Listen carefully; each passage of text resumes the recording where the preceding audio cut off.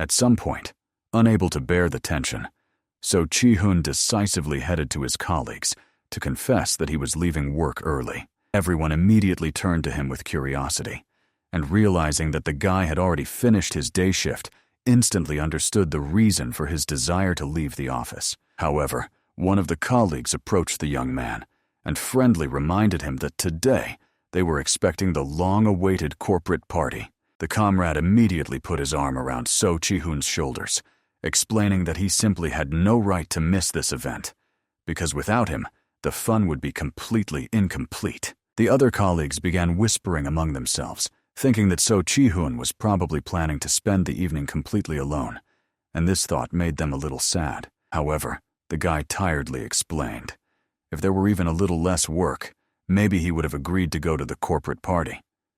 But the thing was that for the past few weeks, he had been working every night non-stop, and today, for the first time in a long time, he was able to leave on time. All of this was insanely exhausting, wearing him out to the limit. Suddenly, a female colleague approached him from behind and comfortingly patted the guy on the shoulder. It seemed that only she perfectly understood his pain and exhaustion.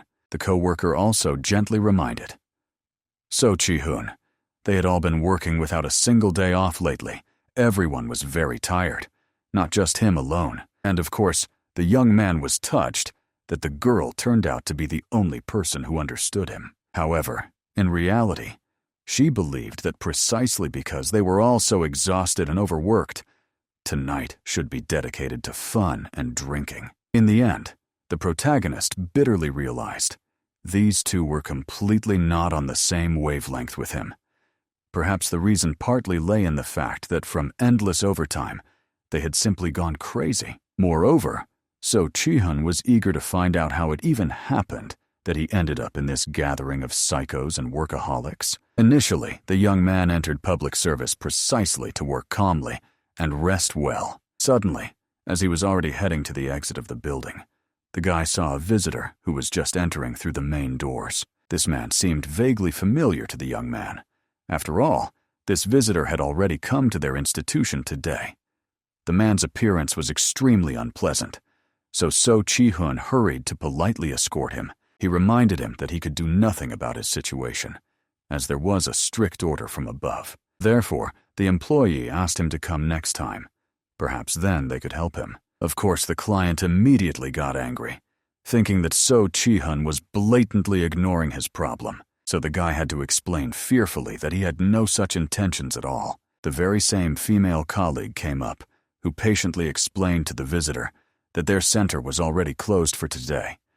If he had any questions left, he could come to them tomorrow. But in the next moment, the woman covered her mouth with her palm in horror, and her eyes opened wide. The man, still convinced that So Chi-hun was blatantly ignoring him, decided that the best solution was simply to stab this impudent person. The madman began furiously stabbing the young man with a knife, believing that So Chi-hun was to blame for all his life troubles, because he could not help him. And honestly, the guy had no idea what this crazy man was babbling about. All the hero wanted was to work peacefully and rest well. In the next moment, he suddenly jumped up and with a scream surfaced from the nightmare he had seen. Breathing heavily and coming to, the young man quickly realized that he was fine. The boy's name was Ilmok, and looking around fearfully, he tried to understand. How much more time must pass before he stops dreaming these strange, obsessive dreams about his past life? At that moment, he heard the call of the uncle innkeeper, who asked Ilmok to bring water. Exactly 1 whole year has passed since that very So Chi-hun was stabbed by a crazed visitor. However, the young man was given a second chance at life. In the end, he suddenly found himself in the body of a completely different person in an amazing world of martial arts. Fortunately, thanks to So Chi-hun's vivid memories, the boy whose body he entered was able to adapt quite quickly and without much difficulty. Moreover, this young man worked as an ordinary servant in a small local tavern. The motto of So Chi-hun from a past life, work in moderation, rest in moderation, perfectly suited Ilmok's current job. Initially, The hero thought he could work peacefully and idly forever, but it lasted only for a while. When the boy was returning with buckets to bring water to the tavern, he suddenly saw the tavern blazing with bright flames.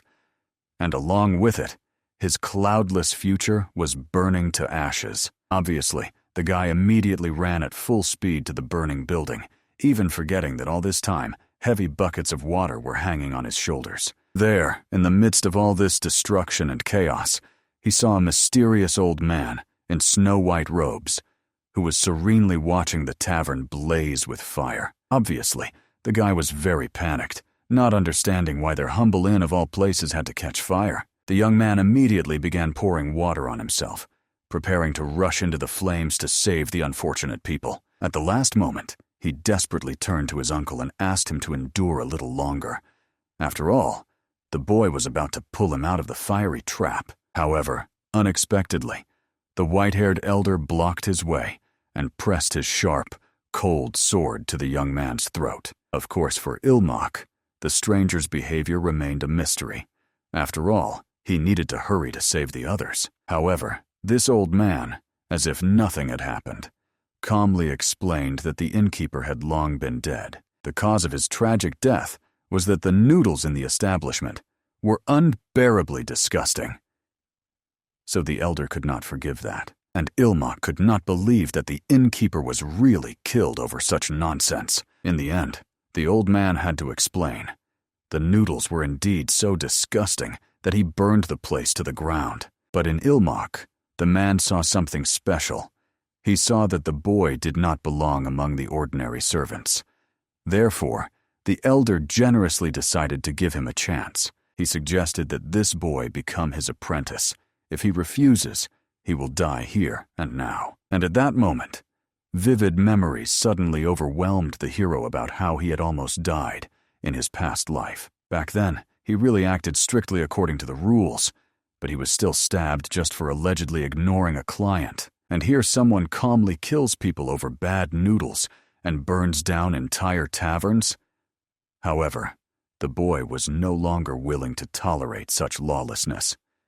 So he immediately shouted desperately, outraged by the behavior of this inadequate old man. The young man reminded that no matter how much he waved his sword here, it did not mean that everything would go exactly as he wished, and the boy boldly noted that he would never obey such a madman as this old man, even if it meant dying. At that moment, from somewhere behind, the old man's assistant approached from afar, a man with a black eye patch.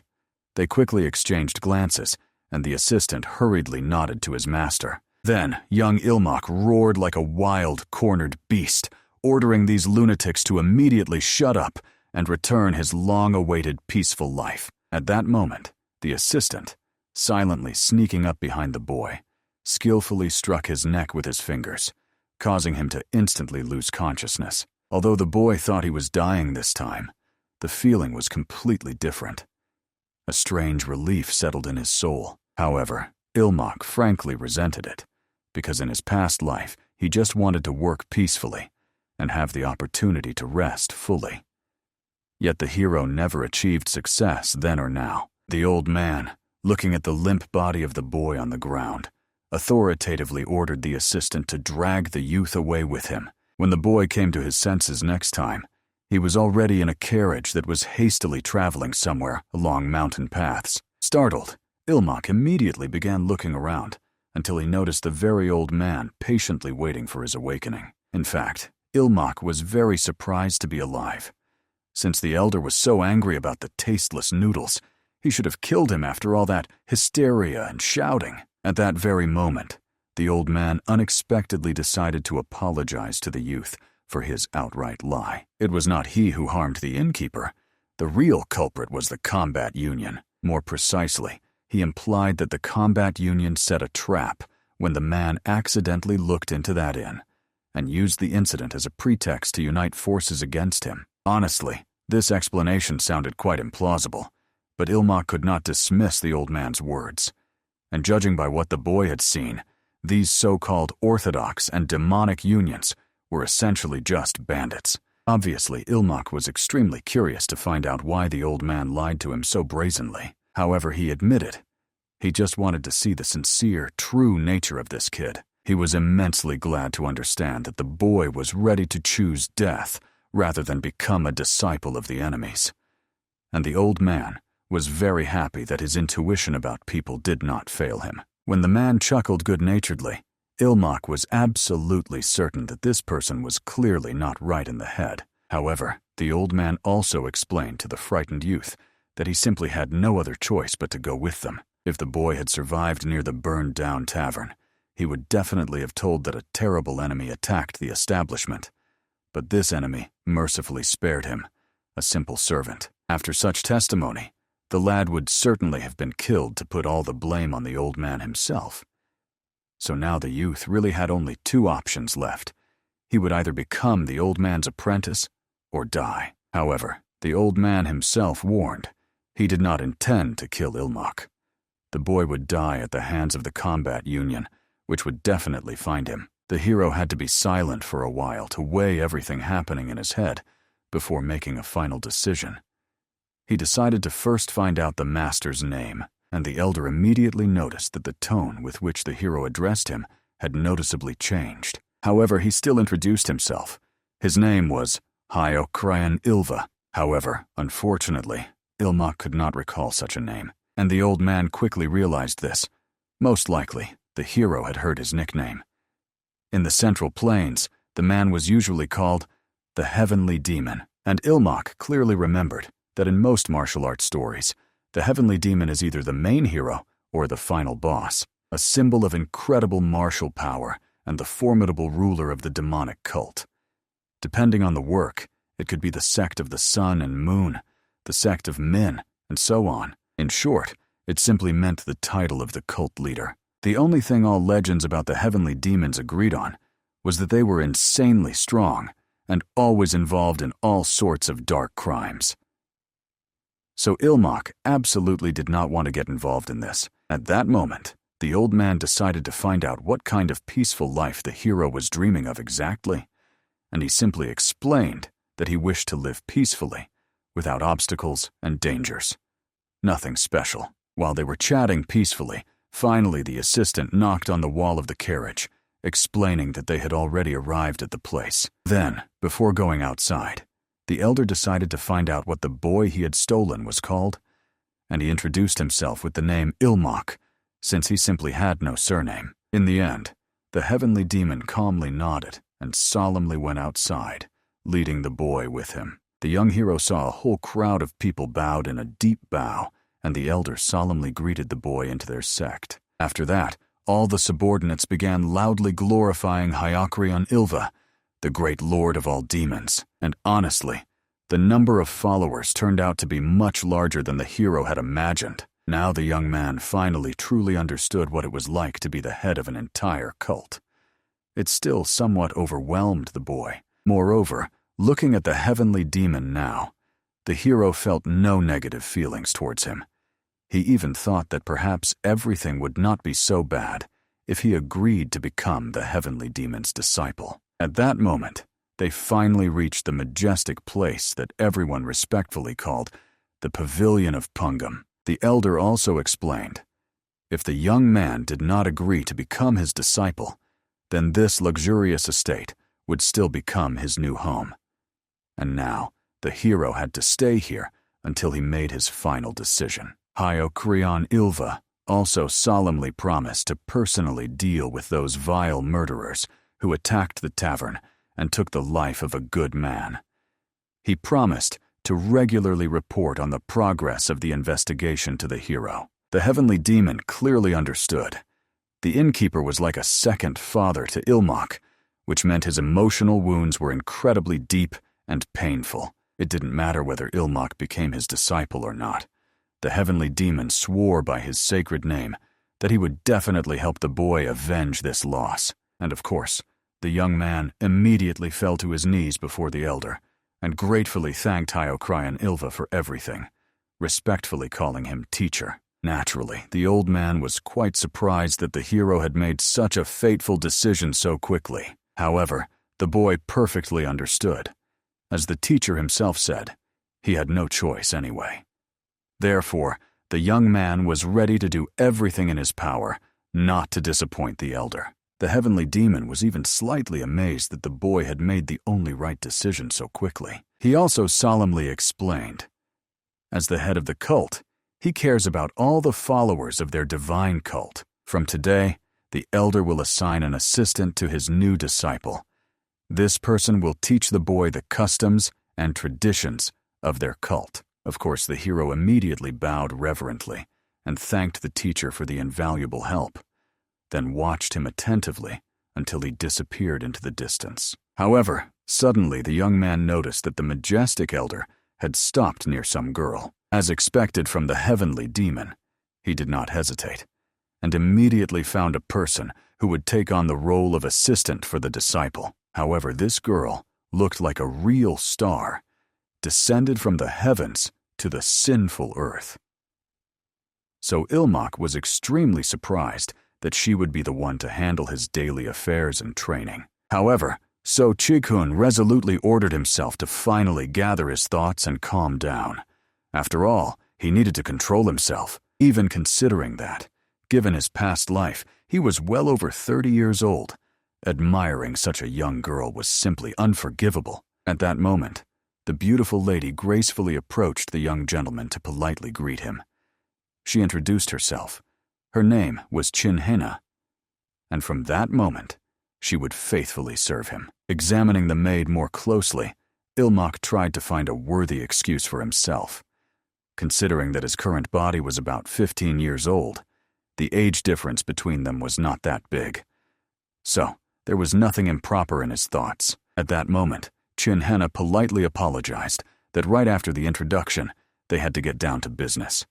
However, from that very minute, the hero had to begin serious preparation for admission to the legendary Magwan. Of course, Ilmak heard this name for the first time, so Chin-hena patiently explained. It is a higher educational institution that accepts only the most outstanding, gifted members of the cult from the age of 16. Absolutely all high-ranking members of their cult are graduates of the renowned Magwan. Considering that the hero is a personal disciple of the Lord himself, to avoid disgracing the great name of the heavenly demon, he simply must get admitted there. Of course, the hero perfectly understood. It did not sound easy at all. And besides, they had extremely little time. However, the lady gently asked the young man not to worry prematurely, after which she elegantly gathered her hair into a high ponytail. And immediately after that, Ilmak felt some pressing, heavy atmosphere around him. Chin-hena herself, bowing in a respectful nod, solemnly promised Ilmak that she would definitely make him the strongest among all who would participate in the selection. So late evening came, and the exhausting training still did not end. Chin-hen mercilessly forced the guy to do push-ups, and with each rise of his exhausted body, he had to clearly pronounce various sacred mantras. Moreover, she turned out to be an incredibly picky, harsh tormentor. The maid mercilessly did not count push-ups when Ilmak's voice sounded too quiet and unclear. Moreover, she even nitpicked about small things if the boy's arms were not straight enough when he did push-ups with such a heavy load on his back. In the end, the unfortunate hero was simply crushed to the ground by a massive stone, so he weakly lay down to rest and catch his breath. The maid only got angry at the lazy guy once and authoritatively ordered him to get up immediately and continue the training. However, the young man was already having convulsions throughout his exhausted body, so he had to plaintively explain that he physically could not do any more push-ups. Of course, Chin-hen coldly noted, he could very well overcome himself. It's not like a knife was held to his throat. Besides, he voluntarily chose to become a disciple of the head of the divine cult. Therefore, she resolutely helped the limp guy to his feet and ordered him to grit his teeth harder and continue to endure bravely. However, when Ilmak looked at the merciless girl, his consciousness was already beginning to blur before his eyes from exhaustion. In the end, he completely lost consciousness and weakly fell onto Chin-hena's shoulder, cursing those demonic fanatics one last time. However, despite the apparent dissatisfaction at first glance, Chin-hen smiled peacefully when the boy went limp in her strong arms. All because today's training of young Master Ilmak far exceeded the limits of an ordinary person's capabilities. He had a body that had never before known martial arts. The very fact that he managed to go so far only proves his body is blessed by the heavens themselves. The maid was incredibly pleased that their wise heavenly demon was able to recognize such a rare talent. After that, there was no doubt.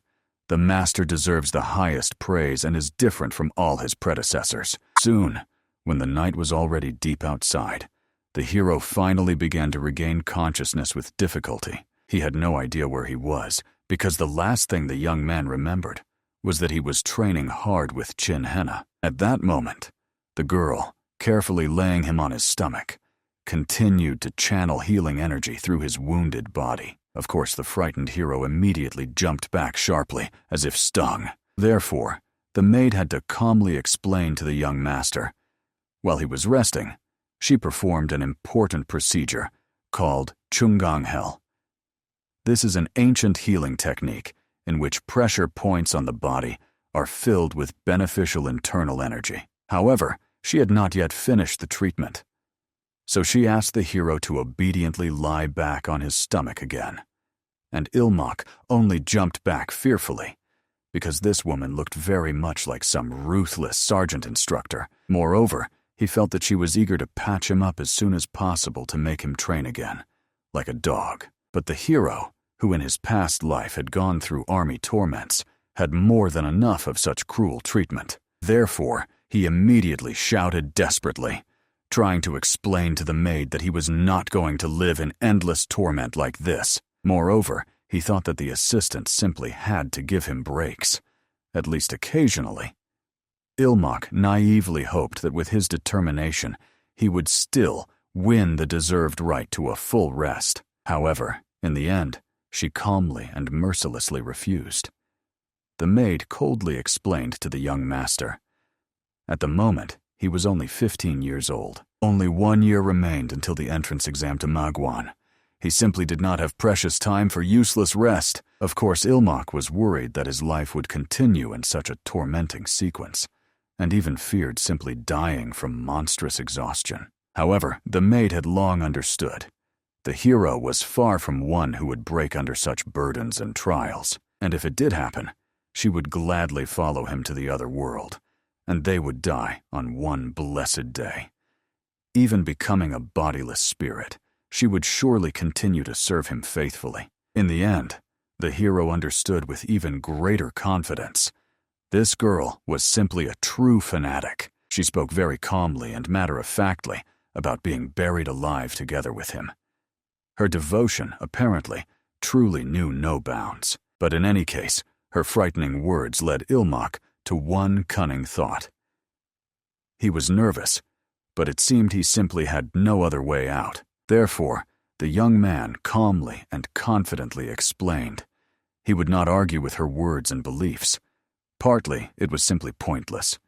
If so, then he would have to give up this life and everything connected with it. The maid, of course, did not understand what exactly he meant by giving up. Therefore, the hero had to frankly explain.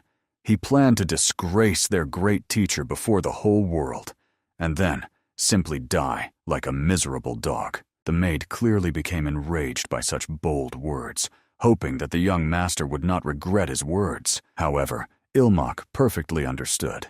His demonstrative worthlessness might seriously tarnish the impeccable reputation of both Chin Henna and Hyokryan Ilva himself. However, he considered this exclusively his problem. Of course, the girl immediately made it clear to the hero. She would not just stand aside and watch indifferently as he mercilessly destroyed their sacred reputation. Ilmak was not frightened at all by her threatening words. After all, it sounded as if in the worst case she would simply kill him. And at that moment, the enraged girl really rushed at him fiercely with her fists. In the end, she mercilessly strangled the hero, pressed him against the cold wall, and cold-bloodedly explained. He would not escape death for such bold words. If he dared to cast even the slightest shadow on the sacred name of the heavenly demon, she would personally destroy him with her own hands. Of course, those who do not know the harsh truth might consider her a heretic or fanatic.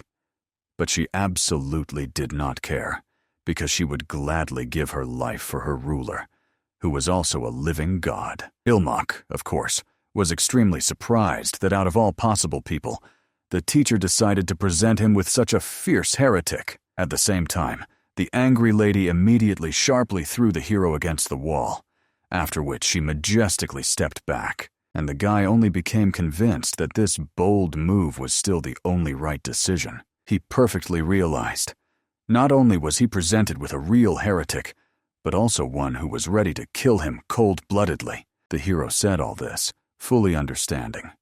Right now, his only advantage over her was the status of being the personal disciple of the heavenly demon. He also understood, such a fanatical maid would surely have defiled the sacred legacy of his great teacher. And yet, she intended to hush up this shameful matter at the cost of his life. In fact, the hero was playing out this dramatic scene only to later cold-bloodedly use Qin Heng for his own selfish purposes. At that moment, the maid began to agonizingly wonder, what exactly was her wise teacher thinking when he took this strange disciple? And Ilmak was convinced that the fish had finally bitten the bait. So now he could move on to the next part of his cunning plan. In the end, the young man calmly explained to the maid, he never said he wouldn't train at all. He only needed two things to follow their strict rules. The first was a 15-minute deserved break every hour of grueling training. The second was guaranteed 7 hours of full sleep. And honestly, the girl was extremely surprised that these were absolutely all his conditions. Ilmak calmly and confidently promised, if she provided him with these reasonable conditions, he would train diligently with all his might. After all, he also absolutely did not want to be a burden to his great teacher. In the end, the girl agreed to his fair conditions. However, she strictly warned, the hero must truly train hard to keep his solemn word. Now that they had agreed on everything, the maid gently asked him to obediently lie on his stomach so that she could finally finish nourishing his vital points with healing energy. And honestly, the girl's voice was so meek and upset that the hero even felt a certain aching guilt for being so cruel in pressuring and manipulating her. In the end, the next day, the events moved to the training ground with the heavenly demon himself. When the majestic elder came to visit his student, he was satisfied to see that they were indeed training diligently with all their might. Ilmak was completely exhausted and sat down weakly on the ground. Qin had respectfully explained to the great lord. Their grueling training was going much easier thanks to the excellent concentration of the young master, and it seemed that at such a rapid pace, he would easily master the basics of external techniques in the shortest time. And honestly, the guy had no doubt that he would definitely succeed after a whole year of such intensified training. Without those life-saving 15-minute breaks, he would have long since died from deadly fatigue. The maid carefully helped the hero to stand on his trembling legs so that he could appear before his wise teacher in a somewhat more decent form. The heavenly demon himself came here to solemnly inform the student. Starting from this blessed day, he would study the sacred demonic arts together with him. As is known, here, in the cult of the heavenly demon, the word demonic did not carry a bad meaning at all. It embodied true humanity and mighty power that protects the common people and mercilessly punishes evil. Thus, demonic arts is the general name for all the combat techniques of the cult of the Heavenly Lord. Perhaps they differed from the heretical martial arts that Ilmak had read about in his past life. However, the guy was not going to blindly trust anything in this damn cult. Therefore, he naturally had the question, are there any drawbacks to the demonic arts? The teacher only laughed good-naturedly, completely not understanding how his student could think that there could be any flaws in the sacred techniques of the divine cult. The heavenly demon himself was convinced that their techniques had only indisputable merits, for progress moves very fast. However, the elder also honestly explained, a person may experience some side effects, so there is a certain risk of deviation. However, The man was absolutely sure. Someone like his gifted student would definitely cope with this trial. In the end, the hero realized there was no point in refusing, but it wouldn't hurt to learn in advance what side effects each type of martial art had. And the teacher, of course, generously promised to explain everything in detail to his student. Therefore, when the young man was properly dressed, the elder began his detailed story, warning that Ilmak must listen very carefully to every word. There existed the art of the explosive demonic sword, a destructive technique capable of leveling entire mountain peaks with a single strike. However, the side effect of this power is a serious problem with anger control. There was also the demonic art of ice crunch, a technique capable of instantly freezing everything around to a state of ice. The side effect is insatiable hypersexuality. There was also the art of the sword of mad souls, a sword technique significantly surpassing the 24 forms of the blooming plum with its unpredictable, deadly moves. Side effects are agonizing auditory and visual hallucinations. And honestly, listening about all these formidable techniques, the hero had no idea what to choose between martial arts and psychological disorders. However, suddenly, the young man decided to cautiously find out how many of these techniques had the great heavenly demon himself studied. But it turned out he had thoroughly studied absolutely all of them, so the hero formed a very curious impression. Despite the fact that his teachers called him the great heavenly demon, in reality the elder must have become a real walking mental asylum after all this. Noticing the student's confusion, the teacher hastened to explain that there was no need to worry prematurely. The side effects of demonic arts could be calmly overcome with proper diligence. As the hero learned, demonic martial arts are conventionally divided into 3 important stages. The first is the entry into the demon, marking the beginning of the thorny path. The second is the demon's limit, when the side effects reach their terrifying peak. And finally, when a person gets rid of all side effects, the last, 3rd stage comes. It was also called the exalted stage of overcoming the demon. Obviously, the hero was extremely curious to find out. What happens if a person never reaches the most important stage of overcoming the demon in their entire life? However, the old man comfortingly patted the student on the shoulder. He explained, it was for this very reason that out of all the others, he chose Ilmak as his student. The man reminded how carefully he had examined the boy. If the young man's heart was pure and immaculate, he would surely be able to achieve demon overcoming. However, the student still doubted that this trial was beyond his abilities. Therefore, he suggested that Ilmak choose for himself which martial art he preferred. And honestly, it was difficult for the hero to make such an important decision so quickly. However, after careful thought, he decided it would be better to study the soul-stealing sword art. The soul-stealing sword art was characterized by continuous smooth movements. They say this technique steals the very soul of the opponent, hence its ominous name. A side effect is obsessive-compulsive disorder. Of course, Ilmak perfectly understood. With moderate obsession, he could handle it without much trouble. That is why he chose this martial art. Moreover, it is better to strive for perfection to significantly increase the chances of survival in this cruel world. However, whether everything would go according to plan was still unknown. Hearing the wise choice of the student, Hyokryan Ilva suggested immediately starting training with basic stances.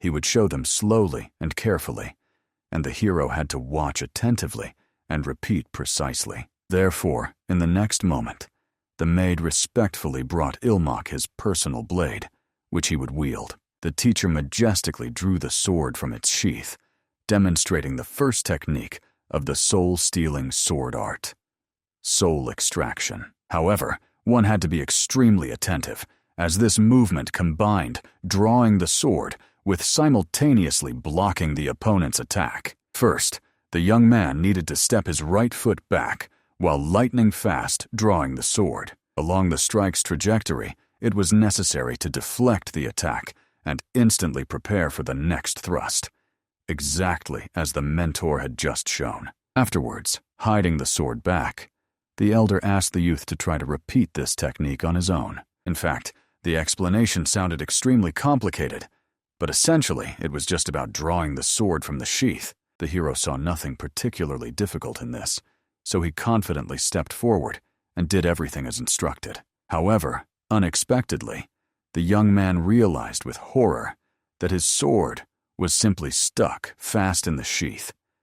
He could not pull it out and ended up awkwardly frozen in place. The teacher patiently explained, the matter was not only in the hand holding the blade. He needed to carefully watch the correct angle of inclination of both the sword itself and its sheath simultaneously. As a result, after the teacher skillfully positioned the hero's hands correctly, he finally managed to draw the sword. Even the teacher himself was pleasantly surprised that the student so easily and quickly managed to catch the right angle. After that, the elder slightly complicated their training, and they began to diligently continue practicing together. Very soon, the tired hero carefully hid his blade back into the sheath. Looking at himself, he realized with surprise, perhaps because of his young age, he was indeed justifiably learning very quickly. At that moment, Yahello warned that he was about to slowly swing his sword at his student. The young man had to use the soul extraction technique to deflect his strike. In the end,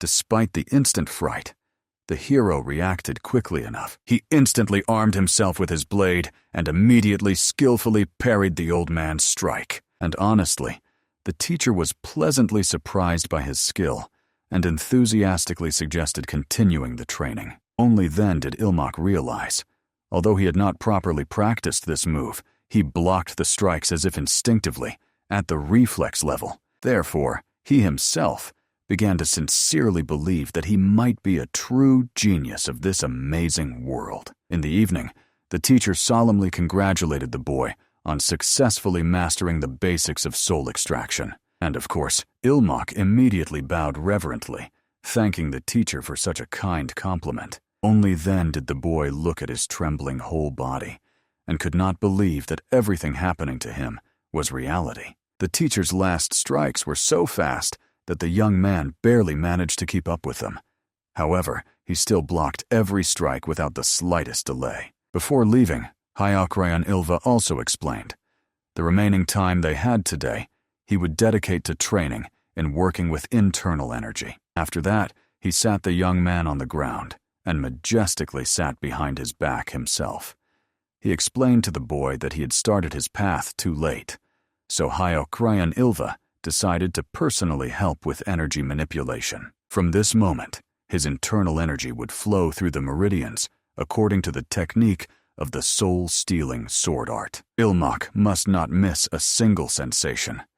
He had to watch the flow of energy with utmost attention, and the feeling was indeed very strange, unusual, as if something was awakening in the boy that he had never experienced before in his life. The teacher's internal power was soft, but incredibly mighty. Also, thanks to this invaluable lesson, he was finally able to feel the flow of internal energy and the arrangement of his own meridians. The teacher finished passing the healing energy through the boy's body and solemnly congratulated him on entering the path of the soul-stealing sword art. And Ilmak sincerely rejoiced because he managed to form an energy core the size of a small bean. But at the end, Yahello strictly warned, now that the student had entered the demon limit, he must train diligently and relentlessly strive to overcome it. And since the boy had made excellent progress today, he could have dinner together with the other students. The elder warned.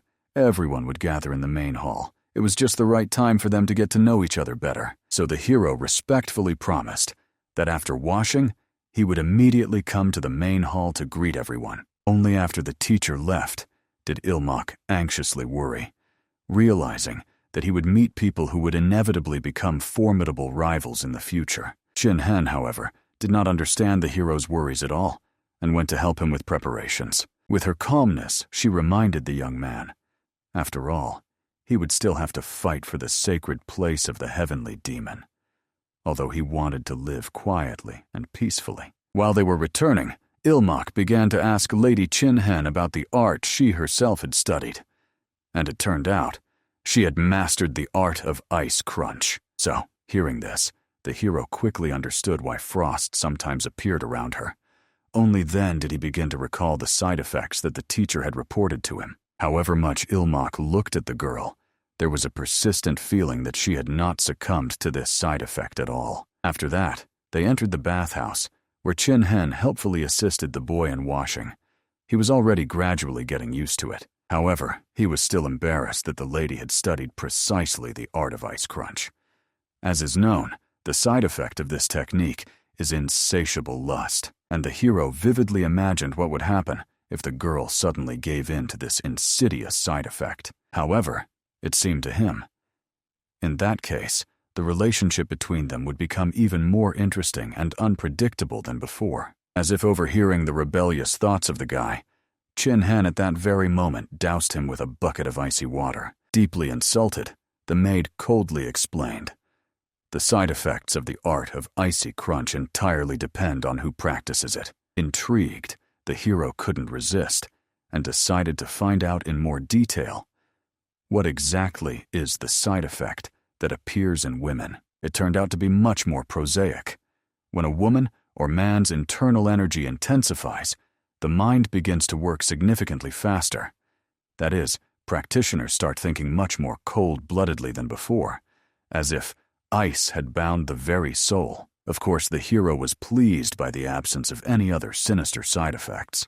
Compared to other demonic arts, this seemed surprisingly mild and harmless. However, Chin Hen calmly clarified, people who practice this path gradually lose their ability to empathize and feel compassion until it completely disappears. In other words, they can partly be compared to real psychopaths. However, the girl herself was convinced this was not a side effect at all, but rather a secondary one.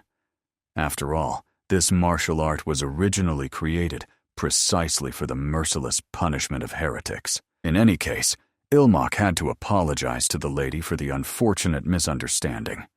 Apparently, when she grabbed him by the throat, it was not an empty threat.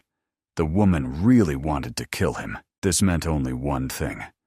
He should be much more careful with this cold-blooded assistant. Finally, after Ilmak composed himself, it was time to appear at the communal dinner. This was truly the most important moment, literally the beginning of his new path. If one believes the words of Chin Henna, Ilmak became the 8th disciple of the Heavenly Lord. However, half of his predecessors tragically died, either from the side effects of cursed techniques or in bloody clashes with righteous sects. Of all the disciples, only 4 remained alive. Therefore, the survival rate of the disciples was about 50%. Obviously, the hero understood perfectly well. Surviving would be extremely difficult for him. However, the young man was mentally prepared for this. He believed he could handle any trials. Therefore, as soon as he stepped over the threshold of the hall, Ilmak immediately bowed respectfully. He introduced himself as a junior disciple, greeting the master and the senior brothers in arms. The master, smiling broadly, asked Ilmak to come closer. Then he ordered his disciples to properly greet the younger brother. After all, he was the youngest disciple in all recent years. Right then, from the opposite side of the hall, the hero heard a booming, thunderous laugh. It was the eldest of the brothers, the one who mastered the art of the bloody demonic sword. The man with a wide smile greeted the junior. Ilmak immediately remembered. A side effect of his martial art was uncontrollable rage, and not ordinary anger, but true, all-consuming fury that clouded the mind. Fortunately, the elder brother unleashed this destructive rage exclusively on the masters of the Central Plains and corrupt officials. Having received the ominous nickname Mad Demon, he became the #1 enemy of the entire martial arts world, and thus managed to avoid the demon limit of the art of the bloody demonic sword. The important thing was that he only escaped the demon limit, but never reached the overcoming. This meant the elder brother could explode at any moment. Essentially, he was like a time bomb ready to go off at any second. Of course, Ilmak immediately bowed. For him, it was a great honor to meet the elder brother, and even though he was smiling, the hero remained on guard, understanding. He still did not know what to expect from his brother. However, fortunately, the meeting with the elder brother went smoothly, and Ilmok managed to calm down a bit. After all, the atmosphere among the disciples of the heavenly demon was not so oppressive. Moreover, the hero understood. His third brother should be closer in age to So Chi-hun from his past life. This meant it would be much easier to find common ground with him. So the guy immediately bowed to this brother as well, greeting him. However, when the young man turned around, he realized with horror. This upstart threw chopsticks at him, almost piercing his head. And all this just because Ilmok decided to greet twice. The hero had a strong feeling that the brother seriously wanted to bury him on the spot. This young man possessed the martial art 14 Shadow Strikes, a fast and crazy sword technique created exclusively for killing. The name spoke for itself. The side effect: everything is perceived exclusively in a negative light. In other words, paranoia incarnate. Moreover, as was known, the third brother had already reached the demon limit. This meant only one thing. The hero could not escape this trial. At that moment, So Winfian was indignant that Ilmok dared to greet him twice, as if he was already saying goodbye to him, like a dead man. Threatening the young man with chopsticks, he demanded an explanation. Why did the hero not greet him just once? However, Ilmok perfectly understood. If he had not greeted his brother a second time, he would have gone mad because of it. But an excuse still had to be invented, and urgently. Although the boy was worried, because whatever he said, his brother could still take it the wrong way. However, unexpectedly, another one of the brothers approached. He calmly took the chopsticks from the third brother and asked him to stop joking around. The man thought that perhaps the third brother was made too sensitive by hunger, and handed him new chopsticks. After the intervention of one of the older brothers, the third brother calmed down for a brief moment, and even began to apologize for his wild behavior. Ilmok, bowing, apologized to his brother for not knowing the rules of etiquette. The young man did not want to offend him. After the problem with the third brother was resolved, the hero was finally convinced everyone in this cursed place was completely crazy. However, looking at one of the brothers who came to his aid, it seemed perhaps he was the only sane person here. It was his sixth brother, the calmest of them all. The sixth brother grabbed the hero by the shoulders and began to lead him aside, understanding. Now there was no time to delay, because there were still those whom the youngest had not greeted. After that, he led the hero to an empty chair to greet the fourth brother. Then he began to talk animatedly to an empty space, laughing at his brother's jokes. And Ilmok literally froze like a statue, completely not understanding what this person was even talking about. And most importantly, with whom, a few days before this meeting, the hero learned. The fourth brother tragically died in a fight with righteous sects, and only now did Ilmok finally remember the name of the sixth brother's art. Sword, driving the soul mad. The sixth brother himself sincerely did not understand why the youngest of the brothers just kept standing like a pillar. After that, he strictly ordered that he not insult their fourth brother and immediately greet him properly. Then the hero fully realized the terrible truth. Sword, driving the soul mad, had side effects in the form of hallucinations and voices. Therefore, it was true schizophrenia. At that moment, looking at the sixth brother, the elder burst out laughing, understanding. The sixth missed the fourth brother very much, and he immediately realized after these words that, it seemed, he had forgotten again. After all, the fourth was no longer alive. Meanwhile, their teacher only smiled peacefully, looking at his students. He was happily pleased to see such brotherly care, and Ilmok could only worry, trying not to show that this meeting was originally a failed venture. Soon, the hero finally sat down at the table, literally starving. He naively assumed that when he came here, a whole banquet awaited him. After all, since they held a meeting in his honor, they should at least have fed him properly. Just as the young man was about to pick up his chopsticks to finally eat, the heavenly demon began asking his students about their progress. In the end, the hero had to put down the sticks, After all, eating at such a moment would have been a gross breach of etiquette. At that moment, the elder brother was saying that in the area he inspected, everything was quite calm. While they were talking, Ilmak mentally prayed for them to finally start eating. After all, as is known, even a dog should not be disturbed during a meal.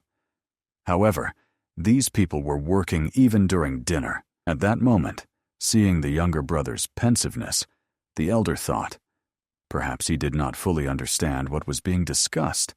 He generously promised to explain everything, since sooner or later, Ilmak would also have to participate in meetings and family affairs. And of course the hero promised to listen carefully to the elder brother, although in reality, he simply had no choice. That is how he learned. In their cult, the heavenly demon and his disciples periodically conduct inspections. During the last one, the master visited a tavern he liked, where the hero happened to be by chance. For his safety, the master had to return to the cult earlier than planned. Therefore, to hear the reports of the disciples who completed the inspection and to introduce the younger brother to the elder brothers, the master specially arranged this meeting.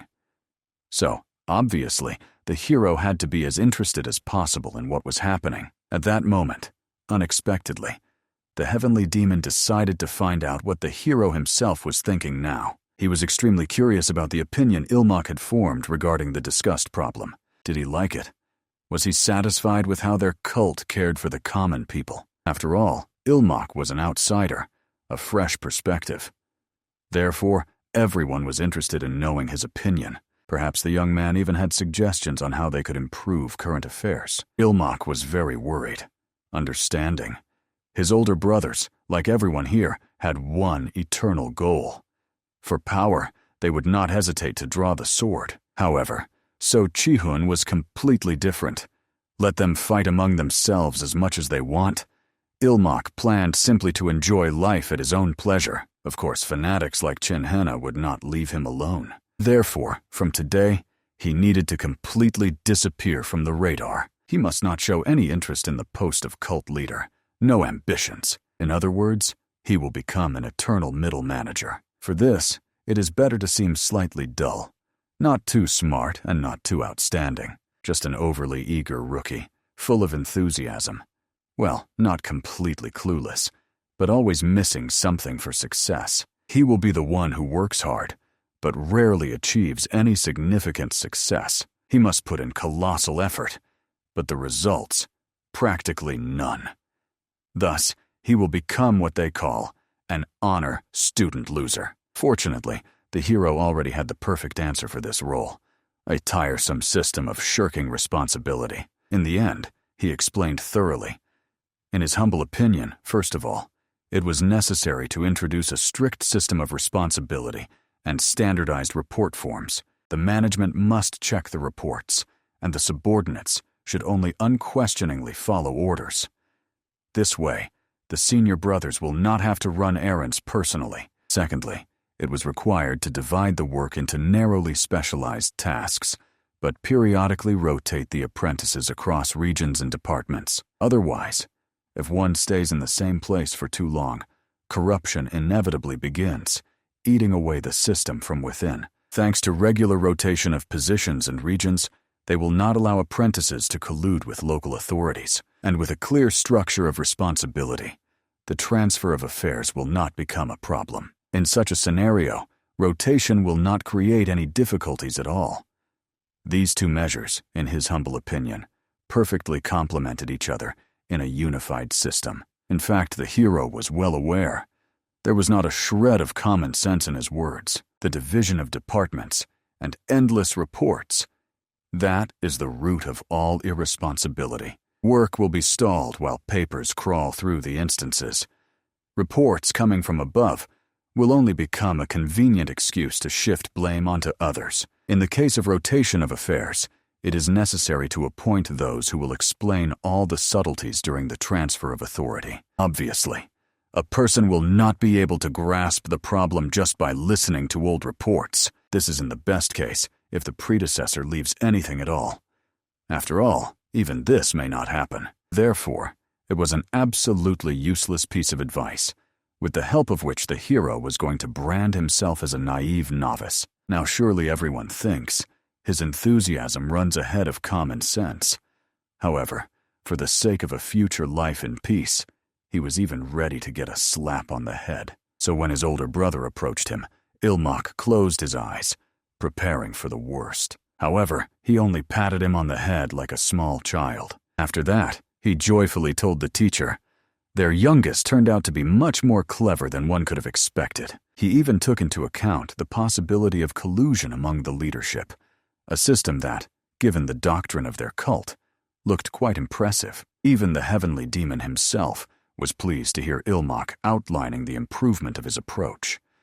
The old man felt that the side effects of the art of soul abduction were already making themselves known. He was incredibly pleased that his student, without having properly trained in martial arts for even a day, already possessed such a sharp mind and political intuition. In the end, he decided to call Ilmak to him later to discuss his vision in more detail. Then the older brother suggested ending the talks about work, instead, to drink and rest properly. Already at home, the hero began to reflect on the Korean system of bureaucracy. She was hopelessly outdated. However, compared to the chaos of the martial arts world, she literally looked like a model of order. As he later learned, there was no management system at all in the divine cult, only madness. The heavenly demon's order was absolute, and that was it. In the end, Ilmak misjudged the situation, which caused him to make a major error in his calculations. In the morning after breakfast, the hero decided to go out for a short walk to get some fresh air, although Chin Hen persistently asked him to return before the start of the external training sessions. Already on the street, Ilmak was inwardly indignant. After all, even though his schedule was already packed to the brim, now he also had to study the doctrine. In such a crazy situation, he really wanted to find something quiet to calm his soul. However, unexpectedly, while he was walking, the young man saw a fragile female silhouette looking around the forest. When the girl turned around, she gave the hero a focused and even slightly confused look, like a frightened fawn. However, since Ilmak was already in his 30s, he was clearly not someone who could be embarrassed by some cute child. Moreover, it was clear the girl was scared by the appearance of a stranger. The main thing was to calm the little one in an adult way. So Ilmak began to think about how it would be best to behave. Approaching closer, he decided to gently ask the little girl what she had forgotten here. She began to try to come up with an explanation for herself. However, in the end, she realized the futility of the idea and simply pointed the hero somewhere into the distance. There, on a stone in the middle of the stream, lay a three-eyed doll, which she could not reach. Therefore, rolling up his sleeves, Ilmak rushed forward and asked the girl to trust him. Of course, the little girl fearfully tried to warn the hero. The water there was very deep, and indeed, he took only one step and already went under the water head first. However, no matter what, he could swim. So very soon, although soaked to the skin, the girl got the doll back. Initially, Ilmak just wanted to seem cool. However, it seems there was nothing cool about how he floundered in the water. The girl was still immensely grateful to the hero for helping her get that doll. Ilmak just patted the little girl on the head, glad that he got wet for a good reason. She really was happy. After that, the girl said, she was here because she was playing with the doll. At home, no one wanted to play with her. Everyone only kept saying that she needed to train, and Ilmak perfectly understood the little girl, because he was in exactly the same situation. In the end, Ilmak introduced himself, after which he decided to find out the name of this little girl.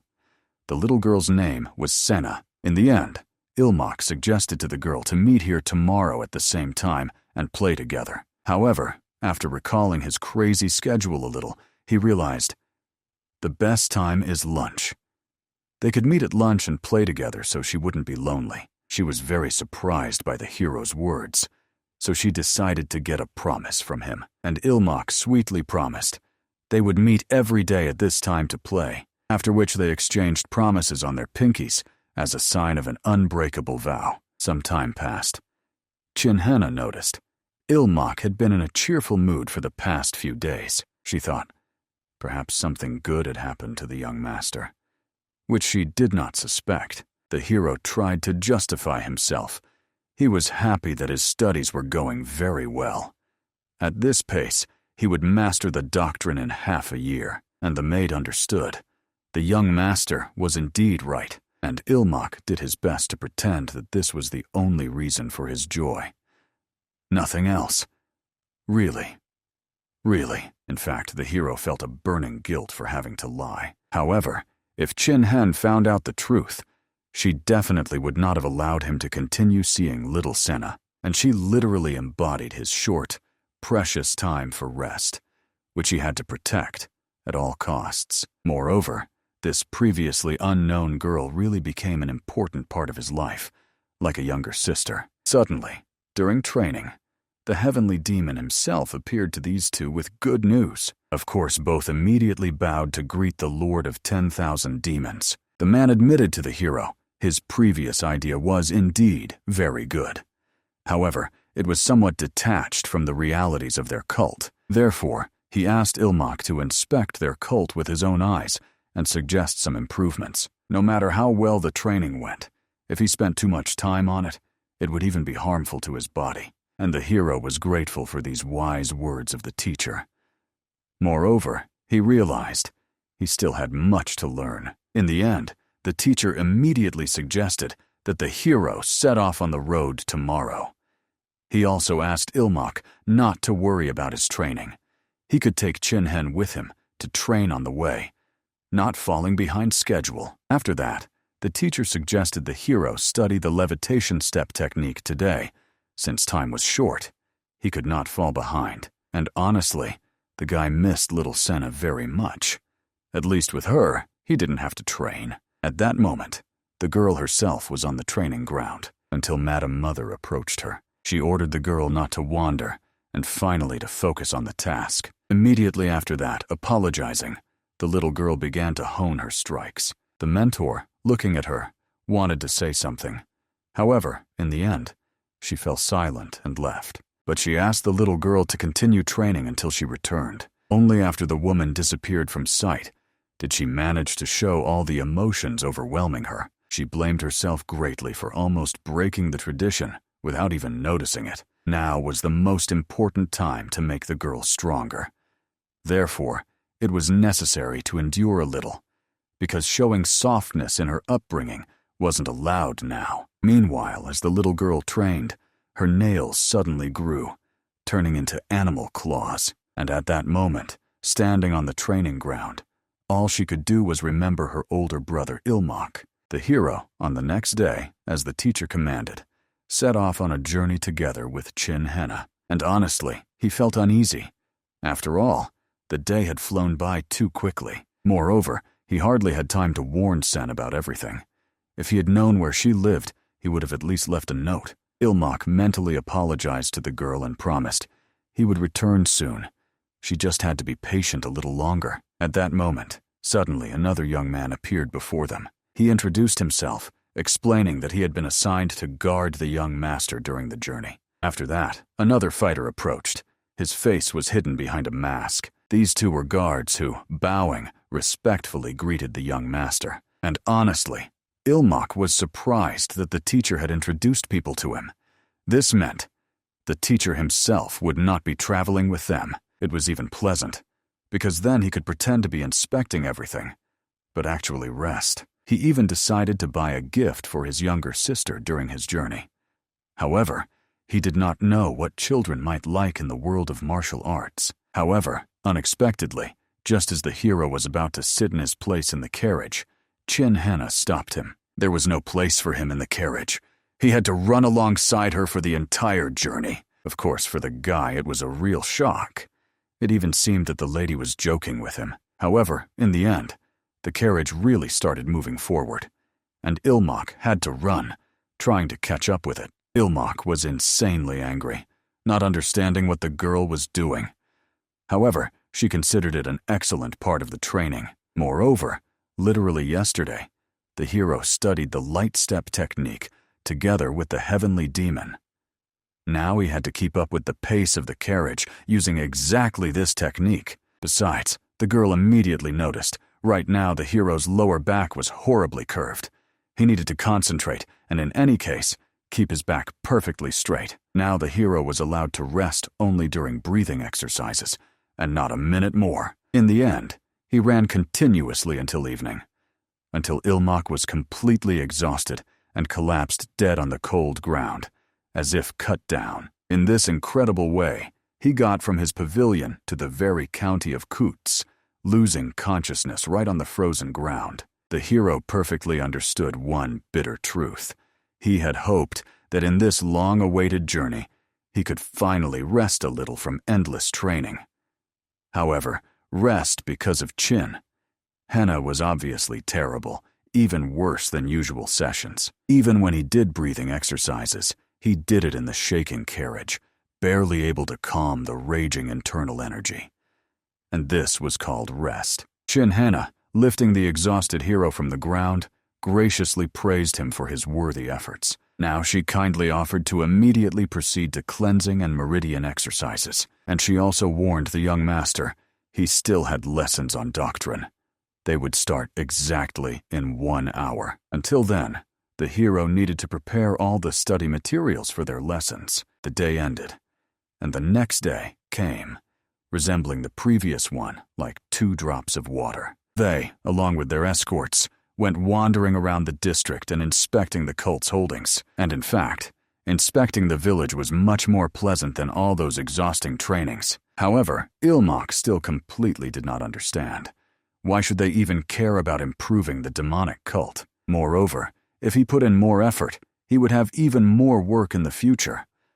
Therefore, even if something brilliant came to his mind, he decided to pretend to be a fool until the very end. At that moment, the maid became extremely curious about what the young man thought of this place. At first glance, Ilmak thought this was a fairly peaceful, quiet village, and he decided to cautiously find out what the local followers mainly did here. It turned out that usually the local followers only did one thing: drove away bandits or marauders. But since they were near the cult's headquarters, there were almost no robbers here.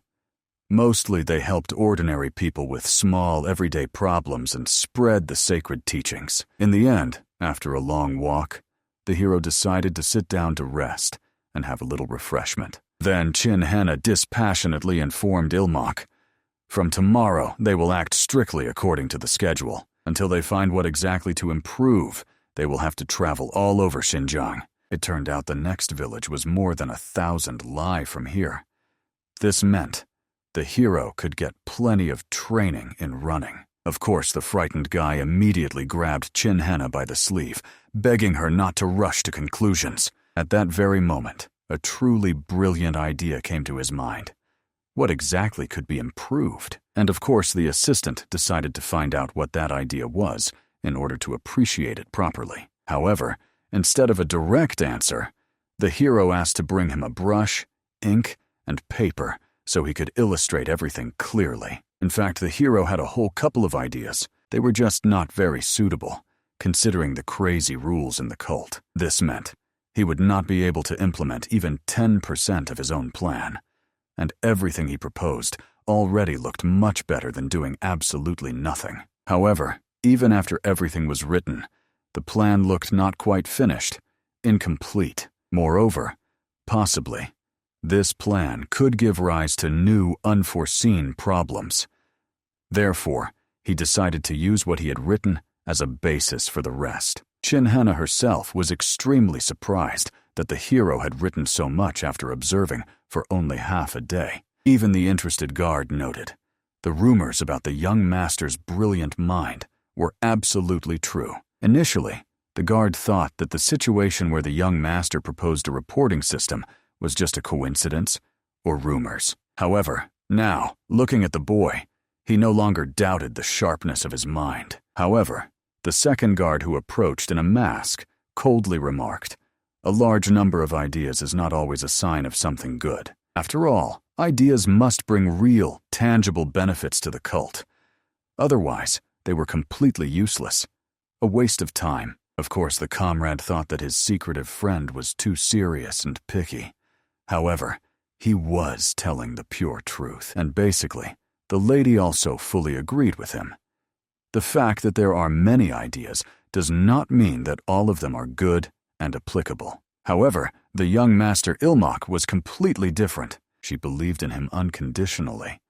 After all, when it came to rest, the young master did not back down from anything, and that was his true driving force. The next day, as if nothing had happened, they continued their journey along the planned route. Chinhena carefully examined the plan written by the hero, reading each line attentively. However, that one turned out to be truly excellent, well thought out. As the young master said, they didn't even need to continue traveling. After all, the heavenly demon would surely be extremely pleased with the written content of this letter. However, Ilmok himself suddenly realized his plan still lacked one crucial element. He was still not perfect, not complete. He was even frightened when he said it aloud. So he thought, perhaps the side effects of the soul-stealing sword had already begun to manifest in him, this obsession with perfection. However, it seemed impossible to him, because his main sacred goal was rest, not perfection. As soon as he thought about rest, he immediately remembered little Sena. To spend more precious time with her, he didn't need to work so much. However, suddenly, Lady Chinhena felt something wrong in the air. So she asked the hero to freeze and not move. She carefully opened the carriage door slightly to cautiously peek outside. There she saw a whole horde of mounted bandits rushing towards the carriage. Although to ordinary bandits, these people were too organized and disciplined. So Chinhena thought they might be deserters from the army. The guards had already noticed them and began planning how to destroy them with one powerful strike. So Chinhena warned the hero. All they needed to do was quietly observe from the side, without interfering. However, when she looked at the young master, his strange smile made her truly worry. Soon the bandits surrounded the cart from all sides, not allowing it to move even a step further. After that, they began to confer, and decided to kill the men and sell the women into slavery. However, the enraged leader immediately struck the insolent man on the head as punishment for his dishonorable words. He reminded them their original goal was never to stoop to the level of bandits. There must remain at least a drop of conscience in them. Therefore, he ordered the warriors to be careful and ensure that no innocent person was harmed. After that, the leader calmly, almost apologetically, explained, "They do not want unnecessary bloodshed. They are not seeking it." Therefore, he asked these people to give up all the valuables they had.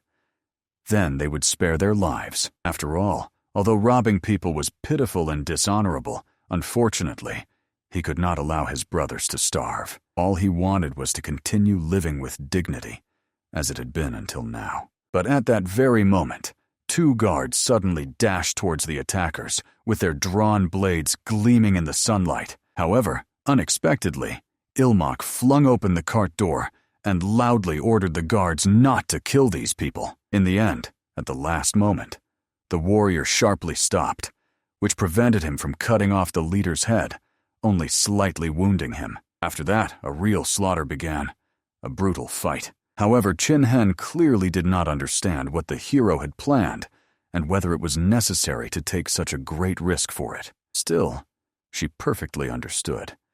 These two warriors accompanying them could easily handle ordinary bandits. Therefore, she completely did not understand why they needed to be spared. However, Ilmok asked her to just be silent and patiently wait. These people, whom they had just defeated, were supposed to be the decisive stroke in his plan, the last missing detail. Very soon, the commander of the attacking bandits began to slowly regain consciousness. Already at night, in the forest illuminated by moonlight, however, he realized his body did not move at all. Probably, the reason was that pressure was applied to his acupuncture points, paralyzing his body. Ilmok, calmly approaching the man, politely greeted him by name. Han Gen. Of course, he was scared to death, not knowing how Ilmok had managed to learn his name. However, it was not so difficult to find out. His soldiers told the hero everything necessary. It was only necessary to ask politely. They were not even particularly harmed. It was just that these warriors turned out to be very fond of beautiful women and tasty food. Moreover, As Ilmak heard from these people, the leader himself had a rather tragic, unfair fate. A boy younger than him received a rank higher than Lord Han himself, thanks to his connections at court. Despite the fact that he tried not to give up and to fight, he was still accused of embezzlement of state funds. In the end, the gentleman barely managed to avoid execution with his loyal men, and he found himself in the lands of the demonic cult.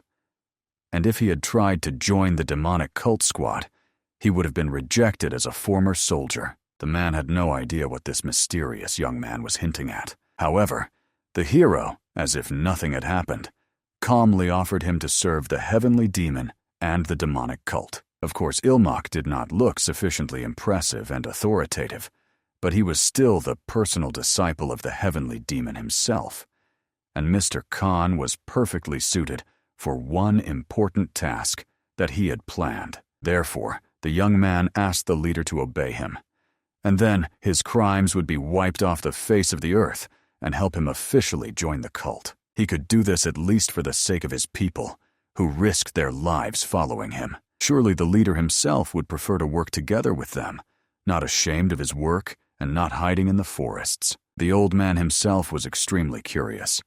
What did Ilmak see in him that made such a generous offer? Not even fearing possible betrayal in the future. However, Ilmak knew an ancient wise proverb. To understand a person, you need to look at those who serve him, and perhaps the people of this man were partly fools and simpletons. That is why Ilmak doubted that they would follow a true villain or scoundrel. In the end, the leader sighed heavily, pondering everything he had heard. Now he realized the terrible truth. He was once again deeply indebted to his loyal comrades. Ilmak, looking at the man, began to mentally assemble all the pieces of the puzzle into their places. To be honest, his idea was not something grand or revolutionary from the very beginning. Simply put, he just wanted to open a school. Yes, indeed. The efforts of the demonic cult reduced the number of bandits in the region, but because of this, children had fewer reasons to feel the mercy and protection of the cult. As a result, their faith gradually weakened. Therefore, they began to doubt, not understanding. Why should they glorify the demonic cult at all? In the end, the school was supposed to be created precisely to fix this fundamental problem. Children would attend schools, naturally learning literacy and the sacred teachings of the cult there. Step by step, this would not only expand the cult's influence, but also create a reliable system for raising new devoted followers. When the hero came to the heavenly demon with this carefully thought-out plan, he read every line for a long time and attentively. However, he considered the document flawless, checked down to the smallest detail, and even thought the plan was so perfect thanks to the side effect of the soul-stealing sword technique, this obsession with perfection. However, the old man found one part of the plan that he still did not fully understand. According to what the hero wrote, did he want to teach something besides the sacred teachings? And indeed, in Ilmak's carefully thought-out plan, there was one more feature. He suggested teaching martial arts at school, presented as daily health exercises. The teacher was wary. Could it be that the hero wanted to teach all the children demonic arts? Of course, they could handle the side effects. However, if the students' hearts were not absolutely pure, it would only multiply unnecessary suffering and create new monsters. However, Ilmak did not want to teach the children specifically demonic techniques. He believed children should only be taught the basics of martial arts and external techniques. The teacher instantly understood.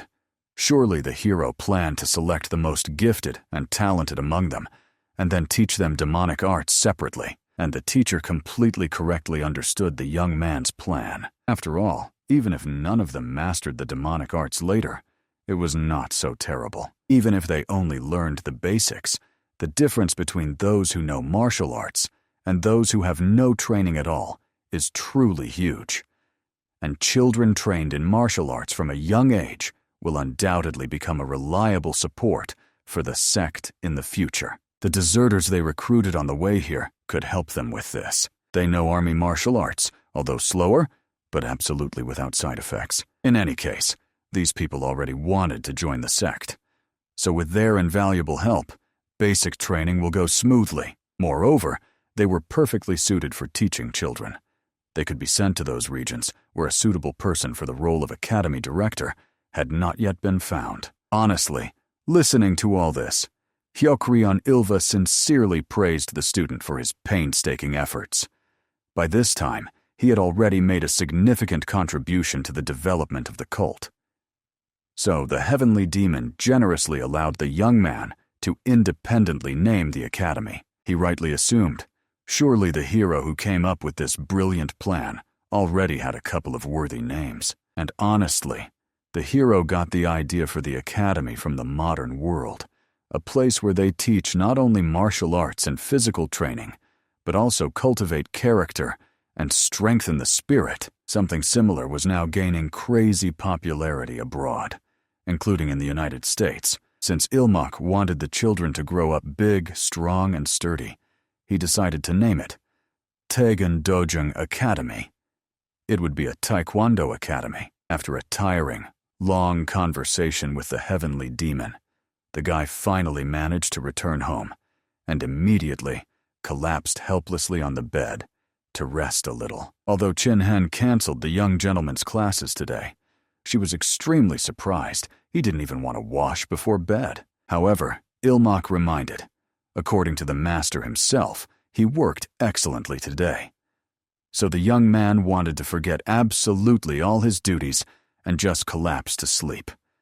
The girl had no choice, so she let the hero rest blissfully. While he was rejoicing over the completed business trip, the young man thought, tomorrow he will finally be able to meet Sana. He was a little worried about whether she was offended that he disappeared without saying a word. Even if she got seriously offended, the hero had already bought her a wonderful gift. So surely the little girl would have forgiven him after that. After that, he took out an elegant little box that had been with him all this time, hidden in the folds of his clothing. However, the hero had not yet had time to properly examine her when he felt someone's presence in his room. When he cautiously looked up, he saw his third brother, So Winpian, had come to visit him. Of course, the frightened Ilmak immediately jumped up, deciding to carefully find out what had brought the young man here at such a late hour. The guy, acting as if nothing had happened, calmly explained. A whole pack of annoying guards constantly followed him in case he decided to beat someone up. So Winpian came here because he wanted to meet the hero without their intrusive knowledge. The third student was very surprised that the master was so proud of Ilmak. He invented a reporting system, created an academy, things. So Winpian would never have thought of in his entire life. After that, the guy thought for a long time. What was the fundamental difference between him and the hero? And honestly, his words sounded like undisguised envy. So Ilmak was worried. This psycho would blow his head off if he said something wrong. However, suddenly he sharply snatched the box that Ilmak was turning over in his hands. The younger tried to take it back, not wanting his brother to look inside. However, he looked at the contents anyway, and finally understood. He and the younger brother really were very different people. Considering that he bought such a beautiful, elegant hairpin, surely something was already developing with that girl. In principle, the third brother was not even surprised. Anyone would like such a handsome guy as the hero. And the brother looked old, worn out, and worthless in comparison. For someone like him, there was only death and obscurity left. He wanted to kill everyone. Anger completely clouded his mind. So Ilmak immediately jumped up and desperately began to persuade his brother. The man he respected most after the master should not have spoken such cruel words about himself. Of course, the brother was very surprised that the hero adored him, second only to their master. However, Ilmak sincerely explained he was a worthless person. He didn't even consider himself worthy to enter the Hall of Demonic Arts. For someone like him, the third and eldest brother was a true role model, an unattainable ideal. So who was this hairpin intended for? Just a familiar girl. And even she says that people like the eldest brother are very popular among women. Of course, the embarrassed guy thought that the younger was just mocking him or shamelessly flattering, and the hero immediately began to argue heatedly, simultaneously taking the box back. He even lied that the teacher himself constantly praises his eldest student. Of course, you might not say that about Ilmak, but the master also often scolds him. Every time he says the same thing, Ilmak should take example from the third eldest brother in everything. Moreover, even his technique, 14 strikes in the abyss, was the best killing technique in the world. The master boasted a lot about how the brother managed to master this technique. However, at that moment, seeing his darkened face, the hero got the feeling that he had clearly said something unnecessary. Immediately after that, he lightning fast raised his sword and struck above the hero's head. Immediately after that, the fly that was flying over Ilmak's head was cut into 2 perfect parts and lifelessly fell to the ground. To Winfeyen, he coldly explained. What was demonstrated was the first of the 14 strikes in the abyss, after which he disappeared into the night, asking Ilmak to continue pondering the sword art of his elder brother and to strive to hone his skill. He also thanked his younger brother for the kind words that brightened this restless evening. He promised that he would visit the younger brother more often. And bowing, they said goodbye. The hero clearly understood. After he was drenched from wild stress, he would still have to change clothes, because he was soaked through. The next day at breakfast, the hero nervously explained to the maid. After breakfast, he would like to take a short walk. He was happy. Finally, he would see little Sena again. He had hardly slept because of the third elder brother, who had spent half the night with him. So he wanted to surround her with care and just rest his soul. However, unexpectedly, Jin Hina asked the master to come to her. Yesterday he couldn't properly train, so she wanted to make up for lost time today. Ilmak was very offended that the girl continued to treat him so harshly. Although he understood, there was no need for offense here. Chin Henna herself firmly explained. The progress of the young master was more important to her than anything else. She did not understand why he was always trying to run away somewhere. And Ilmak could not admit that he was going to meet his little sister. Although Chin Henna had long suspected, there was some other reason why he could not practice martial arts right now. In the end, the hero had to justify himself. There was no other reason. He was simply afraid that he would get sleepy after eating. Therefore, the maid immediately went to finish all the preparations for their lessons. Ilmak could only mentally apologize to little Sena, promising that he would definitely come to her. He hoped the girl would wait for him, no matter what it cost. In the end, the hero sat with his textbooks until late at night, memorizing the doctrine. When he began to lose focus from fatigue, Chin Henna immediately realized the young man seemed to be sleep-deprived. Ilmak simply could not admit to her that it was because of the third elder brother, because the maid might misunderstand him. In the end, stepping away from his workplace for a short time, he decided to go get some fresh air. And the maid decided to patiently wait for him at her place. Leaving the room, Ilmak could only hope the third elder brother would not come to visit him every night now, because lately he had not been getting enough sleep at all. He was curious. What exactly was So Winfian doing that he could walk around so calmly at night? In any case, if that guy started to annoy him, Ilmak would have to somehow resolve this delicate issue. But right now, all the young man wanted was to lie down with Sena on the grass, not to suffer over cursed doctrines. However, when he looked ahead, he saw Sena herself had come to his yard.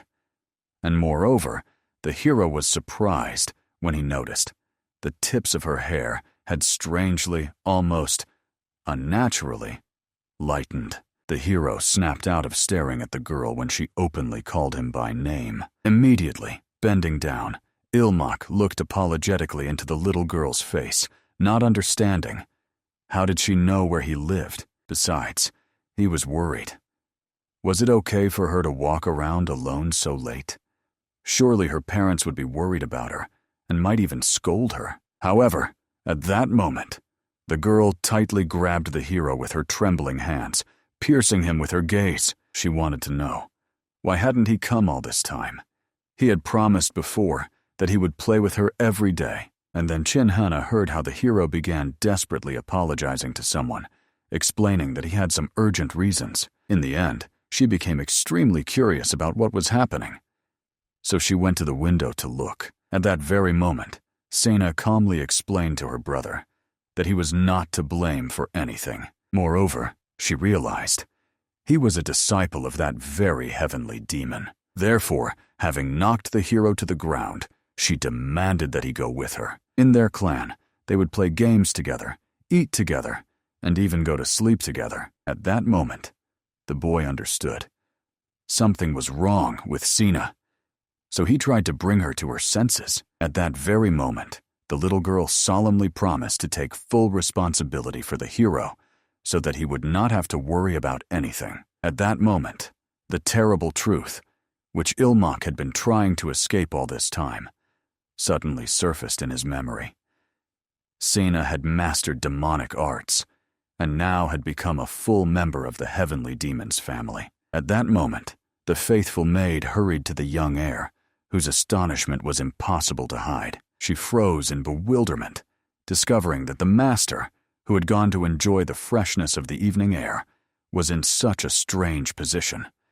The girl literally clung to him with a death grip. However, before Chinhaina could properly realize what was happening and offer help, little Sena suddenly dashed off like lightning. As soon as the child's gaze fell on the unfamiliar woman, a mad rage completely overtook her. The little girl attacked the maid, trying to tear apart the hated rival with her sharp claws. In her confused mind, the thought was clear. This very woman had become the barrier between her and Ilmak. It was because of her that the older brother forgot about his little companion and stopped playing with her. Now the girl was determined to get rid of this obstacle as soon as possible and finally return to the precious games with her older brother. However, observing the furious little girl, the experienced Chinhaina instantly recognized the child was possessed by a demonic spirit. Ilmaku had no choice but to beg the loyal maid not to cause irreparable harm to the girl. The young master made it clear that the baby was under the dark influence of a dark demon. She needed to be neutralized, but under no circumstances killed, because by nature she remained a good child. In the end, Chinhaina had practically no choice. The maid swiftly lunged at the baby, releasing her icy energy. Thanks to this, she managed to temporarily immobilize the girl, who froze like a pillar, greedily gasping for air with her slightly open mouth. Chinhaina immediately rushed to the young heir, wanting to help him, but Ilmoku himself was much more worried about the child's condition. The lady used a minor demonic technique to temporarily slow the girl's movements. Since the method did not affect her bloodstream, Sena would inevitably regain the ability to move soon. And indeed, no sooner had the shackles dissipated than the baby immediately lunged at Chinhaina with doubled fury. The young man had to push her away and shield the maid with his own body. As a result, he took the blow, and a bleeding wound immediately appeared on his shoulder. Sena, of course, stopped, but she had no idea what her beloved older brother was doing. She authoritatively ordered him to step away from Chinhaina and not interfere with the execution of just retribution. If he continued to stand in front of the hated rival, protecting her, the baby simply would not be able to eliminate the enemy without harming her beloved brother. However, when the hero did not move, a new thought suddenly pierced the child's mind. Sena guessed that perhaps the young man was connected to this girl by some romantic ties. This suspicion made her even angrier. The unbearable thought that the hero had not come to visit her, had not appeared all this time, precisely because he was spending precious moments with Chinhaina, burned her from within. However, instead of continuing to chatter and scold the little girl, Ilmak approached her and immediately gently hugged the trembling little body. The young man sincerely apologized for such a sudden absence without warning. Surely Sena was very worried about him. The young master hurried to explain that he disappeared because he received an urgent task from his teacher. He simply did not even have a fleeting chance to warn the girl in advance. In fact, he kept their meetings with Sena in the strictest secrecy from everyone. Of course, the hero was well aware. If he had revealed the truth to everyone earlier, the little girl would not have worried so desperately. But then their time together would have been under serious threat. Ilmak absolutely did not like the thought that they would no longer be able to see each other. However, it was extremely selfish to keep her in agonizing ignorance. The young man was clearly worried that the little one would hate him for this sudden disappearance. However, the girl burst into tears, confessing through her tears that she had never ever hated her older brother.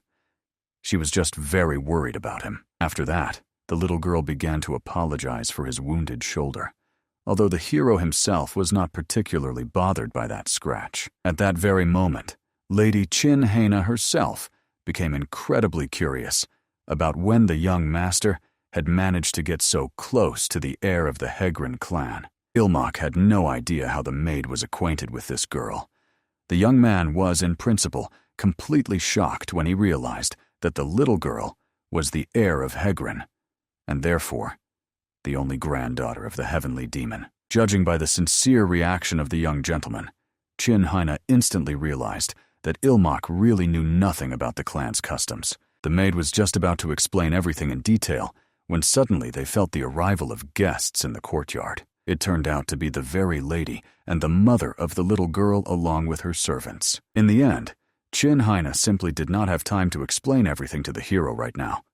However, she firmly promised that she would definitely deal with it a little later. While they were gathering, the girl hurriedly explained that the arriving people were members of the powerful Hegrin family.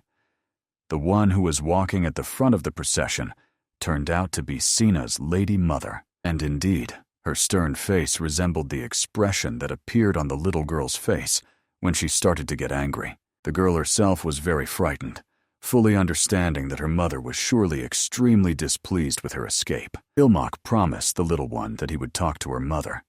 However, he asked her to wait a little in the house now and not get wet in the pouring rain. But Lady Chin Haina was incredibly curious about what the hero would come up with and how he would get out of such a delicate situation. However, the best solution in such a case was to try to find a common language with the arriving lady. The young man immediately apologized to the woman for having to come here in such harsh weather. Bowing respectfully, he greeted the lady, introducing himself as the 8th disciple of the heavenly demon. After that, as if nothing had happened, he decided to find out if everything was all right with the lady, and if she hadn't gotten too wet in the rain. However, before answering these formal questions, the woman had several much more important things she wished to inquire about. The lady was extremely interested to know what Ilmak's true intentions were regarding the young lady. Of course, the young gentleman had no idea what the visitor was hinting at. However, the woman already knew perfectly well that Sina had come here solely to find Ilmak. This meant only one thing. They were acquainted. However, the little girl would never have gone to someone first on her own initiative. So, surely the young gentleman had some secret intent, or he dared to break the custom. Ilmak was extremely upset that he was being accused of such intentions. The young man explained that he had accidentally met the girl and they became friends, but obviously, the lady was angry and could not believe these tales at all. And Ilmak did not intend to humiliate himself and beg her to believe him, proving his innocence. If the woman did not trust him, she could find out the truth herself. Moreover, he did not understand at all what custom was being talked about and why everyone was so upset about it. Immediately after these words, the lady, shocked, covered her face with an elegant fan, trying to compose herself, and then she looked sternly reproachful at the hero's mentor, who was supposed to explain the local traditions and customs. In the end, the girl immediately hurried to apologize to the angry lady for having made such a serious mistake, not having had time to tell the student anything. And Ilmak quickly defended his mentor, for he was extremely focused on preparing for the entrance exam. All his knowledge and efforts were entirely devoted to the upcoming entrance exam. Therefore, the young man asked that the lady who had come here kindly tell him about those customs of which he was unaware. However, at that moment, the woman's gaze turned into the distance, behind the young man. When Ilmak turned around, he saw that Sena had stepped onto the porch, watching them closely, following every word of the conversation. The little girl was clearly trembling with unbearable fear. This made the mother realize that it was better not to raise such a delicate topic in the child's presence. The lady would prefer to discuss everything in private. In the end, they secluded themselves in a separate room. Chin Haina carefully poured them fragrant tea so that the conversation would flow more easily and naturally. And then Ilmak dared to ask the lady what this mysterious custom was, about which it was forbidden to speak in the presence of the girl. In the end, the mother explained that girls from the ancient Hekran family have been taught the art of the lonely claw from childhood, a bloody game with a monstrous side effect. This effect manifests in an extremely obsessed nature. The custom strictly forbade any contact until the child became attached to some object or being. Obviously, Ilmak thought that the woman was only worried that Sena could have harmed someone. However, if the problem was solely in this, the custom would not have been so strict and unyielding. The young master still did not understand that the world was not so simple and unambiguous. Obviously, becoming attached to people was completely natural for everyone. But people get injured, get sick, and eventually die. And no attachment can last forever. And for a member of the divine sect, these risks become even higher due to the numerous dangers of deadly duels. If the person to whom the girl studying this martial art became attached dies, then the little girl herself may follow him to the grave, or she may turn into an extremely insane creature and never regain her sanity. In the past, outsiders repeatedly tried to cunningly exploit this weakness. They directed the obsession of the women of the family towards someone specific or threatened that person with retribution. Thus, enemies tried to control the entire family, using women as tools and weapons. In the end, they observed this custom solely to protect Sena herself. Having explained everything in the smallest detail, the lady calmly nodded to the servants. After that, she stood up, intending to leave this place. The woman did not even intend to say goodbye, considering that there was simply no need for it. However, the hero himself decided to find out when the lady would stop throwing empty excuses and pathetic justifications at him. Of course, the lady herself became angry upon hearing such bold words. She was sure that perhaps Ilmak misspoke in the heat of emotions. The woman even magnanimously promised that she would forgive the audacious youth if he immediately apologized and took back his words. However, Ilmak could not forgive the lady for mocking Sena all this time and only being able to justify her cruel actions. They forced the little girl to practice dangerous demonic arts, using an ancient custom as a convenient excuse. But at the same time, they did not give the girl maternal love and warmth for the same reason. The young man was angry because they did not give the child a choice. They did not even know what she herself wanted. As a parent, the lady is obliged to understand what she is making her own daughter sacrifice. And of course, the woman herself was extremely enraged that some newcomer who had just arrived in this sect pretended to understand the true essence of what was happening. She could not hold back and cried. The lady accused Ilmak of not even realizing in his inexperienced head how much pain he personally caused this child. And Ilmak did not even try to lie. He really did not know how much suffering he caused the little girl. But the young man knew one thing. The true reason lay in the lies of her own mother and the insufficient faith in her daughter. In the end, the lady completely lost her temper. Amazed that Ilmak dared to speak to her so boldly, the enraged woman immediately attacked the insolent man to teach the scoundrel a lesson, who knew nothing and only babbled with his tongue. She had already aimed her deadly fan at him, when suddenly, defending the student, an old mentor stood before him, ready to take the blow himself. Of course, the lady herself was also frightened, as if struck by lightning. Fortunately, she managed to stop the attack at the last moment. Immediately after that, the woman fell to her knees to respectfully greet the demon lord. Hekran Ilva himself, as if nothing had happened, explained to the youngest of the students that he hurried here so as not to be late for training.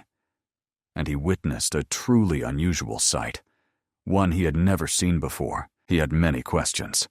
However, first the elder decided to find out just one thing. He was incredibly curious to know what the young man meant when he spoke of a lack of faith in this divine sect. However, Ilmak, as if nothing had happened, reminded that according to the demon lord himself, all side effects of demonic arts could be overcome. This is what the master said when the young lord had just begun studying dangerous demonic practices. However, Ilmak was extremely dissatisfied with what he saw now. Everyone behaved as if Sina was doomed to succumb to the destructive side effects. It literally looked in his eyes as if the lady herself did not believe in her own clan or in her daughter. So, approaching closer, he explained to the woman that the faith he was talking about was for her, as a mother, to believe more in Sena. The little girl is still a child, but she is far from stupid. Not weak, she will cope with the side effects of the art of the lone claw, the bloody game. Even if a little help is needed, the girl will be able to pull herself together. And obviously, Ilmak believed that the lady herself as a mother should know this better than anyone else. However, it remained a mystery to the woman herself why the young man believed so strongly in the young lady. However, Ilmak only reminded that the girl was a child of a great and proud clan. Finally, when the conversation ended, the lady left the room. She quickly noticed her little daughter and realized that the little girl had been eavesdropping on their conversation all this time. The mother did not even get angry. Instead, she turned around and suggested returning to their estate. Meanwhile, the little one nervously shifted from foot to foot, not knowing how to speak to her mother. Obviously, the woman assumed that the girl was so insecure because she wanted to visit this place again. And basically, she was absolutely right. But the little girl needed some more time to gather her strength and admit it. In the end, clenching her fists tighter, she told her mother that she would like to come here much more often. The girl solemnly promised that she would become a worthy lady of the Hekran clan. She also swore that in return she would obey in everything she was told, and would train even harder. And in the end, although at first glance the mother seemed displeased, she still turned to the little girl. The woman saw that her daughter's promises were not just empty words.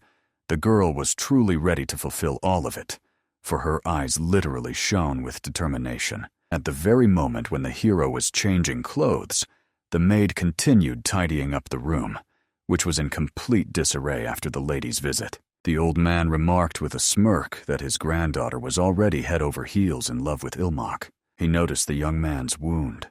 Today the young master was lucky to get off with a light injury. But one day, the side effects could cost him his life. The mentor was not sure that his student would manage to handle this child. However, Ilmak firmly knew Sena would never treat him badly. Moreover, even if it happened, he was ready to endure everything. In the end, the old man smiled, allowing the hero to act as he deemed necessary. Although inside the master was amazed, the young man turned out to be even more remarkable than expected. The young master devised a very deep scheme, one that even the ruler of the demonic cult had not thought of.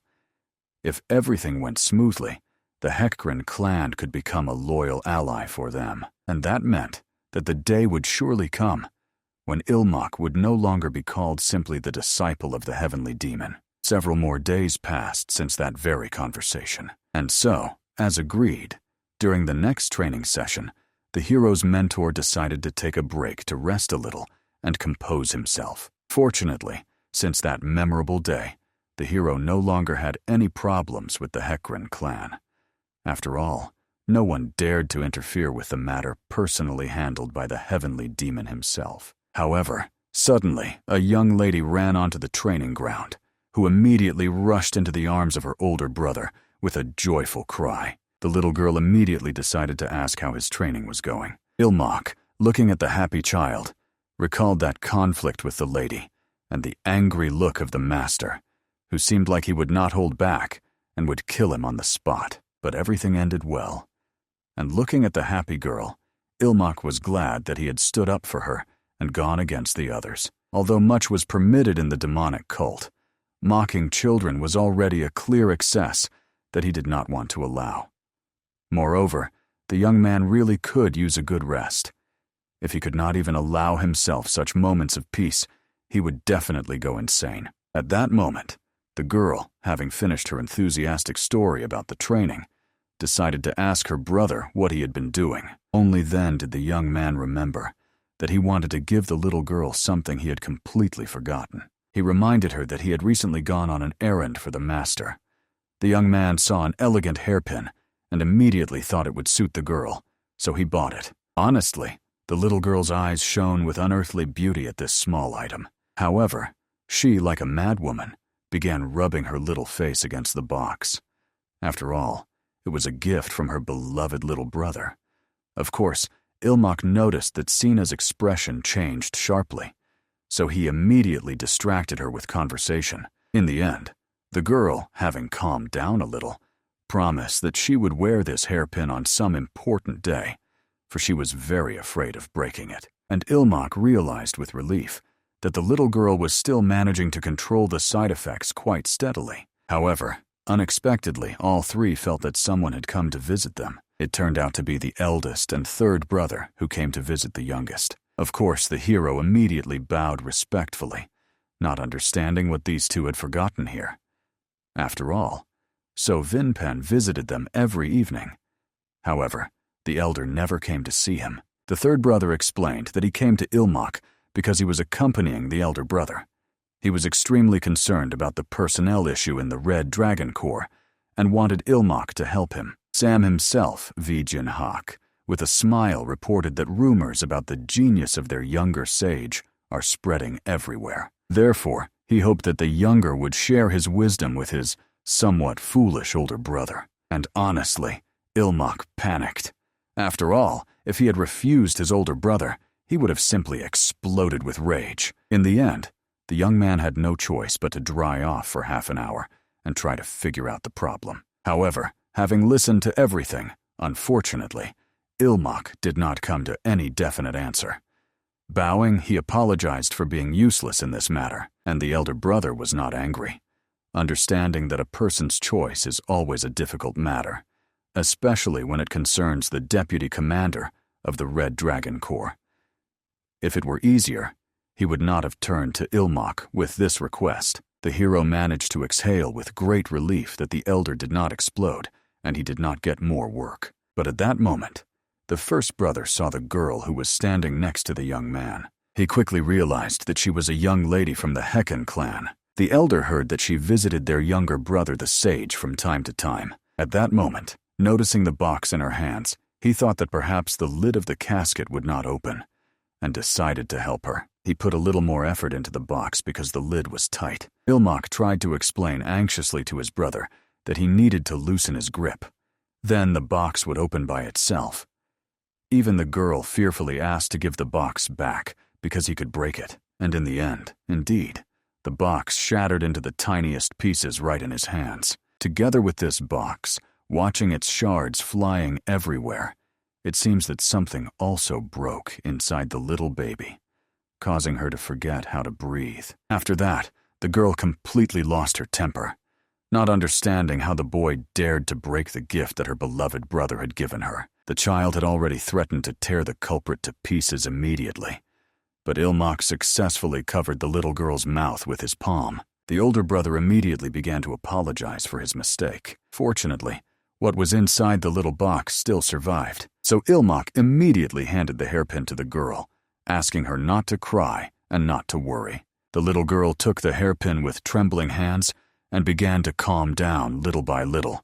The gift from her brother was unharmed. Right after that, Ilmak hugged the little one so that she would no longer worry, while the older brothers marveled at their deep bond. Chinhana promised these two that they would calm the lady down, so she asked the brothers to leave them for a short while. Before leaving, the older brother only apologized to the younger one for causing so many problems due to his clumsiness. Ilmak calmly and with a smile said goodbye to them, but inwardly hoped they would not decide to come back again. Moreover, he was surprised that the first brother was not as hot-tempered as the hero had thought.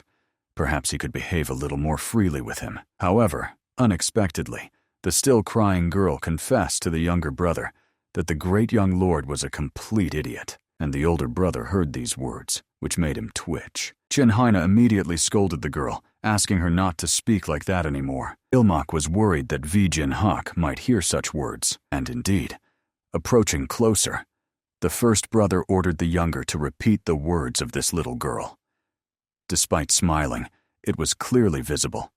The guy was trying with all his might to hide his boiling anger. At that moment, Chinhina asked the elder young master not to react so sharply to what had happened. Ilmak, however, demanded that the girl immediately apologize to the elder brother. The third demanded that Ilmak shut this child's mouth before the situation worsened. However, unfortunately, the hero did not manage to do anything. The girl immediately reminded again that the great young master was an idiot, since he couldn't even open the box.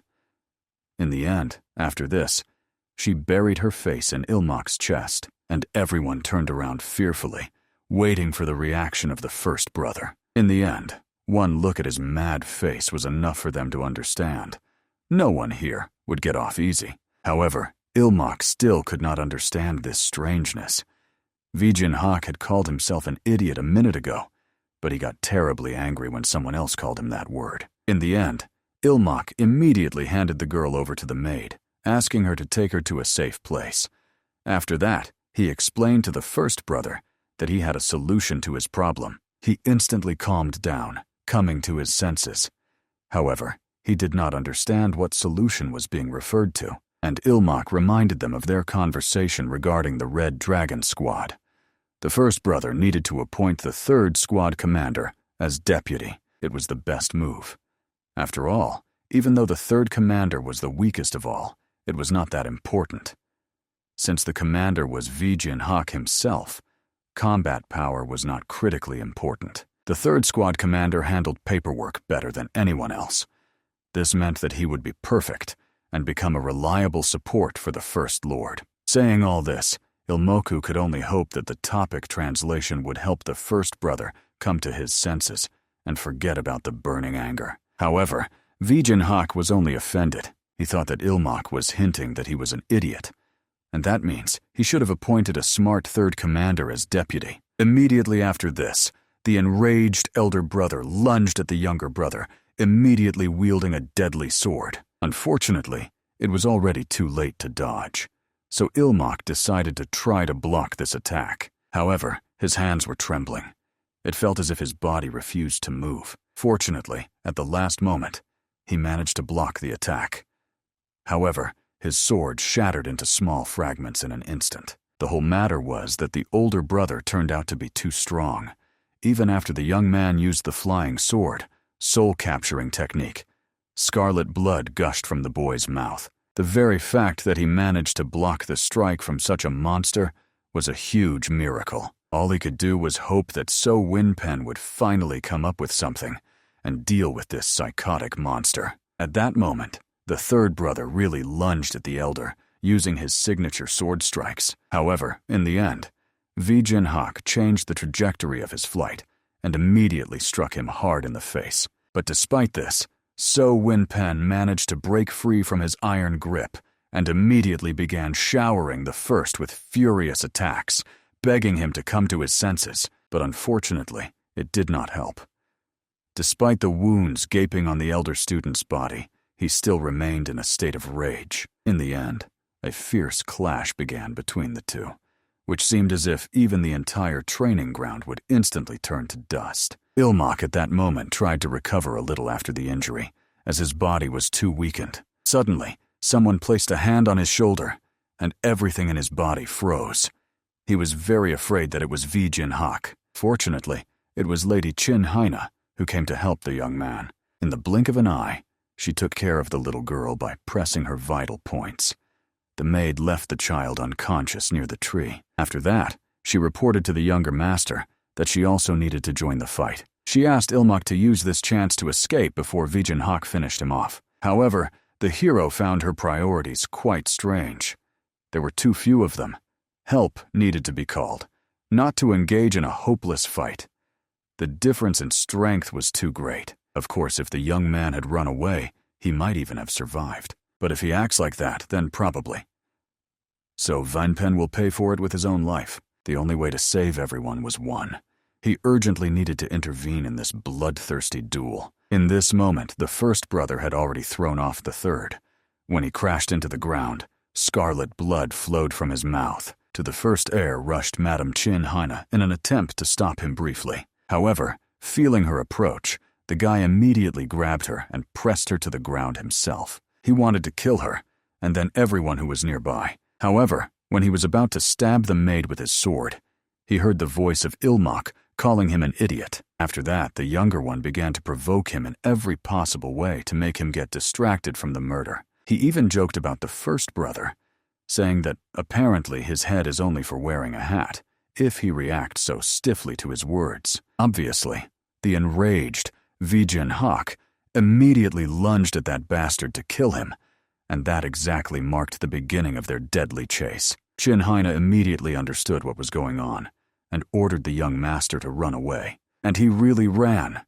And Vijin Hawk rushed after him like a madman. At that time, the girl tried to get up to go to help, but unfortunately, she was badly wounded. So Winpen approached, patted her on the shoulder, and asked her to rest a little. Then he rushed to run after the two to protect the younger one. Obviously, if they just keep waiting for help, everyone will die. Therefore, Ilmak was now rushing to the place where help could be called to survive. At that moment, the boy suddenly stumbled. Taking advantage of this, the older brother caught up with him and launched an attack with internal energy. As a result, the tree where the attack hit was destroyed by an explosion as if struck by a thunderbolt. And the older brother, without hesitation, immediately jumped up, aiming his sword at the younger sibling. Fortunately, at that moment, the third brother arrived and protected the hero by blocking with his sword. After that, he looked towards Ilmak to understand what his plan was. However, before the boy could explain anything, so Winpen ordered him to run away immediately. In the end, fortunately, two fighters who were nearby came to them, which somewhat eased the burden of the third brother. But this was still not enough to calm the first disciple without the master's help. In that moment, one of the warriors fell to the ground, and Vijin Hawk had already pounced on him. However, fortunately, he managed to dodge. Ilmak again began to call him an idiot in every possible way, who even loses his temper on the wrong people. He mocked the fact that Vijin Hawk decided to boast about his stupidity in front of others. Fortunately, with these words, he managed to attract the attention of the first brother. Now, while the others restrained him, the younger one had to not run away anywhere. However, at that moment, the boy threw his sword, causing it to fly towards the third brother. However, bypassing him, he headed straight for the hero's face, and such things clearly were not part of the young man's plans. Fortunately, when the explosion cleared, they heard the well-known voice of the master asking everyone to step back. He praised the students who worked hard, holding back the older brother. But further, the master himself will be able to handle it. However, as if not noticing the master in front of him, Vijin Hawk still rushed at the younger brat to finish him off. The mentor calmly looked at him and applied the binding paths technique on the boy. As a result, an unimaginable energy began to choke his entire body, pressing him to the ground. He still tried to resist, and the old man only said that he had to repeat twice for the student to calm down. Very soon he growled angrily, like a true madman.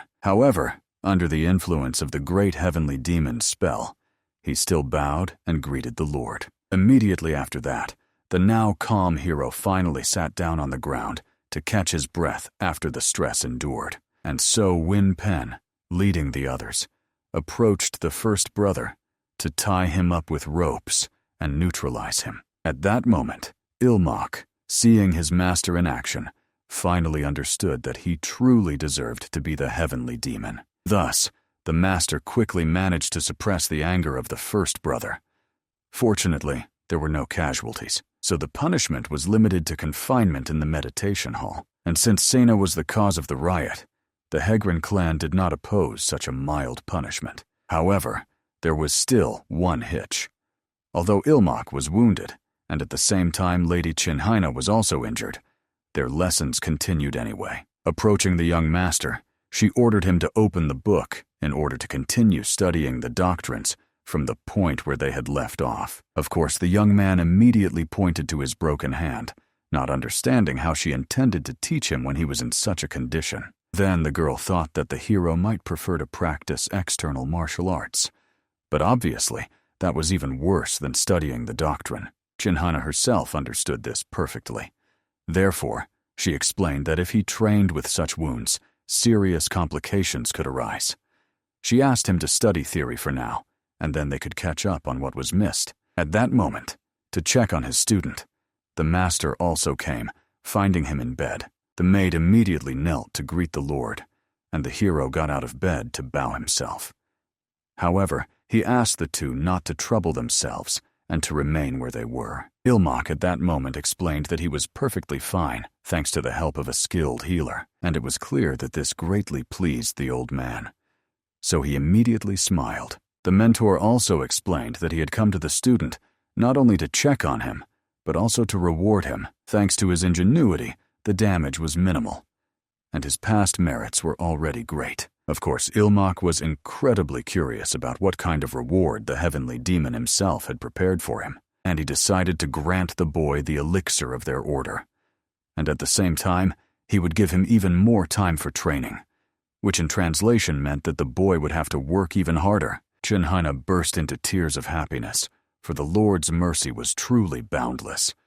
The hero expected such a reaction from a fan. However, that was not all for which the master had come here. It turned out the first brother wanted to meet the hero after all that he had done. Therefore, if Ilmak himself was not against it, the teacher wanted to make an exception for the young man and allow them to meet after all. Honestly, Ilmak was not very eager to see his older brother again, but whether he wanted it or not, sooner or later they would have to meet anyway. So the only thing, before the journey, he decided to check if the doors in the detention hall were sturdy enough. In the end, when he agreed, they immediately went to meet the first brother, and the master accompanied the hero. Finally, around the next corner was the detention place where the unruly boy was locked up. The master decided to step aside to allow Ilmak and the senior student to talk calmly, and the boy, unfortunately, could not even admit that he felt awkward being alone with his brother. He was very worried that the first one might still be angry because of the words he had provoked him with. He didn't even know if he should immediately bow and fall to his knees before him, begging forgiveness for those words. Therefore, since most of the hero's wounds had already healed, he decided that if he noticed anything wrong, he would definitely run to call the master to prevent what happened last time. However, when the young man knocked on the detention hall, Vijin Hak only laughed cheerfully, sincerely glad that his younger brother had come to visit him. The senior disciple admitted that he had called Ilmak here solely to offer his apologies. Now he fully understood why the younger brother had provoked him so boldly. Thanks to the hero's persistent efforts, the man's punishment was minimal. This was the best decision under the circumstances. Vijin Hak was glad that at least the younger brother was lucky. He was not such a reckless fool as his narrow-minded senior fellow disciples. Moreover, the first disciple apologized for inadvertently involving Ilmak in trouble because of his own uncontrollable temper. The hero calmly sat down on the other side of the door and reminded him of their recent conversation. Then Ilmak recommended that the elder brother appoint the third squad commander as his deputy. The young man wanted to clarify that this recommendation wasn't given to in any way humiliate the dignity of the first disciple. There is an ancient saying, "The larger the army, the better the commander." Once the famous General Han declared that he was capable of commanding an army of 100,000 warriors. The emperor then curiously inquired, "Why does such a talented military commander serve under his command?" To which the general wisely replied that His Majesty is not a warrior in the direct sense. He is the one who commands generals like himself. Countless such examples have been encountered in history. Even when brilliant strategists were born, their true rulers still remained the emperors. History clearly demonstrates that the most important quality for a true leader is by no means strategy, but the unparalleled ability to earn the unconditional trust of the people. Along with this, it is also necessary to skillfully place subordinates in those positions where they will bring the greatest benefit to the common cause. That is why Ilmak recommended the first brother appoint the third as squad commander. With his outstanding administrative abilities, all minor problems will resolve themselves. Then the first disciple will be able to fully concentrate on the true duties of a real leader, for he is destined one day to lead the entire demonic cult. Therefore, the younger brother asked that the elder not take this proposal as an offense or insult. On the contrary, it is better for him to fully dedicate himself to training, for such focus will bring him even more success in the future. When the master heard all the words spoken by the hero, he immediately approvingly praised the boy, gently tousling his head, after which he decided to interrupt their conversation and escort the youth back to his estate. Ilmak could only hope that with his words, he had not again hurt the pride of the elder brother, for all this was said exclusively to somehow smooth over the offense that had arisen between them. And when the master praised the hero, he thought that perhaps the teacher liked how skillfully Ilmak had wriggled out of the delicate situation. In fact, when the younger brother left his confinement, a flame of such incredible power began to rage inside the senior disciple that it seemed ready to burst out at any moment and incinerate everything around. Dark thoughts commanded him to kill the younger brother, for it was this audacious youth who dared to call him an idiot. Vaijinhak longed to destroy everyone who looked down on him, who mocked him. He cursed this unjust world that had given him so many humiliations. However, recalling the wise advice of the younger brother, he tried to pull himself together. This became a turning point when the man suppressed the destructive anger that was devouring him from within. In the end, the senior disciple overcame the threshold of awareness of the demon's path and practically reached the desired stage of acceptance. He poured out all his raging fury in a wild outburst of anger. And now Ilmak also reminded him that there are matters far more important than petty grievances. As a result, the gears fell into place.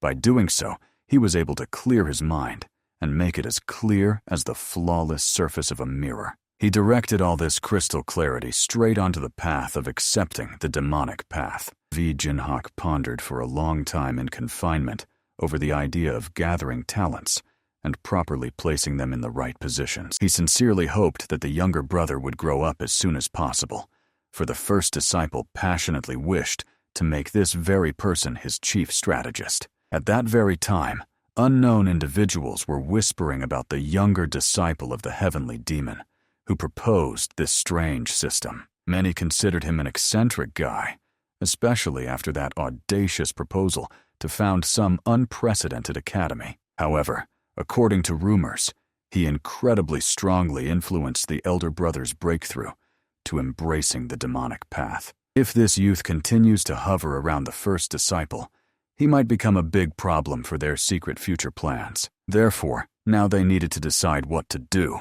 They could not just sit idly by. However, suddenly, their elder suggested dealing with this audacious boy, the same way as with those already resting in graves. That should be more than enough to finally destabilize the divine cult of the celestial demon once again. Soon the hero was approached again by his guards, who had accompanied him during the journey. By order of the Lord of 10,000 Demons and head of the Guardians Institute, they were appointed his escorts again. After such an uproar, it was impossible to leave the youth defenseless. Swearing faith and truth to serve the young master and protect him from all harm, the warriors bowed respectfully. Of course, the hero accepted them into his service. However, he felt somewhat awkward that so many overseers were around. Nevertheless, the youth was grateful that familiar people had been sent to him. The guards promised to keep a respectful distance while on duty, so as not to cause inconvenience to the young master. After that, they said goodbye and assured they would appear instantly if the young heir faced the slightest danger. Ilmak already knew these two guards well. However, there was still one stranger left in his chambers, an unknown face the hero saw for the first time. The guy immediately hurried to introduce himself. His name was Gyan Moon from the Ghost Sect. He explained to the young master with a friendly smile that he was sent to serve him loyally and very much hoped that they would work wonderfully together. Obviously, Ilmak had heard about the Guyan clan. After all, it was one of the 5 great demonic houses. Moreover, the young man came from the legendary Ghost Sect, so the hero was extremely curious about what this young man was doing here. It turned out that the guy studied at the academy in the same class as Chin Hana, and since his classmate was injured and could not properly perform her duties, he reported this to the sect leader. The leader graciously allowed him to come to his comrade's aid. Of course, the hero perfectly understood that the lady did not need any help at all. but he thanked Gaian Moon politely with a smile for his concern. Ilmok was not ready for his plans to be ruined. The guy secretly wanted to use Chin Haina's injuries as a convenient opportunity to rest from harsh training. Moreover, the young man had the sect leader's approval. All that remained for the hero was simply to accept it and allow the guy to provide assistance. However, Chin Haina herself categorically protested. She did not need any help from Gaian Moon, so he could calmly return home. Even in her current state, the lady was able to serve the young master without any problems, which she did not fail to remind the persistent guest. Gaian Moon did not understand her stubbornness at all. The girl was barely standing on her feet, yet she spoke with such unwavering confidence. However, the lady was still fiercely angry, ordering the guy not to meddle in other people's affairs. And, honestly, Ilmok saw this side of her character for the first time. She openly and boldly contradicted someone for the first time, and Gaian Moon, stepping closer, simply asked his acquaintance to stop being stubborn. Considering that the girl was significantly weaker than him, the young man felt as if she had completely stopped training properly. Since the very time they studied together at the academy, Chin Haina had not changed in strength at all, so there was a depressing feeling as if she had wasted her once brilliant talent and ruined her own body, without even reaching that great goal she had so passionately dreamed of in her youth. In the end, the young man calmly explained to the girl that he could easily help the young master instead of her, and it would be better for her to go rest and properly recover her strength. However, the lady was frankly offended that Gaian Moon dared to look down on her. The young man only skillfully explained that he did not want to appear too confident. However, he sincerely thought that in such a pitiful state, Chin Haina would only become a burden to the young master. If she continued to serve in such a condition, others would start whispering behind their backs. Everyone would point fingers and wonder, what is wrong with this master if his servant looks so miserable? However, Ilmok hastily shut the young man's mouth because he had a clear feeling that Gaian Moon was reproaching the lady for not developing and not progressing precisely because she served the hero. Of course, the young man immediately began to apologize. He did not mean that at all. The young man was simply sorry to see a talented girl in the role of an ordinary servant. But whatever Gaian Moon's true intentions were, Ilmok categorically did not want to hear such offensive words anymore. After that, the hero also asked Chin Haina not to worry about anything, because he did not consider her a burden for a moment. However, when the young man looked at her face, he clearly saw that the girl was completely crushed. Even her face noticeably paled and became gaunt from the heavy thoughts that overwhelmed her. So Ilmok could only sigh heavily, not understanding who in the world had the idea to send someone like Gaian Moon here. Now the hero urgently needed to come up with any way to diffuse this unbearably icy atmosphere that hung in the chambers. At the same moment, Gaian Moon, boldly ignoring the young master's order, went to deliver a message and prepare to fulfill his duties. Of course, Ilmok decisively ordered the guy to stop immediately. After all, if he continued to spout such nonsense, it would be better for him to simply keep quiet. However, unexpectedly, the hero saw the young man handing the girl some unusual herb, something rare and invigorating. Gaian Moon explained that he found this ginseng while walking here along the road. He was a very busy man, so it was already time for him to return to his affairs in the ghost sect. The guy asked Chin Haina to accept this small gift and get well soon. Honestly, it looked like a blatant pickup line. So Ilmok could only guess what had actually happened between these two in the past. Soon, young Lady Sena hurried towards Ilmok, already drenched in bitter tears. The little girl apologized for a long time for the fact that because of her careless words, both her older brother and all the other innocent people had suffered. So the hero had to patiently explain that she did not need to take what happened to her older brother so much to heart. After all, he was sometimes like a real natural disaster that swept everything in its path. At that moment, the little girl calmed down and wiped away her tears. However, she immediately became alert upon seeing an unfamiliar face. The child was extremely curious about who this young man was, who seemed to follow the hero like a shadow. The young man bowed politely before the young lady, explaining that he temporarily served the young master in place of Chin-Haina. Obviously, Sena immediately wished that this young man would now forever serve Ilmoku instead of that bitchy madam. The little girl thought he was much more reliable and better than that incomprehensible nasty girl. And honestly, the hero felt extremely awkward hearing such words, for he did not recall Chin-Haina ever treating Sena badly even once. In fact, if Ilmak were more honest, he would secretly want this young man to remain his servant, because ever since Chin-Haina stepped away from the matter, the training has become much easier and more enjoyable. And besides, finally, a newcomer appeared in his palace, someone who could be thoroughly teased and jovially joked about. The problem was only that this seemingly good-natured guy boldly showed his audacity exclusively towards Chin-Haina. Of course, after yesterday's stormy demonstration of emotions, it was not difficult to understand the true reason. Surely it reminded of those elementary school times when a boy who secretly likes a girl pulls her pigtails. The hero sincerely hoped that he would somehow miraculously manage to reconcile these two. Then the problem would resolve itself. At first, Ilmak wanted to make them work together. They are both young and full of boundless energy, so the young man could easily create an opportunity for them in which they would finally work together as a single team. However, when the hero came to the lady with this proposal, she categorically refused to work with Moon. Honestly, the girl was so adamant in her decision that Ilmak didn't even know what to answer. In the end, the young man decided to lighten the tense atmosphere a bit and cautiously find out what the lady had been doing here all this time, sitting alone in her chambers. It turned out that she did not appear at training sessions because she was painstakingly rewriting the sacred texts by hand all that precious time. Although Ilmak found this quite strange.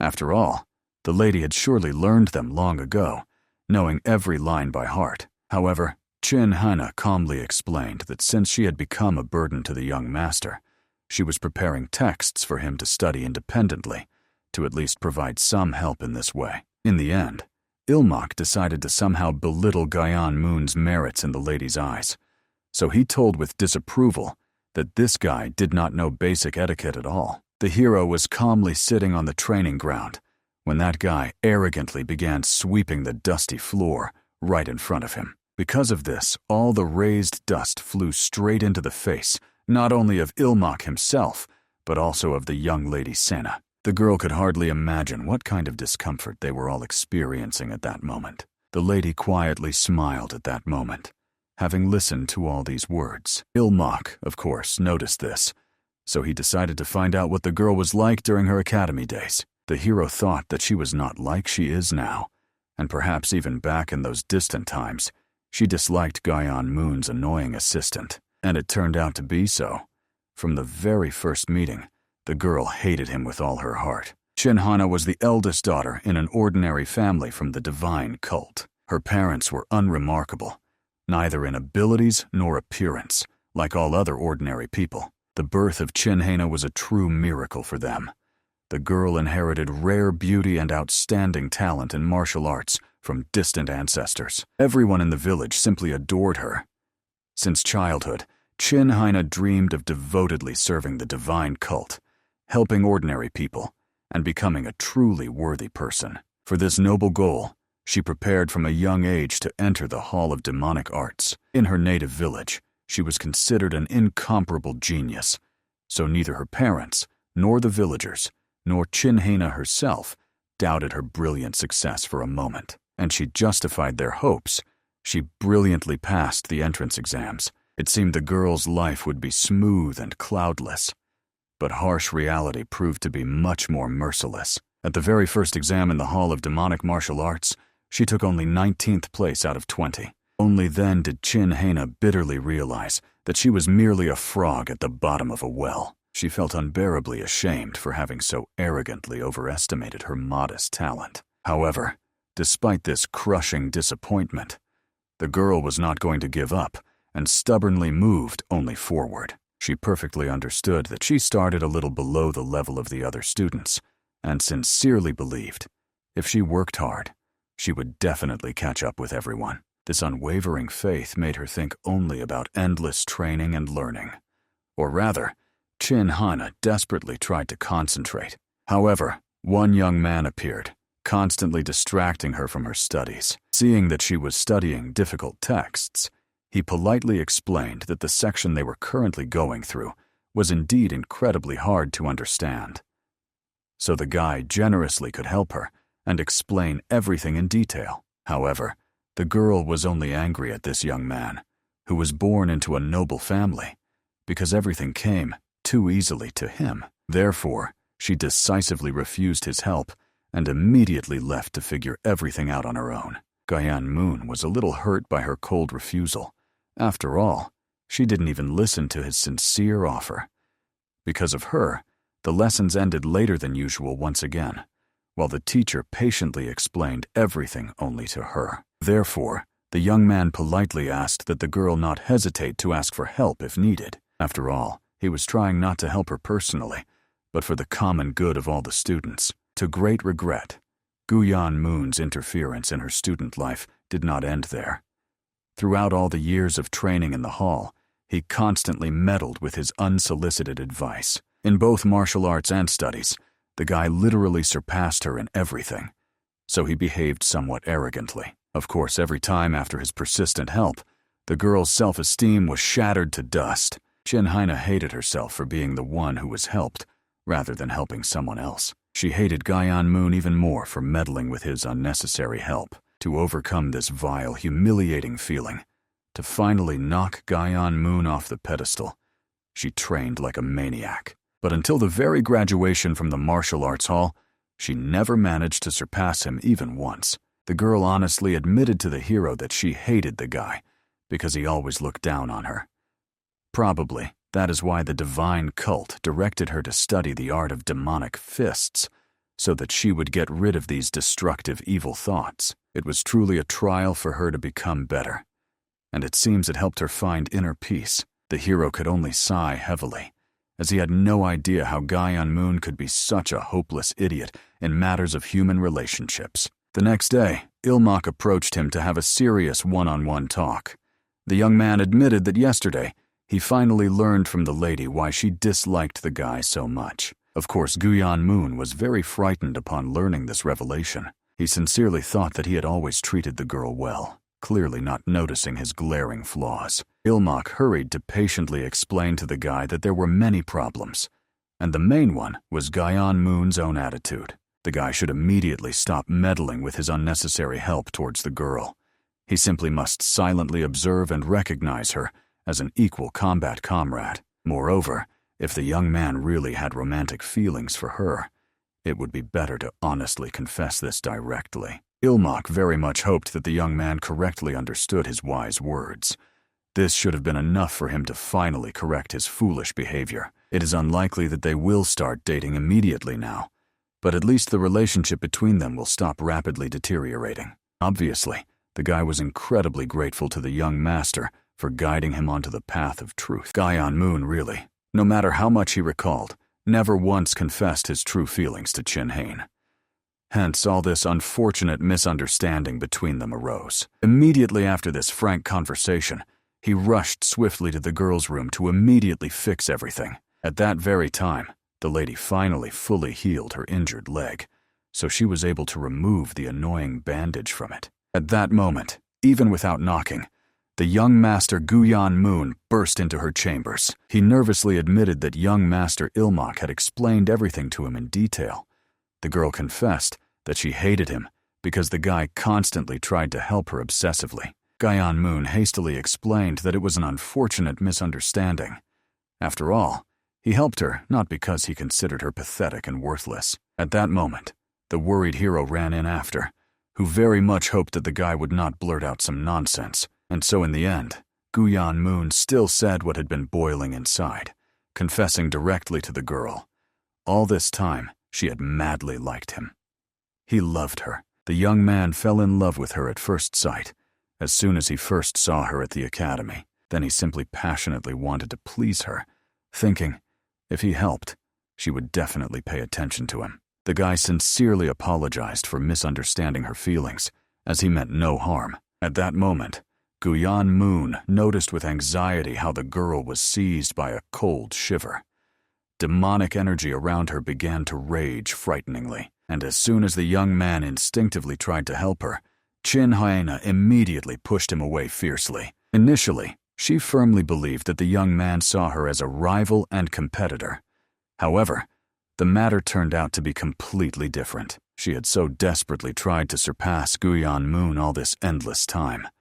But it turned out he did not care about her abilities at all. This meant only one thing. All these years, Chin Hyena herself had been indulging in her imagined inferiority. Therefore, now the girl was extremely curious to find out why Guyan Moon always made her feel so insignificant and pathetic. Of course, the young man was still desperately trying to justify that he never intended to offend her. However, the girl, having completely lost control, immediately began to mercilessly attack the guy. Ilmak, who was carefully observing this confrontation, strongly asked Mr. Guyan Moon not to rush into battle. Instead, it was better to retreat and let the girl vent her anger. However, the guy did not particularly care about these furious attacks. After all, he was significantly stronger than the young lady. Honestly, with these confident words, he only angered the furious girl even more. In the end, Guyan Moon lunged at her in an attempt to grab and neutralize her. However, she gracefully retreated like a nimble cat, avoiding the blow. After that, Chin Hyena, for the first time in her long-suffering life, finally managed to defeat this arrogant guy by skillfully freezing him with her icy energy. Honestly, the girl still could not believe that she had achieved such an incredible victory. However, now she looked at herself in a completely new way. Ilmak did not even know what to say in such a situation, so he simply decided to go rest. After all, he clearly could not help resolve this conflict. However, the lady did not let him go, firmly grabbing his hand. She reminded him that she had just defeated her long-time sworn enemy. All that remained for the hero was to play along with her, rejoicing in the girl's incredible victory. And of course, to pretend that he had never doubted her inevitable victory for a second. This confident young man relied only on brute force. He needed a good shake-up. Honestly, the girl was wholeheartedly glad that Ilmak supported her with exactly that reaction. She expected nothing less from him. It seems that Chin Hyena had never been so happy since she began studying the demonic art of the bear claw. Her heart was about to burst from overwhelming happiness. And immediately after these words, the girl suddenly began coughing up blood. Although she did not know the exact cause, something seemed to mercilessly squeeze her heart. Apparently, emotions, frozen for a long time by demonic art, desperately tried to break out, thereby causing her unbearable pain. At that moment, the guards who understood nothing arrived. Apparently, all this noise attracted them here. Surely the guards should have known how to deal with the body's deviation from demonic art. However, Ilmak needed to somehow carefully explain to them what exactly happened in these chambers. At the very moment the guards approached closer, Chin Hyena herself threw herself into the hero's arms, hiding in his embrace. Ilmak immediately began to comfort the girl, begging her not to cry. Otherwise, she would only worsen her severe condition. The guards eavesdropping behind the wall awkwardly thought that perhaps they had worried unnecessarily and interfered in something that was not their business. In the end, the guards, with apologetic faces, bowed before the Lord for the immodest interference in personal matters and hurriedly left. Ilmak, of course, desperately asked them to return. After all, an unfortunate misunderstanding had occurred. However, they still hastily departed, so as not to disturb their intimate atmosphere, and Ilmak did not understand how to act in such a delicate situation. He would not be able to calm the girl alone. Moreover, the young man did not even know for sure whether the lady was indeed experiencing that very deviation from the demonic path. In the case of Sena and the older brother, everything was quite simple and obvious. The little girl showed signs of possession, and the older brother fell into a furious rage. When their minds calmed down, everything passed safely. Therefore, the same method should have worked with Chin Hyena. The problem was that the hero did not know which exact side effect had gotten out of control in the girl. The lady mentioned that the side effect of her martial arts was a complete loss of empathy. But this alone was clearly not enough to bring a person to such a severe state. This meant only one thing. The hero was clearly missing something important. At that moment, the girl herself obediently apologized for disturbing the hero.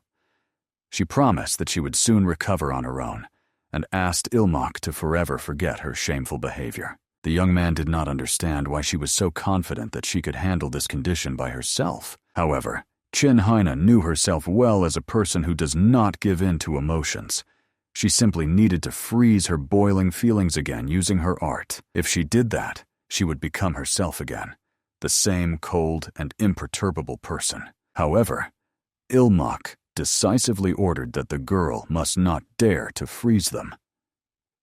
Finally, the hero understood what her true side effect was. Now her desire to suppress emotions had gotten out of control. This meant that the lady had to accept her feelings, jealousy, sadness, anger, without hiding anything. She had to overcome the side effect that desperately tried to mercilessly suppress all these feelings. Of course, the girl immediately panicked. After all, she could not accept these feelings. They made her a pathetic person, full of complexes and corrosive envy. Ilmak should not have said something like that to her. However, the hero perfectly understood. Her true side effect was precisely the suppression of emotions. The deviation of ki she encountered was the result of suppressed emotions reaching their absolute limit. Unable to withstand the monstrous pressure, they burst out. Ideally, the hero would help her stop suppressing emotions altogether.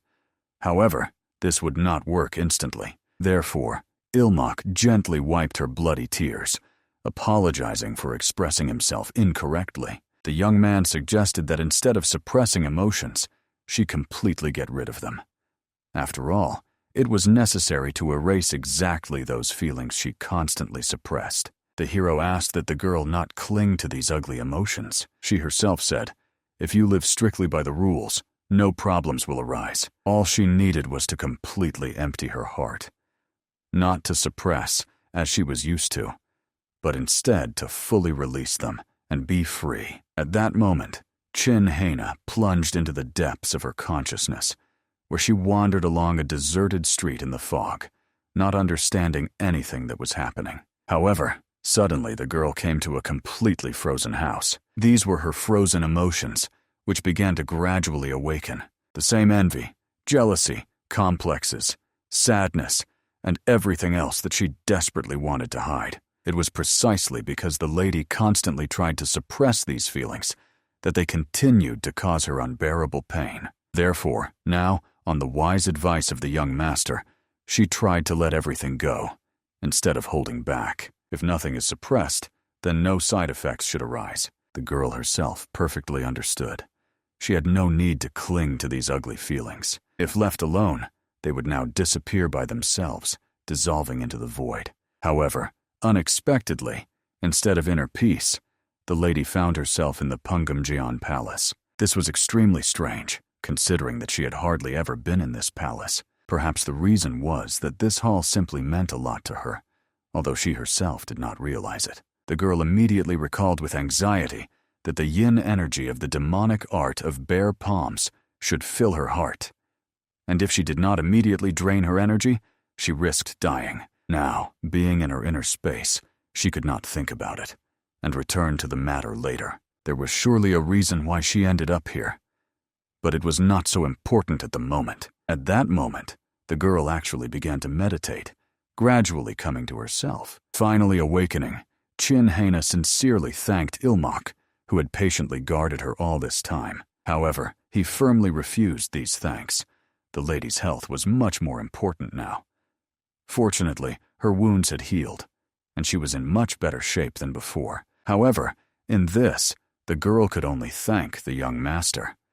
After all, it was he who told her story to the persistent Gaian moon. Ilmak hurried to explain that he had not deliberately revealed her secret. He was simply trying to ease the tense atmosphere between them. However, fortunately, the lady felt no resentment towards Ilmak. Now she no longer had any negative feelings towards Guyan Moon. Moreover, thanks to this incident, she even reached a new level of mastery. so she really had no reason to be angry. Then Ilmak decided to cautiously find out what they should do now with the young man.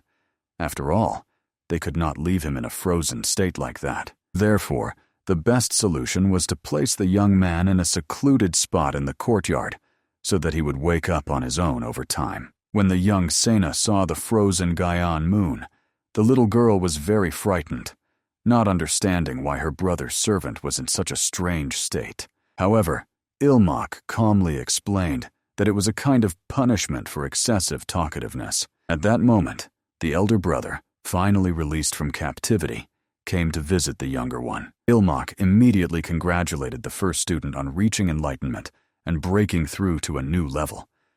Just then, Vijin Hak came to the hero right after finishing his seclusion. He also wanted to apologize to Sena, whom he had been rude to, and thank his younger brother. Honestly, Ilmak was surprised, still not understanding the true reason for the gratitude. It turned out that the guy was still drowning in his own destructive rage. The reason he was able to overcome this insurmountable wall lay in the advice given to him by the hero. Therefore, the first disciple came to personally express his deep gratitude to his younger brother. Moreover, Vijin Hak also realized that the best strategist for someone like him was precisely his younger brother. Honestly, the hero had some kind of bad premonition, and in the end, it was completely justified. Of course, Ilmak desperately tried to explain that he was still a novice who had not even finished the academy yet.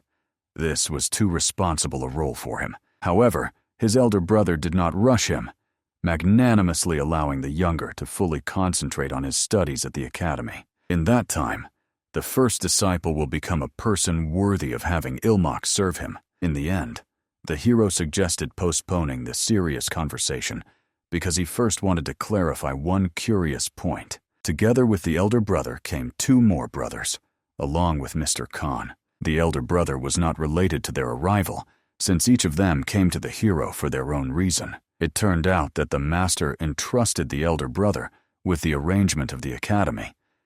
Thanks to this, Mr. Khan now worked under his command, and he came here to personally thank the hero. Vinpin said that he had advanced in martial arts thanks to Ilmak, so he joined because he also wanted to thank the hero. The sixth brother came here because he saw the two brothers going here, and also tagged along out of idle curiosity. So in other words, the purpose of his visit was not so noble.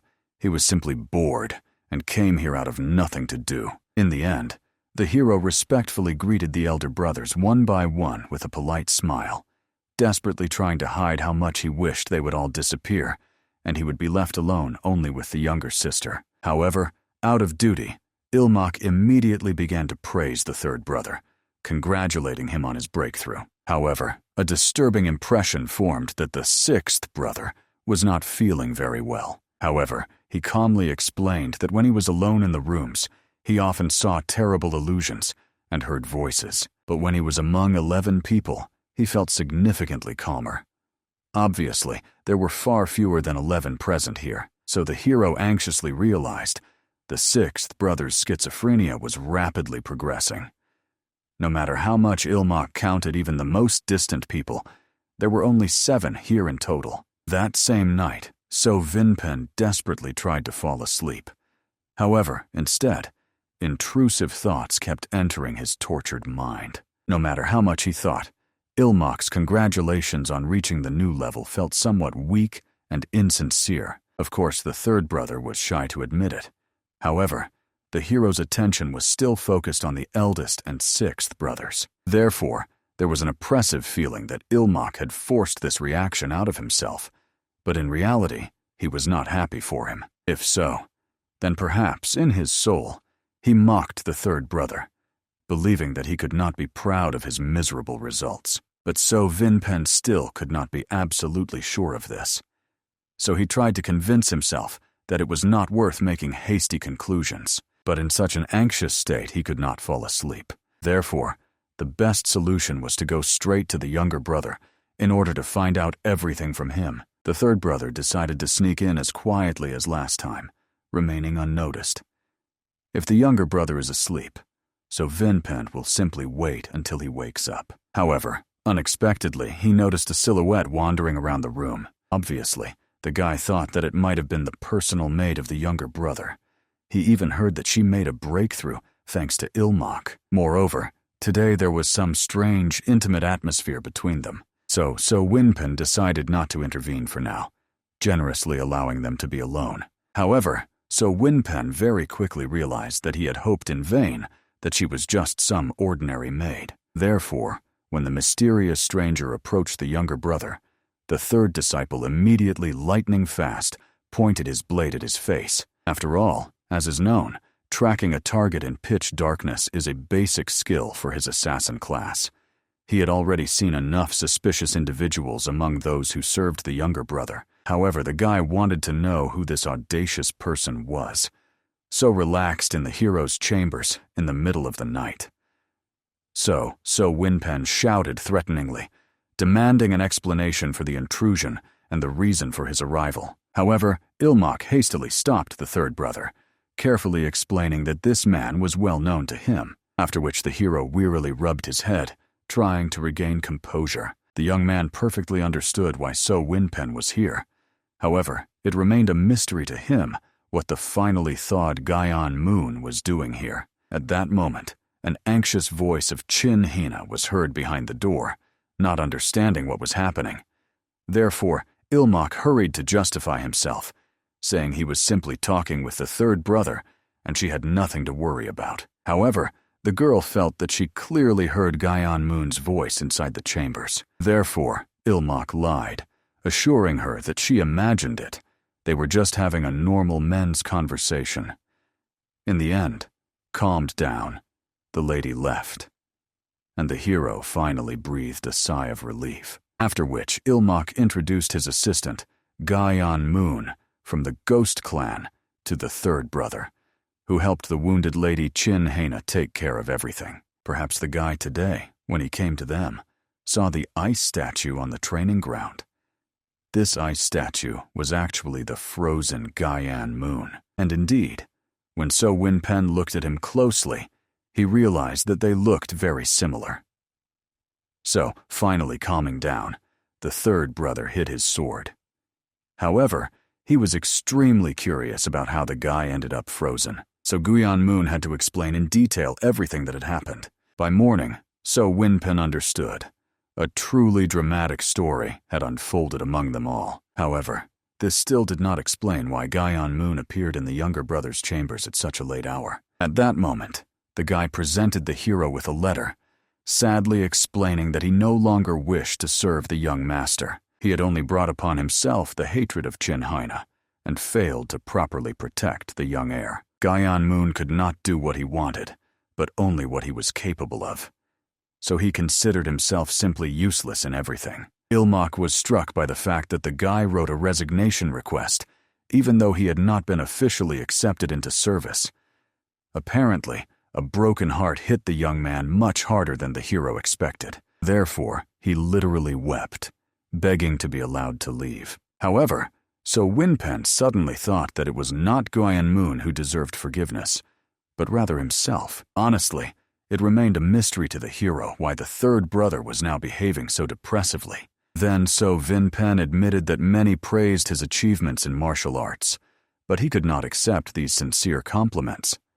At night, he felt that everyone secretly mocked him. So today he came to the younger one to directly ask what people really had in mind. Ilmak did not even believe that the third brother thought about such a thing. After all, during the day he was cheerful and carefree, but now he was immersed in gloomy thoughts. Therefore, So Winpen believed that a person like him, with such a rotten heart, truly did not deserve forgiveness. However, Gaian Moon could argue with the third lord. After all, he simply underestimated his incredible technique of 14 merciless strikes. Just at the sight of the sharp tip of his sword, the boy literally trembled with fear. And he said this absolutely sincerely, not to flatter. With Winpen understood, Gaian Moon definitely had to be strong enough to withstand this technique. Suddenly a brilliant idea came to the hero's mind. These two could fight in an honest duel. Gaian Moon could usefully learn from the senior student, and So Winpen could better understand the juniors by crossing swords with them. And indeed, Everyone in the demonic cult knew there was no better way to understand a person than through battle. However, Gyan Moon believed that such an unworthy loser like him did not dare to ask the third brother for such an honor. However, Ilmok hastened to reassure Gyan Moon he was far from hopeless, just a little off the true path. In the end, Ms. Chin Hena herself said that she felt no negativity towards him.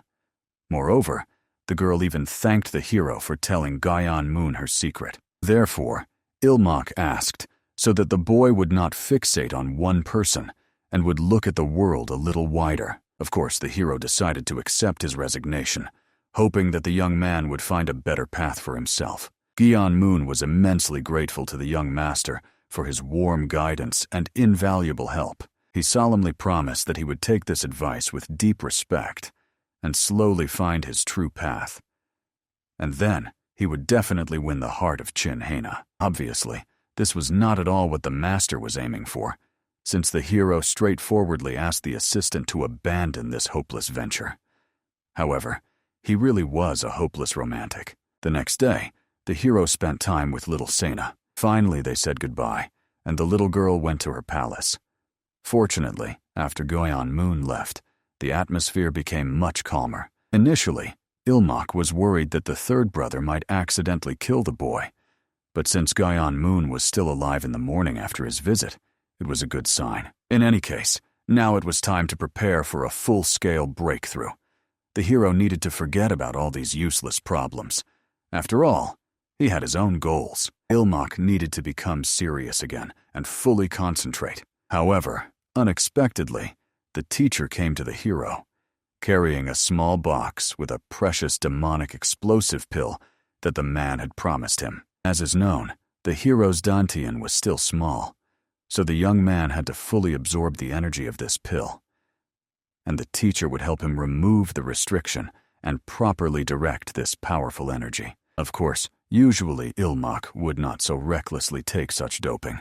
However, there are situations when common sense is not enough, and one has to endure. Moreover, the hero was currently most lacking internal energy. He just needs to swallow this pill, and the place at the Academy of Demonic Arts is in his pocket. In the end, placing his hands on the hero's shoulders, the teacher asked him not to open his mouth and to follow the flow of true Qi that would be directed to him. The most important thing in this process is not to lose consciousness. Very soon, the guy understood what it was about, for he felt a pain never before experienced. He felt the unrestrained energy of the explosive demonic pill raging. His meridians seemed to be torn apart by how strong and indomitable this energy was. However, suddenly, the young man realized the energy of the pill was cleansing all the dirt that clogged his meridians. Naturally, it was unbearably painful when something that was part of your body was forcibly torn out of it. But now, if he can endure this torment, his main meridians will become much wider and more perfect. Finally, the hero completed the large circle of meridians and began to feel slight relief. Now he only had to direct the remaining energy into his dantian. However, unexpectedly, Ilmok felt such a monstrous explosion of energy that his body almost convulsed. Ilmok tries to hold back a scream bursting from his chest. He clenches his teeth harder, veins bulge on his cheeks, and sweat streams down his face. It seemed to him as if his body was being pierced by knives. He literally felt sharp blades stabbing into his flesh. But now Ilmok feels as if thousands of ants are devouring him. They tear his body into tiny pieces, and he is powerless to defend himself. The boy clenches his teeth tighter, thinking that this is not the absorption of an elixir, but real torture. The heavenly demon, his teacher, still sits behind him, holding his palms on his back. The boy's hand resting on his knee trembles slightly. On it, as on Ilmok's entire body, bulging veins are also visible. The boy's eyes fill with the radiance of inner energy. He believes this is truly his limit. Hekran Ilvi finally removes his palms from the student's back. Ilmok immediately falls, burying his face in the ground. The smiling teacher says that he endured it well. The boy lying on the ground, who feels he cannot even move, thinks, endured well? No way he endured it. Ilmok still makes an attempt to stand on his feet.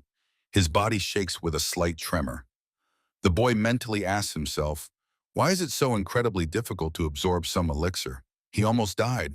Ilmak stands up but feels extremely unsteady. He looks at his hand with surprise, mentally asking, "What is this? Why is his body so light?"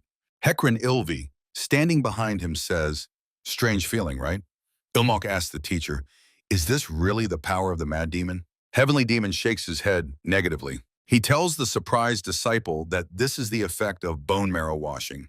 Bone marrow washing is called the most complex procedure during which the master, using his internal energy, restructures the disciple's bones, muscles, and vessels. Thus, he creates a body perfectly suited for martial arts. It's as if he forces it to be born anew. Ilmak, turning to face the teacher, asks, "Can even an adult person like him really go through this?" Hekran Ilvi answers that with age, it only becomes more difficult, but not impossible. The old man adds, "Moreover, this became possible because the boy's body had few impurities." And Ilmak steadfastly endured the process, which allowed preserving most of the mad demon's energy. Chinhen, who approached them, silently listens to their conversation. Squinting with one eye at the girl standing behind him, the boy thinks, it was hellishly painful, but it was worth it, right? Leaning to his ear, Chinhen whispers to the young master that bone marrow washing is a process much more complex and profound than the heavenly demon described.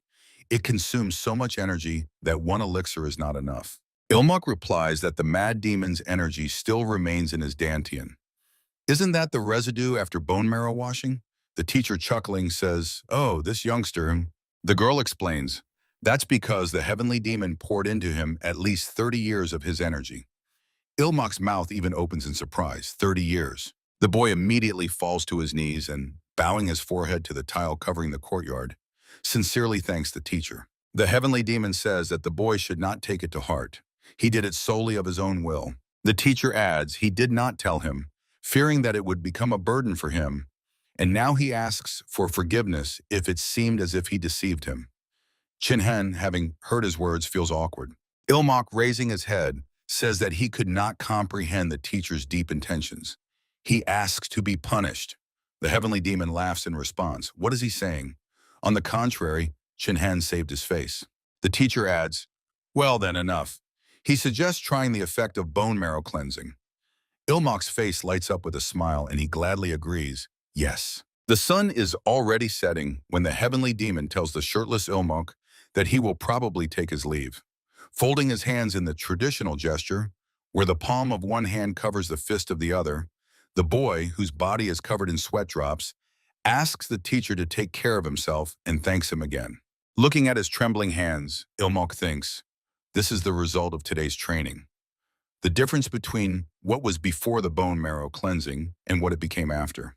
A triumphant smile appears on his face, and decisively clenching his hand into a fist, the boy thinks, like heaven and earth. To use a metaphor, his chi channels have expanded into a 4-lane highway. Now they are wide enough for all his internal energy to flow freely. The fact that internal energy now depletes quickly is a bit stressful, but the amount of energy absorbed during cultivation has also increased. So this is not a problem. On the contrary, thanks to such rapid circulation, his dantian will become more flexible and elastic, and this ultimately will lead to rapid growth. Clenching the sword in his hand, Ilmak thinks, the same goes for fencing. Swinging the sword, the boy reflects that movements which previously seemed clumsy now become smooth and free. Ilmak continues training with the sword, which leaves a faint trail of bluish energy behind.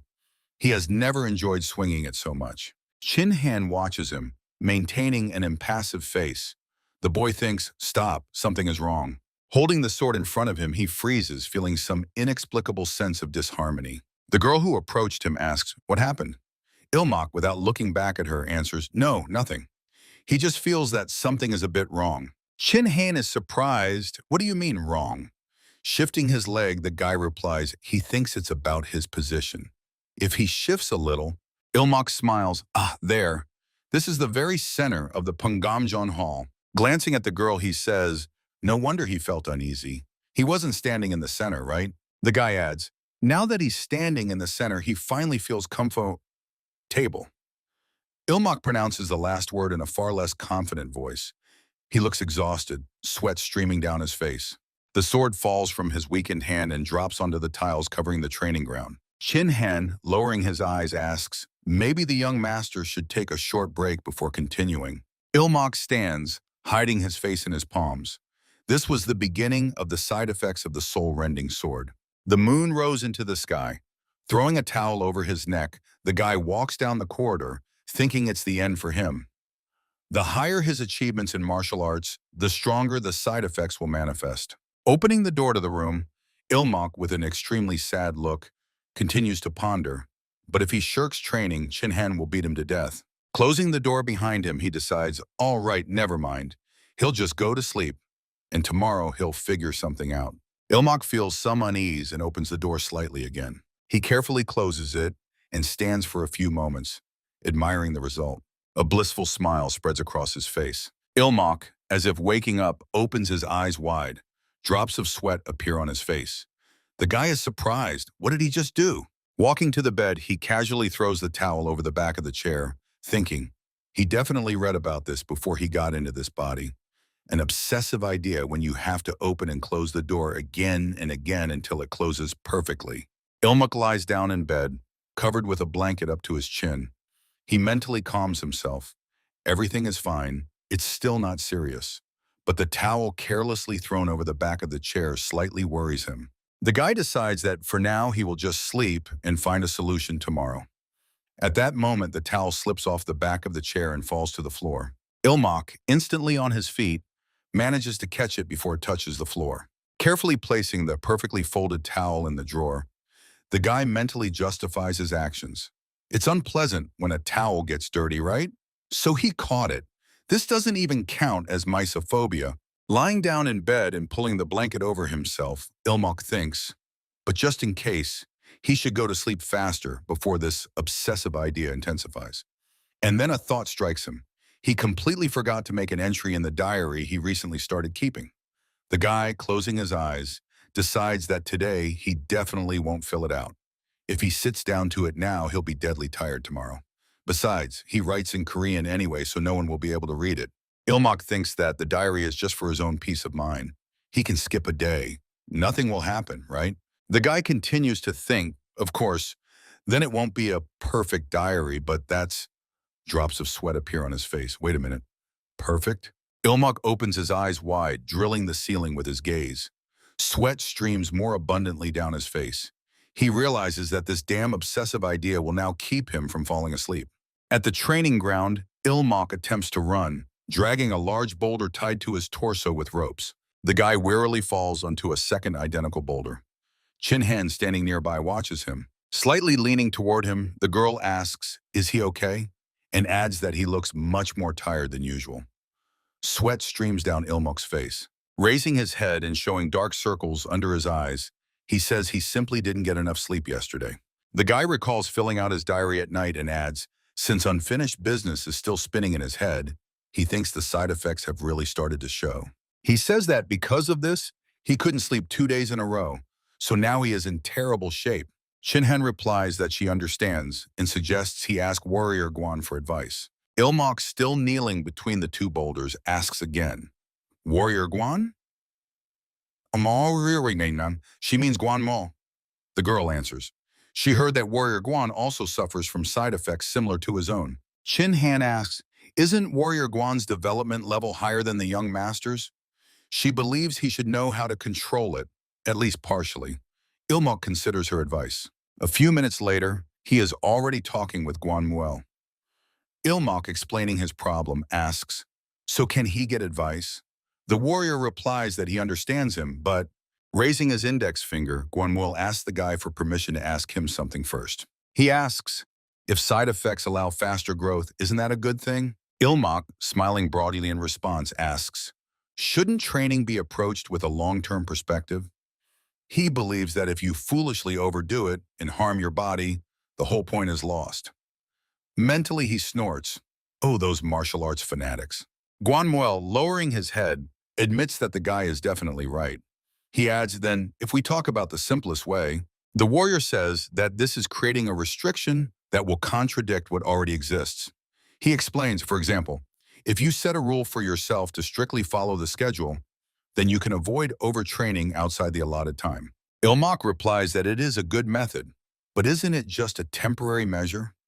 Over the course of life, his daily routine will most likely change, and more than once. Isn't there some final solution? His question makes Guanmul think, a final decision. The warrior asks, does the guy really want to hear him? Ilmak asks, does he have a method? What is it? Grasping the sword hilt, the warrior replies that it is not a 100% method. He himself is only testing it. He asks the guy to follow him. Chan-ho, who appeared nearby them, asks, what are they doing there? Approaching them, he adds that he was already surprised where the young gentleman had disappeared to. The warrior, addressing Ilmak, says he will tell him next time. Guanmuel adds that he will probably go. The guy looks a little confused. Looking surprised after the departing warrior, Ilmak thinks, what was that? Strange. Chan-ho asks, what was he talking about with the warrior Guan? Ilmak reports that recently the side effects of demonic arts have intensified. So he asked for advice, but the other just began to say there is a good way, then immediately postponed everything until next time. Chang-ho agrees. Guan's warrior condition has indeed been strange lately. Meanwhile, Guanmuel hastily leaves them. Chan-ho adds that he often withdraws. He suddenly needs to be alone. Guanmuel, as if confirming his words, quickly turns onto a forest path. The guard thinks it would be wise to keep an eye on him. Chan-ho, bowing his head and folding his hands in a traditional gesture, adds, if he notices anything unusual, he will report it immediately. Scratching the back of his head in confusion, Ilmak replies, well then, he relies on him. Propping his head with his hand, the guy sinks into thought.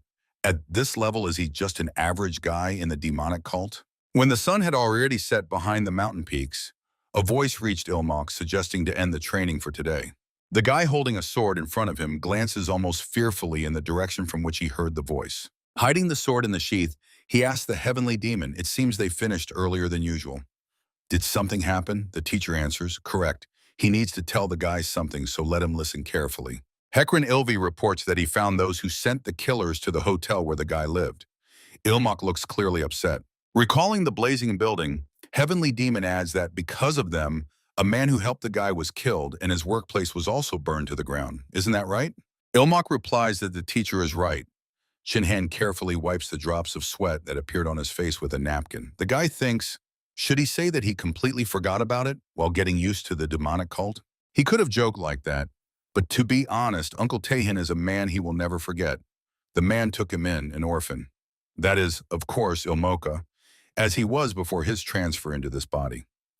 He taught him how to live and made a man out of him. He was a great benefactor who replaced his father. Moreover, on the day he first met the teacher and the hotel burned down, he was saved from the fire only because his uncle sent him to get water. Even if it was a mere coincidence, he definitely became a benefactor for Ilmak and for himself. Heavenly Demon says that he will now tell the guy about them. He asks him to listen carefully and decide whether he will take revenge himself or leave it to the old man. Ilmak nods his head. The celestial demon says that the first is the one who watched his movements and reported his whereabouts. This is Bolshevige, the elder of the 8 knots from the Beggars sect. The second is the one who ordered people to pursue him and sent martial arts masters. This is Gong San-hin, the chief strategist of the Murim Union. And finally, the one who ordered to kill the innkeeper and burn everything to ashes. This is John Yan, head of the Vigilance Pavilion of the Murim Union. The heavenly demon asks Ilmak, so what will he do? The old man asks him to speak frankly. The young man hesitates. Ilmak says that he will take revenge himself. The teacher is clearly impressed by his answer. The celestial demon asks, does he mean that he will deal with all 3 himself? Ilmak shakes his head negatively, saying, isn't there one among them who gave the direct order to kill? The guy names the person he considers solely responsible, Pavilion of Vigilance Chief Chong-en. He reports that he intends to take revenge only on the one directly involved in the murder of Uncle Taken. Heavenly Demon, stroking his beard with a slight smile, admits that the guy is wise. The teacher says, honestly, he never intended to entrust the revenge to him. Except for Bolshevige, the other opponents of such level, the guy wouldn't even dare to approach. Heavenly Demon adds, however, respecting his desire, he will entrust him with the head of the Pavilion of Vigilance. Let him devote himself to training for this revenge. Folding his hands in the traditional gesture of respect and gratitude, Ilmak exclaims, "Yes, he will definitely do it." Night falls, and Ilmak, settling comfortably in bed, pulls the blanket over himself. Waving his fists under the blanket so that it rises up, the guy thinks, if he didn't have to fight them, the teacher would have said so. He had to choose. Then he thought, what if it's Bolshevike? Ilmak, exhaling angrily, wonders, and why didn't heavenly demons say that Bolshevike is the easiest opponent? Of course, avenging Uncle Tahin is good, but he doesn't want to choose the hardest path without a special need. The guy lies staring at the ceiling. Sleep does not come to him. He decides that since it turned out this way, he will have to try hard. Ilmak thinks, yes, in any case, it would be good to finally rest Uncle's soul, right? In the dim light of the room, a thin signal thread can barely be seen. One end of it is tied to the door. Ilmak still cannot fall asleep. He thinks that now he just needs to focus on the exam to the demonic academy and revenge for Uncle Tihan. The guy believes that when all this is over, a real peaceful life will begin. At that moment, the thread tightens. The other end of the thread is tied to Ilmak's hand. Watching his hand rise, the boy sighs. Sitting on the bed, Ilmak asks, addressing the third elder brother, "Is that him who came?" Tearing the thread and freeing his hand, he thinks that he tied it just in case of sudden visits from the third elder brother. He definitely does not want his sleep to be interrupted suddenly. Lowering his feet to the floor and gathering his hair into a ponytail, Ilmak continues to think about the third elder brother. He supposedly just returned today from a mission he was on for several days. He thinks he should have slept more, not thought about revenge. Meanwhile, a figure appears before him, whose face is hidden in the shadow of a hood. The man's hand rests on the hilt of a sword sheathed at his side. Ilmak's eyes meet the visitor's eyes, and he realizes they burn with a thirst for murder. The guest, drawing his sword, strikes, but Ilmak, who leaves the bed with incredible speed, is already running away, thinking that the third elder brother has completely lost his mind. Ilmak grabs a weapon and hastily draws his sword. The boy barely manages to dodge a powerful blow delivered by the opponent. He sees with horror that the night visitor's strike has split his blade, and only the hilt remains in his hand. For a few moments, the opponents stand facing each other, assessing the situation. Then the assassin, whose eye radiates the glow of inner energy, attacks the boy in a leap, swinging his sword. Ilmak, avoiding the blow, is forced to jump back. He throws the broken piece of the sword at the opponent, but it flies past the attacker's head. Right then, the guy throws the sharp part of the blade at the killer. The opponent deflects the blade fragment with his sword. The killer swings the sword, leaving a purple energy trail behind, and Ilmak is forced to dodge again. The guy stands, clutching the scabbard in his hands, thinking that if he tries to run away, he will die on the spot. The opponent's strike slashes the clothes on his chest. Deep grooves left by the killer's sword are visible on the doors and walls of the room. Ilmak thinks only one thing is comforting. This is not the third brother. If it really were so Wanpan, he would have died from the first blow. In that case, the guy's hand grips the scabbard tighter. Deflecting the killer's strike with the scabbard, he realizes that he will have to fight not for life but for death. Ilmak looks with horror at the split scabbard. At that moment, the opponent, raising the sword above his head, attacks him in a jump. A red aura surrounds his body, but suddenly a wary expression appears in his eyes. At the same moment, a bright flash occurs in the room. Ilmak tries to cover his head with his hands. The guy, realizing he is still alive, decides to open one eye slightly. Chin Han, standing before him in a fighting stance, without looking back, asks, "Is the young master all right?" From behind the door, in which the assassin's sword made an impressive hole, a voice is heard. What is this noise? The attacker realizes that help is rushing to Ilmak. The guy is shouting that a killer has broken into their place. He adds that Mrs. Chin Han is with him, so he is okay. The main thing is to catch the one who left through the back gate. Shan Ho and Guanwell appear in the room. They answer yes, and immediately rush after the killer, jumping from roof to roof. Ilmak stands, pressing his hand to his chest, where a scratch left by the assassin's sword is visible. Meanwhile, the girl finds a small container and removes its lid. Showing the guy 2 fingers smeared with a green substance, Chin Han says she will apply ointment to him and asks him to take off his outerwear. Ilmak waves her off with his hand, assuring that the wound is shallow and he is fine. He adds that there is a more important matter. He needs to ask her something. The guy asks her to bring him the sword as soon as possible. Ilmok, shirtless with a bandage proudly displayed, jumps from roof to roof, clutching a sword in his hand. He utters, "That very feeling. He must make it his own." The next day, the sun generously illuminates a small 3-story house, behind which mountains are visible. The heavenly demon stands before the bed, on the edge of which sits Ilmok. The teacher turns away from the boy lost in thought. Ilmok thinks, well, the attacker was from the Martial Alliance. Shanho and Guanmuel pursued him to the end, but he committed suicide. The internal investigation of their sect showed that he had marks of the Martial Alliance. So it seems the assassination attempt was attributed precisely to the Martial Alliance. Ilmok understands that there are 2 main reasons why the Murium Alliance might have targeted him. The first, he did not die on the day he first met the teacher.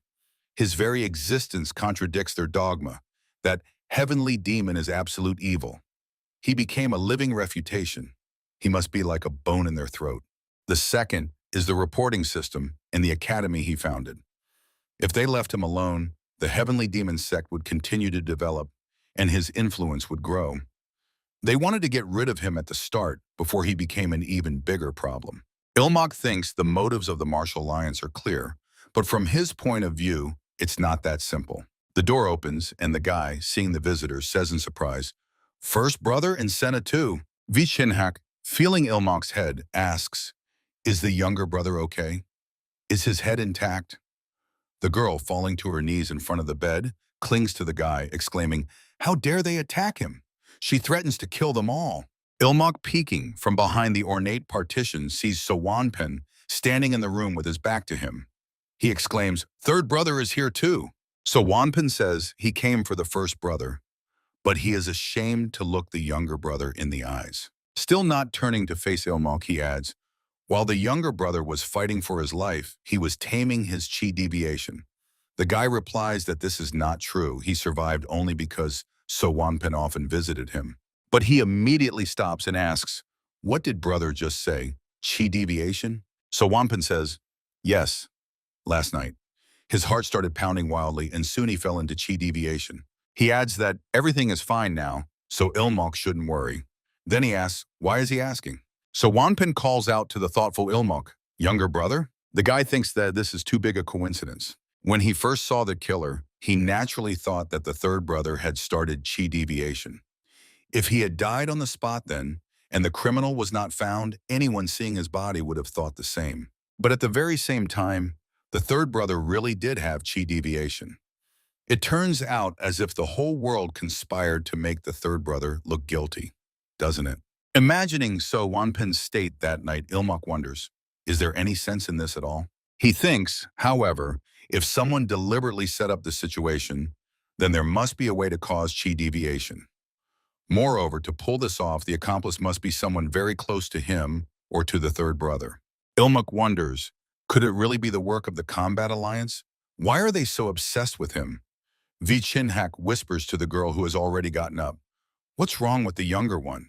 She herself asks, "Is he okay?" So Wanpen, standing facing the wall, says it's all because of him. The guy continues to wonder, why? His gaze stops on Vichinhak. He states that the real criminal who attempted to kill him might be inside the Heavenly Demon sect. Vichinhak jumps up to him and shakes him by the shoulders, exclaiming, "What is he suddenly talking about? Does he mean that it's someone from their people?" Ilmok replies that these are only guesses for now and asks to be heard. The guy says that the third brother visits him every night. The first brother values him as a strategist. These are well-known facts that almost everyone in the sect knows. Against this background, if he were stabbed at night, and at the same moment the third brother had a chi deviation, whom would Vichinhak suspect? He adds, moreover, if that happened, the only disciples of the heavenly demon with an unblemished reputation would be the first and sixth brothers, Chongrichu. Ilmok says that it would be a great opportunity for someone aiming for the position of the heavenly demon. Vichinhak grits his teeth. A red aura flares around him, and inner energy beams from his eyes. He clenches his fist with such force that his hand trembles. Vichinhak exclaims, "Just imagine a member of the great heavenly demon sect has stooped to such dirty tricks." Ilmok asks him to calm down, saying that they have no evidence yet. The older brother exhales, and the guy suddenly feels relief that he has achieved soul liberation. Ilmuk says that for now his hypothesis is based on the fact that their accomplice is someone from the close circle of him or the third brother. Only this way could it all have been arranged. The guy adds, and to catch them by the tail, he desperately needs the help of one person. Ilmuk turns his gaze to Vampin. He looks a little confused. The guy asks the third brother, will he help him? Ilmuk settled on the mat behind the low table, on which cups and a teapot stand, and opposite him sits the heavenly demon. Kneeling, the boy bows his head low and says that he is begging the teacher. His hands resting on his knees tremble slightly, and his fingers dig into his body as he says that they are still needed by him. He asks the heavenly demon not to get rid of his guards. For a few moments, the old man reflects, then sighs. The heavenly demon says that Ilmuk has become attached to them. But even if that is so, why does he defend them so fervently? After all, they could not protect him. The young man, pressing his palm to his heart and looking pleadingly at the old man, asks, but isn't he now sitting in front of him, alive and breathing deeply? Since he can still move, it means it cannot be said that they failed to do so. Ilmuk adds, moreover, if they are punished for this, how will they survive in the demonic cult at all? Behind the glass door behind his back, someone's silhouette is visible. The voice of the young man convincing the teacher that the guards have a chance to atone and bring glory to the cult reaches the eavesdropping person. Ilmuk convinces the heavenly demon that he asks for the sake of their cult to spare his guards. The teacher tells the young man he sees that he has a noble heart since he cares about the cult and its followers. Hope appears on Ilmuk's face. The heavenly demon warns him that he will not agree to such a thing again. The old man says that Ilmuk is a heavenly disciple of their cult. Let him always remember that his life is a precious thing. The young man, bowing so low that his forehead touches the floor, replies that he has understood the master. He repeats that he will remember this, and a smile appears on the old man's face. Ilmuk, without raising his head, continues to thank the heavenly demon. A satisfied, anticipatory smile spreads across the boy's face. Everything went exactly as he planned. Ilmuk walks down the dark corridor, throwing a pillow over his shoulder and holding a rolled-up blanket to his side. He thinks about the fact that he saved his guards not only out of attachment. If his guesses are correct, then among the people close to him, there is an enemy spy. He prefers to keep them as close to himself as possible to catch the rat at the right moment. The boy approaches the bed, thinking that if he makes himself an easy target, the spy will definitely make his move. Ilmuk already has a backup plan, and now he just has to wait for the enemy's reaction. He looks around in surprise, wondering, what kind of room is this? After the mercenaries' attack, his bedroom had turned into complete chaos. Chin-Han said she would prepare another room for him to sleep in until his quarters are put in order. Approaching the writing desk and looking at the open book lying on it, Ilmuk thinks the room seems lived in. He wonders, did someone else live here? Lying down in bed, he thinks it's strange to sleep in someone else's room, but it smells clean and nice. He decides that the previous owner was clearly not a slob. Pulling the blanket up to his chin, Ilmuk assumes it will not be easy for him if some problems arise because of this. He decides that in that case, he will simply ask Chin-Han to find him another room when he wakes up. At that moment, there is a knock on the door. Ilmuk immediately becomes alert. Behind the glass door, a silhouette is visible. A question reaches him. Is the young master already asleep? The boy sits up in bed and takes the sword hidden in the scabbard in his hands. He asks what Chin-Han is doing here at such an hour. Meanwhile, he thinks, well, she can't be a spy, can she? Chin-Han asks, may she come in? Ilmuk, beads of sweat appearing on his face, answers, let her come in. His hand rests on the sword's hilt. Drawing the sword, the boy plans to strike first, ahead of the girl. But Ilmuk freezes with the sword half drawn from the scabbard. Chin-Han, in a humble pose and night attire, a floor-length dress, stands before him with her hands folded on her stomach. Without raising her eyes, the girl says she accidentally overheard that he forgave her, not demoted her as should have been. She adds that therefore, despite the late hour, she came to thank him. Ilmuk, kneeling on the bed and gripping the sword's hilt, says confusedly, oh, really? Chin-Han says that time she could not fulfill her duty because she was too far from the young master. The boy, already having hidden the sword back in the scabbard, sits on the bed looking at the girl confusedly. Chin-Han adds, so from this moment on, she will sleep in the same room with him and stay close throughout all 12 sijin. Ilmuk cannot believe his ears, and confusedly, hoping he misheard, says, excuse me? After a while, Chinhan lies in bed with closed eyes under one blanket with Ilmok, who stares at the ceiling, still not believing what is happening. He turns his head and looks at the girl, thinking that she resembles a doll diligently crafted by the most skilled masters. Examining Chinhan's profile, he mentally wonders, how can a human face be so beautiful? And this person is sharing a bed with him right now. He shakes his head from side to side, driving away intrusive thoughts. No, he shouldn't think about such things. He reminds himself that Chinhan is still one of the suspects. Ilmuk, studying the ceiling again, thinks that he keeps her close only to find possible evidence, right? He persuades himself to focus on his task. The guy decides, all right, he'll just take a quick peek and then immediately go to sleep. Ilmok glances at the girl. Suddenly, Chinhan turns her head towards him and looks him straight in the eyes. The guy jumps back from her in fright, ending up at the very edge of the bed. The girl sitting down asks, can he fall asleep? Or Chinhan inquires, does her presence make him uncomfortable? Ilmok, smiling widely and admiring the girl, raises his hands conciliatorily, saying that he just can't get comfortable, so he's tossing and turning. He asks, does Lady Chin also have trouble sleeping because of this? The girl replies that she is comfortable here, since she was the one who lived in this room before. Ilmok is surprised. What? He thinks. No wonder she seemed at home. But wait, why did she even send him to his own room? Getting up from the bed, the girl answers his unspoken question. She thought this place would be the safest for him. But it seems he really is uncomfortable. Chinhan says that she will bring hot tea, and since it is already late, he will have to wait a little. Ilmok replies that there is no need to trouble himself so much. But Chinhan, ignoring him, opens the door. Guanmuo blocks her way. The guard says that he will bring the tea himself. Guanmuo reminds the girl, didn't she say she wouldn't leave the young master for a step? He says he will take care of all the errands so that she won't have to leave Ilmok. Chinhan nods his head, saying that she understood. The boy sitting on the bed listens to their conversation. Ilmok thinks with annoyance, but he had hoped that he could calm down while she went to get tea. In the dim room where plates stand on the shelves and bags of herbs hang from the ceiling, a teapot sits on the table, steaming. From the teapot into the cup, they pour the drink. While the warrior prepares the tea, Ilmok thinks, since they care about him so much.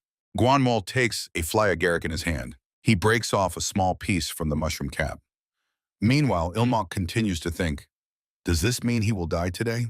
Guanmuo carefully examines the piece of mushroom in his hands. Crushing it, he throws the crumbs into the cup with the drink.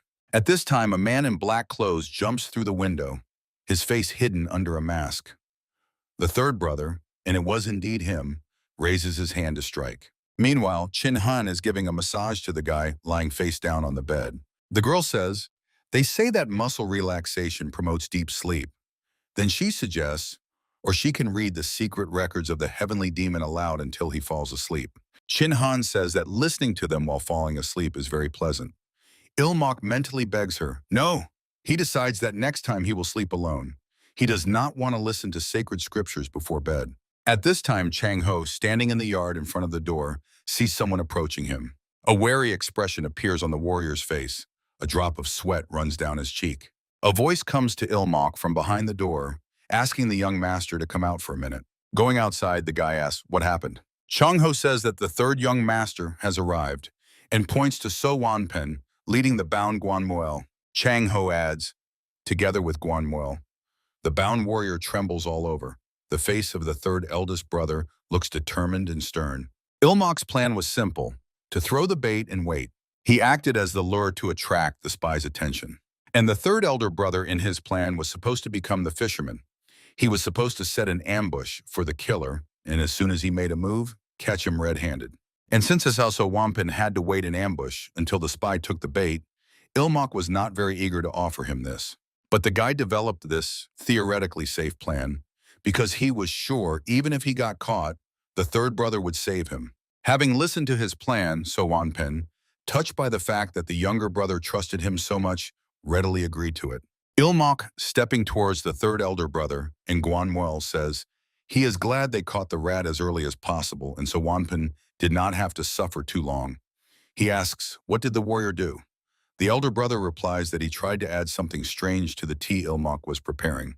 The guy is surprised at something strange. Immediately, a small pouch flies into his hands. Opening it, Ilmok sees a fly agaric mushroom. Behind the guy, Chang-ho and Chin-han look at the mushroom. The guy thinks, this is a poisonous mushroom, and Guan-muel was caught right at the crime scene. Chang-ho shouts angrily. There is no doubt. He suggests executing Guan-muel immediately. Ilmok orders everyone to calm down and adds, he wouldn't have tried to take his life alone, right? The guy says that killing him right now would devalue all the efforts the third brother made to catch him alive. They need to interrogate him and find the accomplices. Chin-han listens, lowering his head deeply. Ilmok asks So Wanpin if he can remove the gag and asks him to be alert in case the prisoner tries to kill himself. A moment and Guan-muel greedily gasps for air. The warrior shouts that they all misunderstood. Guan-muel says that the tea was not for the young master, but for himself. The bridge of the nose of the young man who lost his mask is crossed by a horizontal scar. He adds, addressing Ilmok, last time when they talked about how to get rid of his side effects, the solution he didn't mention then, that's this mushroom. The guy, crossing his arms on his chest, looks at the warrior with a smile. He clarifies, so he says that by eating this mushroom, he will reduce his obsession to 0? Handing him the mushroom, Ilmok adds, if the poison is so useful, why wouldn't he try it? Guan-muel, stammering, replies that it must be consumed in a special way. The warrior explains that a small piece must be ground into powder and mixed with water. He adds, and if they don't believe him, he will eat it in front of them. Chan-ho fervently asks the guy not to believe Guan-muel. He says that he just wants to kill himself with poison. Ilmok replies, considering that he defended him instead of just eating it, he doesn't think that's really the case. So Wanpin says that he will intervene if the warrior tries to kill himself. The third elder brother adds, if he says only a small piece is needed, then everything should be fine. Ilmok nods. He understands everything. They crumble a piece of the mushroom into the cup with the hot drink. So Wanpin, placing his hand on Guan-muel's head, forces the prisoner to kneel on one knee. Ilmok hands him the cup. The warrior says he knows this is not the best time to say such things, but he asks them to pretend they have never seen what is about to happen. The guy's hand grips the prisoner's chin, forcing him to lift his head and open his mouth. He pours the drink into Guan-muel's mouth, who obediently swallows it. Ilmok throws the emptied cup to the ground. The warrior's body trembles. The prisoner's cough turns into a muffled growl. Alertness flashes in Ilmok's eyes, and his body is enveloped in a red aura. He is ready to repel the attack. But Guan-muel's face reddens, and his lips stretch into a smile. Ilmok looks at the prisoner in bewilderment, and the latter hiccups. A thin stream of saliva flows from his mouth, and he sobs. The warrior continues to kneel before the young man, who asks, why did he even decide to eat such a thing? Ilmok inquires, at such a dangerous moment when threats are everywhere, why did he decide to do something so suspicious? Without raising his eyes to the young man, Guan-muel answers that his side effects kept worsening. Failing to fulfill his duty as the young lord's protector, he fell into madness. It seemed to him that he was about to lose his mind. At any other time, he would have overcome this by exhausting his body, but he could not do it right in front of Ilmok. The warrior says he had no other choice left. Ilmok brings his palm to his forehead, mentally asking, but are there poisonous mushrooms? Isn't that too much? No, Guan-muel used poison as medicine, right? The guy is lost in thought. The third eldest brother says, he already thought they caught a spy, but it seems they were unlucky. Ilmok addresses So Wanpin, and he immediately looks at him warily. The guy asks, did he snack on something that night when he was attacked? So Wanpin says that he eats practically every night because of his insomnia, but if there had been poison, he would definitely have noticed it. Ilmok replies there was no poison. He says that besides poison, there are other things that can affect a person. For example, some food warms you up, or on the contrary, causes problems if eaten. By that logic, Ilmok says that the eldest brother must have eaten something that made him much more sensitive. The guy adds that for an ordinary person, that something could have been medicine, but for a person like the eldest brother, it acted like poison.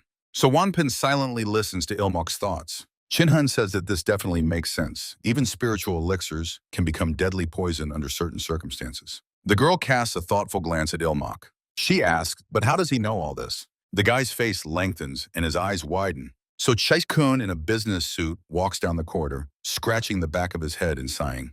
He is stopped by a hand offering him a chocolate bar. Li Qihan thanks him and asks, dealing with complaints is not easy, right? Taking the chocolate. So Chikun replies, does she even realize how many times he had to cover for her? The girl, smiling shyly, says she is very sorry. They continue talking in the three-story office building. The girl says, by the way, doesn't it seem to him that lately the complainers have become even more aggressive? So Chikun answers, really? He hadn't noticed. Sitting at the table, the guy bites the chocolate bar. The girl, leaning her hand on the tabletop, leans toward him, saying she can't get rid of the feeling that they are ready to attack them at any second. Does he agree? The guy silently chews the chocolate. Dark circles have formed under his eyes. The girl says, just look at him. He has no face left at all. So Chikun replies that he is just having a depressive episode, and his face has always looked like that, if anything. The interlocutor says, what's with him, really? The girl puts a cup of coffee on the table, saying, it slipped out. But if that's the case, he should be more careful. Showing him the cup covered with a lid, she says, some drinks only worsen depression. Did he know that? Ilmok thinks that he cannot tell them that he learned about this because of that incident. The guy thinks he needs to come up with an excuse. Chinhan says questioningly, young master? Ilmok, raising his index finger, joyfully declares that he remembered. He explains that long ago, when he was still a waiter at an inn, he learned about it from its owner. Before his mind's eye appears the surprised face of Uncle Tehan. The man, pointing to himself with a finger, says in surprise, from him? Feigning laughter, Ilmok says that he sometimes taught him cooking and its secrets, but it was so long ago that he barely remembers them. Mentally, he asks Uncle Tehan to forgive him for having to use his name. So Wampin thoughtfully says, I see, he says he also heard about it from the master. He clarifies. So Ilmok learned this from that inn owner who died after the attack by the Combat Alliance. The third elder brother adds, just think, they went so far to get rid of the master. Ilmok asks him to calm down. He suggests first finding those who prepared the night snack for the brother on that ill-fated day. The guy says, if they caused chi deviation with food, then they surely left clues behind. They need to find the clues before they can destroy them. So Wampin replies that they will catch them, and he will make them cook exactly the same dish. He will give it to Ilmok to try. So let them come when they are ready. The stunned guy, clearly not happy with such a prospect, does not know what to say to that.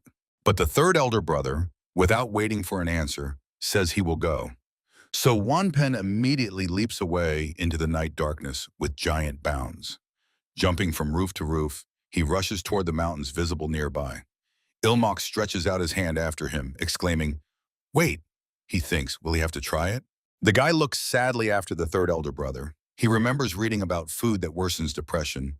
But what if there are ingredients he does not know? Shin Han asks the young master what to do with the warrior guan. Ilmok answers that it was just a simple misunderstanding, right?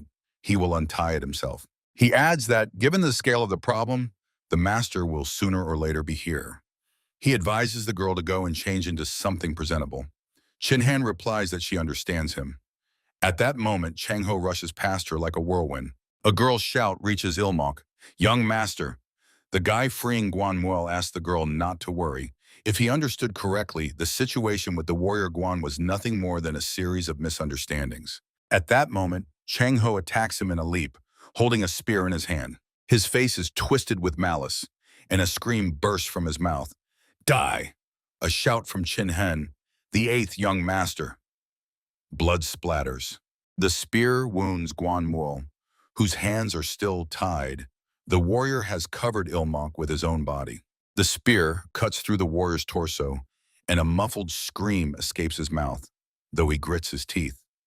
Ilmok, standing behind him, cries out, Warrior Guan! Chang-ho is angry, wondering, has he been watching the situation too long? Should he have stopped everything at the root? Or should he have pushed that servant a little harder to kill the eighth young master? Or should he have joined the attackers that night to get rid of everyone? How did it happen? How did the eighth young master know about all this? Chang-ho strikes again, wanting to deal with the warrior blocking him, but the warrior jumps aside. Dodging, Guan Muel mentally curses, because he cannot fight with his hands tied. Chang-ho thinks he has nowhere to retreat.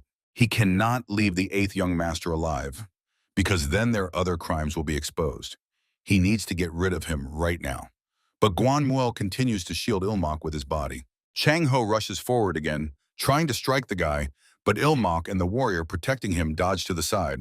The spear wounds Guan Muo's cheek, and he insults his former colleague. Chan Ho understands that today he will not return from here alive, but he doesn't care. Spinning the spear into his hand, he raises it above his head. Chan Ho's body is surrounded by a light purple haze. He is ready for anything for their plan. Glaring maliciously with his eyes, he threatens to cut them all to pieces. Putting internal energy into the spear, he attacks Ilmok and his guard, delivering a sweeping, slashing blow that leaves a purple trail behind. But his attack hits a powerful defense.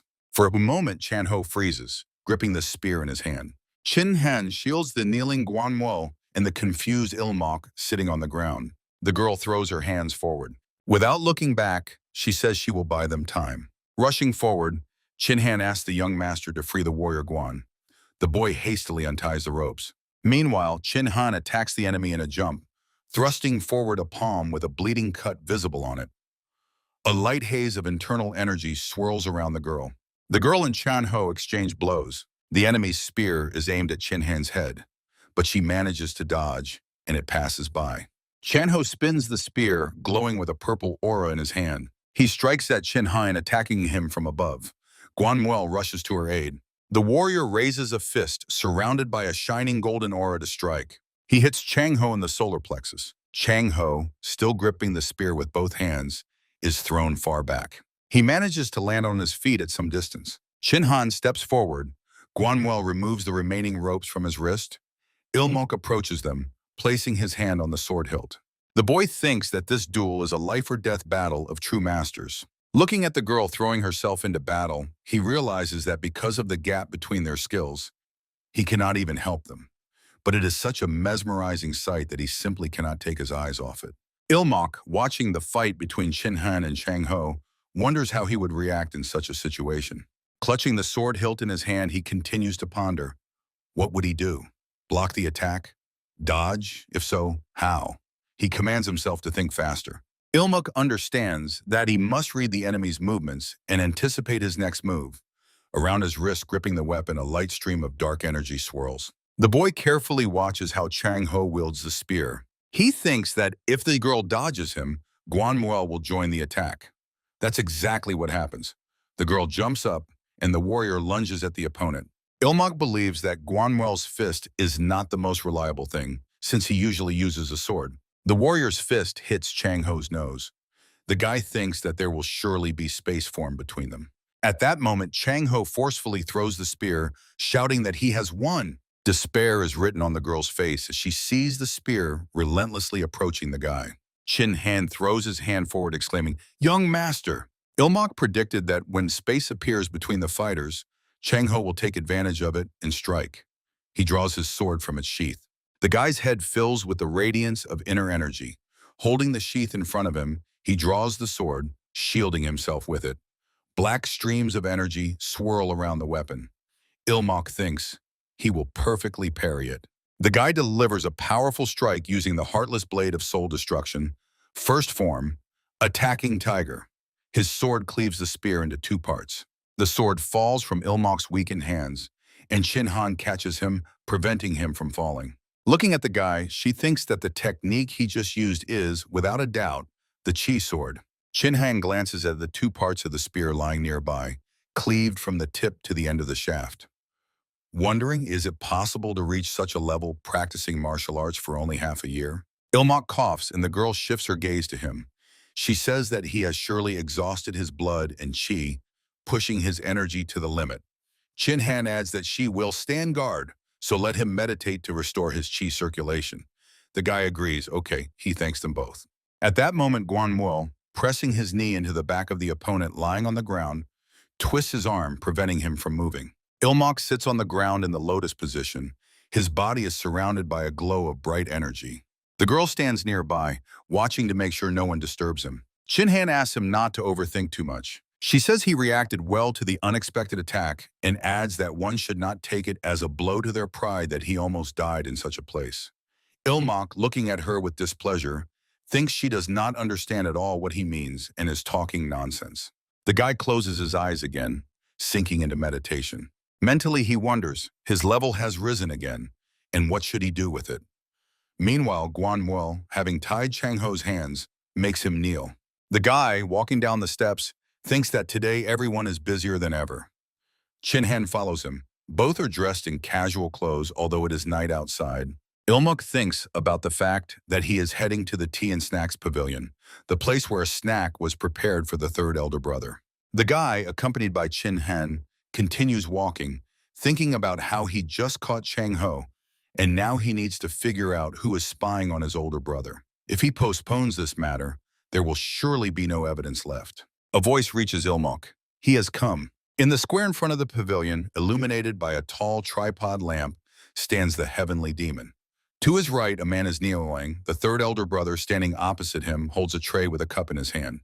To the teacher's left, 3 guards are lined up. The heavenly demon speaks. He heard that the guy was attacked. Is he not wounded? Folding his hands in a traditional gesture and respectfully bowing his head, Ilmok replies, thanks to his protectors who shielded him with their bodies, he is fine.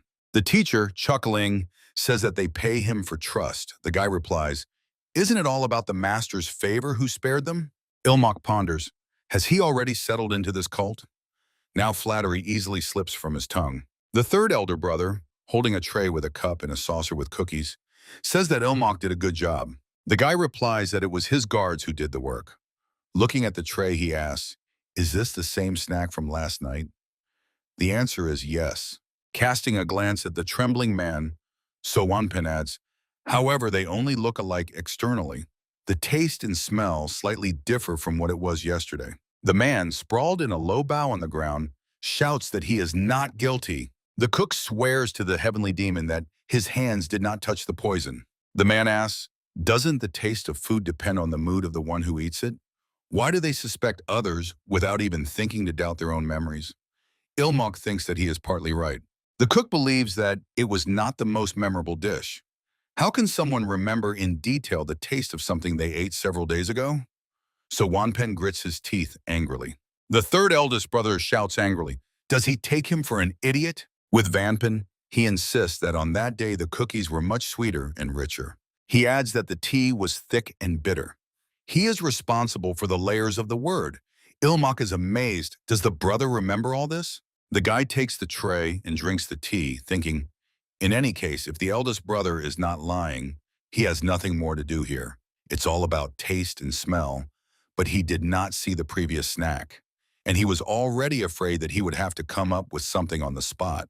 He reflects that actually the food he definitely knows that improves depression exists only in the modern world.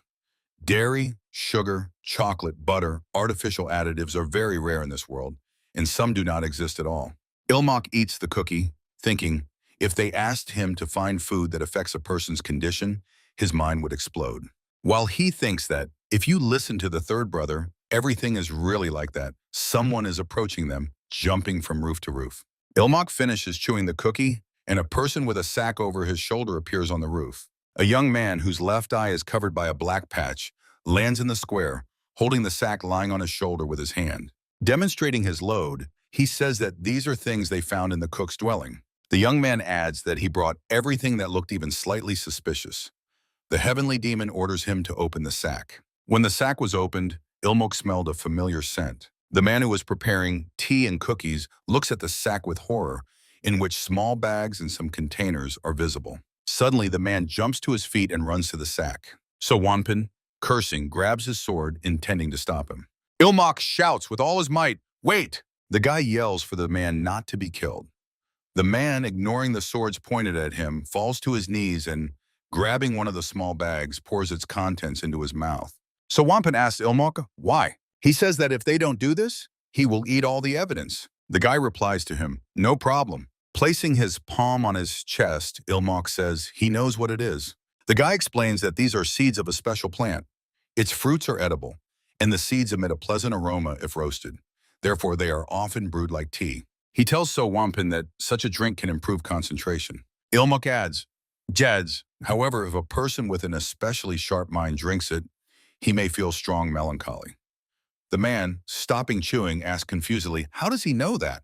Ilmok clearly does not intend to explain anything to him, but he notices Chin Han's attentive gaze. A strong hand grabs the guilty cook by the lapels of his caftan, and in the next moment, the girl's fist strikes his solar plexus. Looking at the man lying on the ground whose body is shaken by a slight tremor, and at the modestly standing Chin Han nearby, Ilmok says, and to enhance this effect, the seeds are roasted.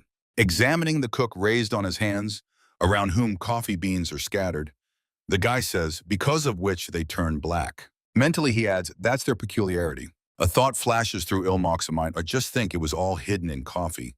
Bitter taste, rich aroma. Oh yes, and a rapid heartbeat.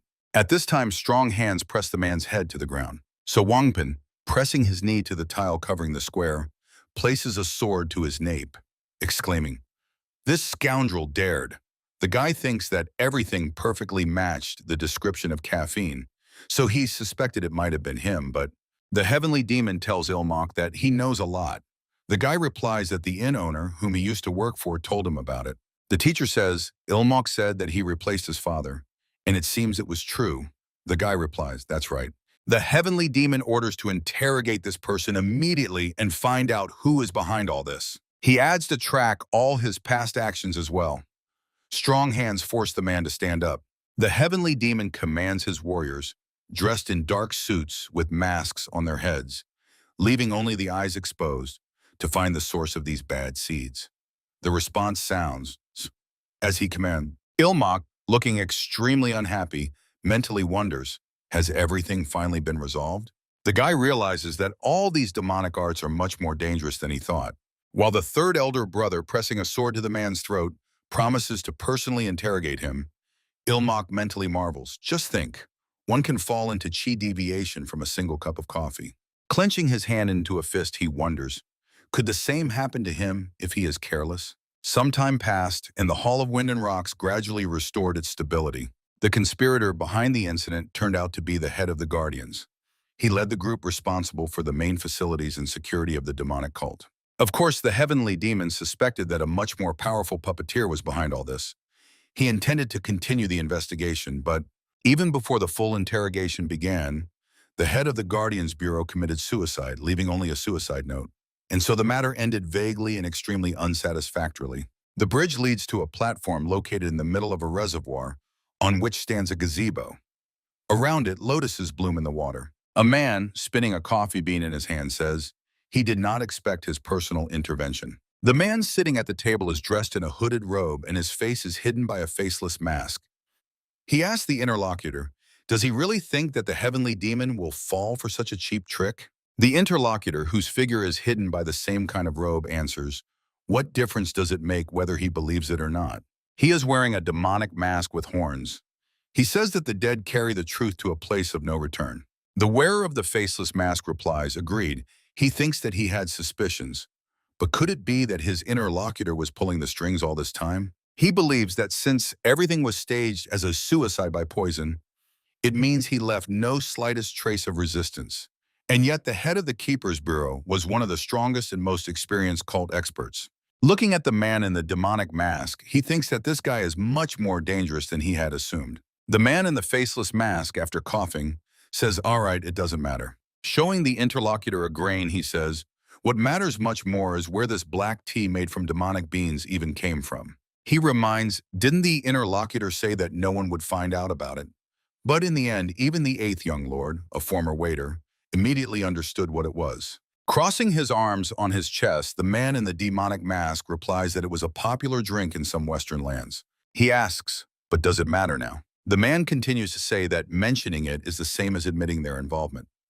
If the interlocutor wants to run to the heavenly demon right now and spill everything, he will not stop him. The man in the faceless mask is clearly in no hurry to run anywhere. Sitting down on a chair, the man in the demon mask says, instead, what matters is how they deal with this brat. The man in the faceless mask says that they have stirred up a wasp's nest. He asks, maybe they should lie low for a while. The response is it really necessary for them to take action now? The wearer of the demonic mask adds that sometimes accidents happen in life.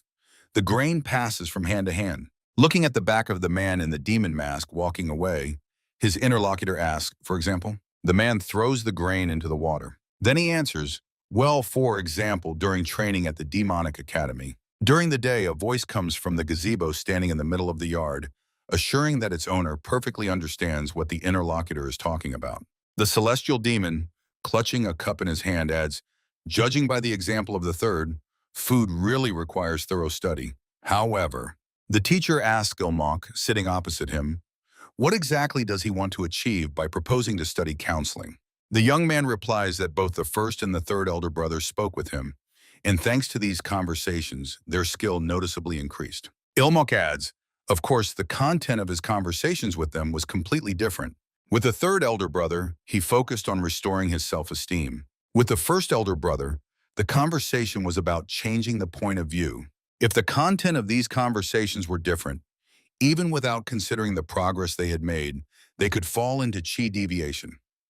Therefore, counseling must be conducted differently depending on the manifestation of side effects. That is why he says it requires separate research.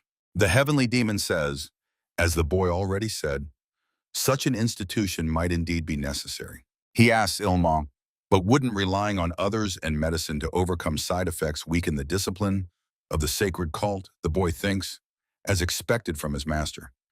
He understands that it will not be easy. The boy asks the teacher, does he want everything to remain as it is?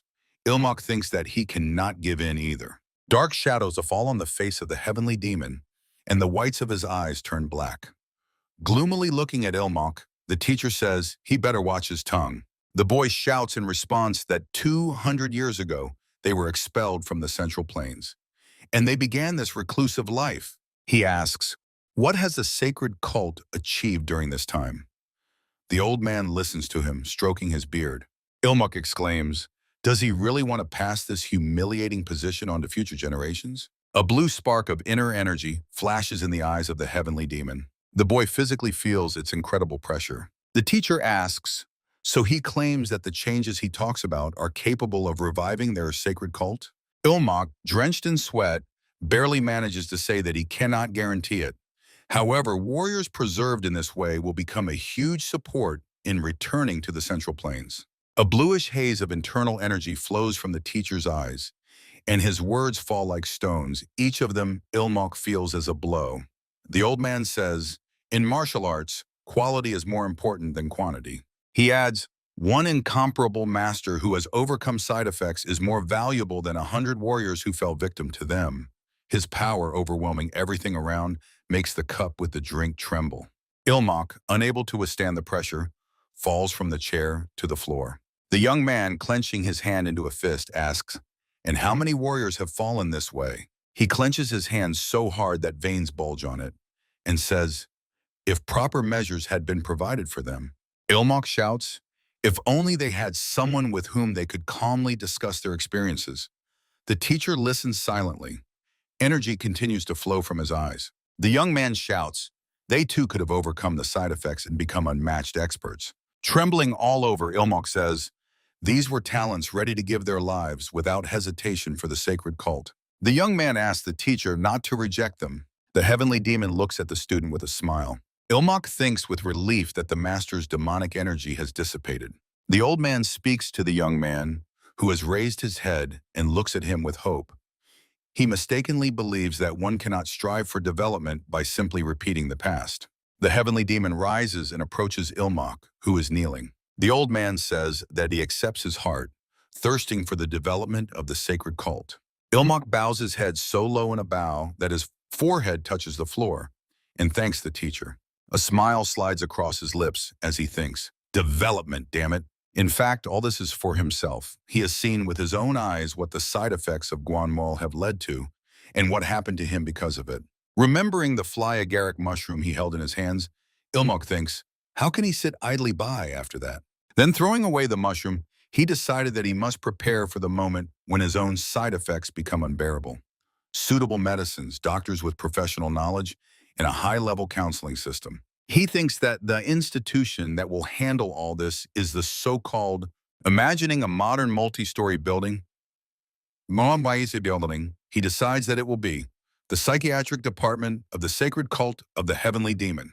Ilmok tells the teacher that they can involve the academy as doctors to work there. He adds that just as people differ in their abilities, there will be those whose minds are clear but lack talent in martial arts. The old man listens to him with a smile. An inspired guy says that they can train such children by dividing them into directions of medicine and management and more. He thinks, great, that should be enough to lay the foundation. Glancing at the table where a kettle, a cup, and a plate stand, he wonders, coping with side effects is already hard, so what will happen next? He just barely choked on the demonic energy of the master, and yet the precautionary measures taken in advance are the right decision. Sitting down at the table opposite the teacher, he thinks, but wait a minute, this is preparation for when the side effects reach their peak, right? Ilmok reflects, then why does it seem to him that the very planning of all this only worsens his side effects? This is just a deceptive feeling, right? The Pavilion of the Pure Heart, the place of mind purification, became the official name of the clinic conceived by Ilmok. In the room hangs a drawing depicting a person with acupuncture points indicated. Scrolls and books are laid out on the shelf. The head of the Pavilion of the Pure Heart was appointed the demonic doctor Manhwa. Previously, he led the medical hall at the headquarters of the sacred cult of the heavenly demon. Being a man with great academic zeal, he gladly volunteered when he heard about the research of new treatment methods. But even the demonic doctor, who had seen all sorts of things in his lifetime, was puzzled by the revealed picture. Ilmok, clutching scrolls to his chest, stands before Manhwa. The guy, with dark circles under his eyes, says, "Here is an additional plan for the psychiatric department." He immediately corrects himself. That is a proposal for the creation of the Pavilion of the Pure Heart. Throwing rolls of paper to Manhwa, Ilmok asks him to read the plan carefully. Ilmok adds, besides, there are precautionary moments during consultations. While Manhwa examines one of the scrolls, the young man says, sometimes patients will be ashamed of their innermost memories, sometimes sincerely believe their own lies. Therefore, one cannot unconditionally trust every word of the client. Ilmok continues to speak. Also strictly forbidden is the atmosphere of interrogation, but at the same time they should not be too sympathetic. And Manhwa thinks incredible. He sees that this is not just a set of random thoughts. Plans to obtain medical treatises from the Central Plains and beyond the Great Wall, methods of study, precautions during consultations, and even sections on record keeping. Manhwa thinks that the level of elaboration is so high that it can be called perfect. Folding the paper, he cannot believe that this system was created by a 15-year-old youth. Manhwa, looking at the exhausted Ilmok, thinks that having such a person in the sacred cult is truly a blessing from heaven. The doctor, placing his hand on Ilmok's shoulder, says that he sees how the young master works hard for the Pavilion of the Pure Heart in the sacred cult. Manhwa asks Ilmok, but what is the point of these efforts if he sacrifices his own health? He tells the young man that he will help him with everything he can. So let him now put aside his worries and calm down. Ilmok's face contorts with a suffering grimace, and tears flow from beneath his lowered eyelids. He thinks that he would gladly do it. He mentally tells the doctor, does he really think that he does this of his own free will? He could not sleep, striving to bring the project to perfection. What else was left for him to do? Ilmok, lowering his head and trembling all over, thinks that only the conversation with the master helped him calm down. If it were not for that, he would still be sitting over the plan. Manhwa says, it seems the young master's mind is in great distress. The doctor asks, so how about getting a consultation now at the Pavilion of the Pure Heart, since they are here? The old man adds, he still lacks experience in this matter, but an honest heart-to-heart talk often calms the mind. Ilmok thinks, no way. Recalling the heavenly demon, he mentally asks the doctor, who in his opinion is the cause of all his stress. Besides, he currently feels mentally weak due to fatigue.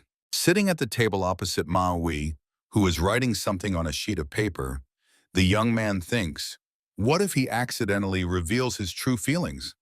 Ilmok says, he thinks the heavenly demon is a real. Offensive words related to the teacher's lineage have already half slipped from his lips, but the brush breaking in the doctor's hand makes him fall silent. Dark energy streams appear in Manhwa's aura. Ilmok, jumping up from the chair and raising his index finger, says, actually, there is someone he would want the doctor to help before himself. Manhwa is surprised. Before the young master? The young man replies, most warriors would distrust something like psychological help. After all, it implies exposing their shameful memories.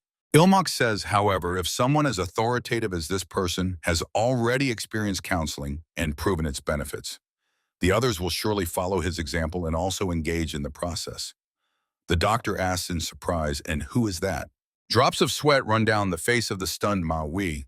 Opposite the doctor sits the smiling heavenly demon. The office is dimly lit. Hekran Ilvi says that he is counting on the head of the pavilion of the pure heart. The celestial demon stayed quite a long time in Maui's office. During that time, the candle on the table burned down to the base, and night had long since taken hold.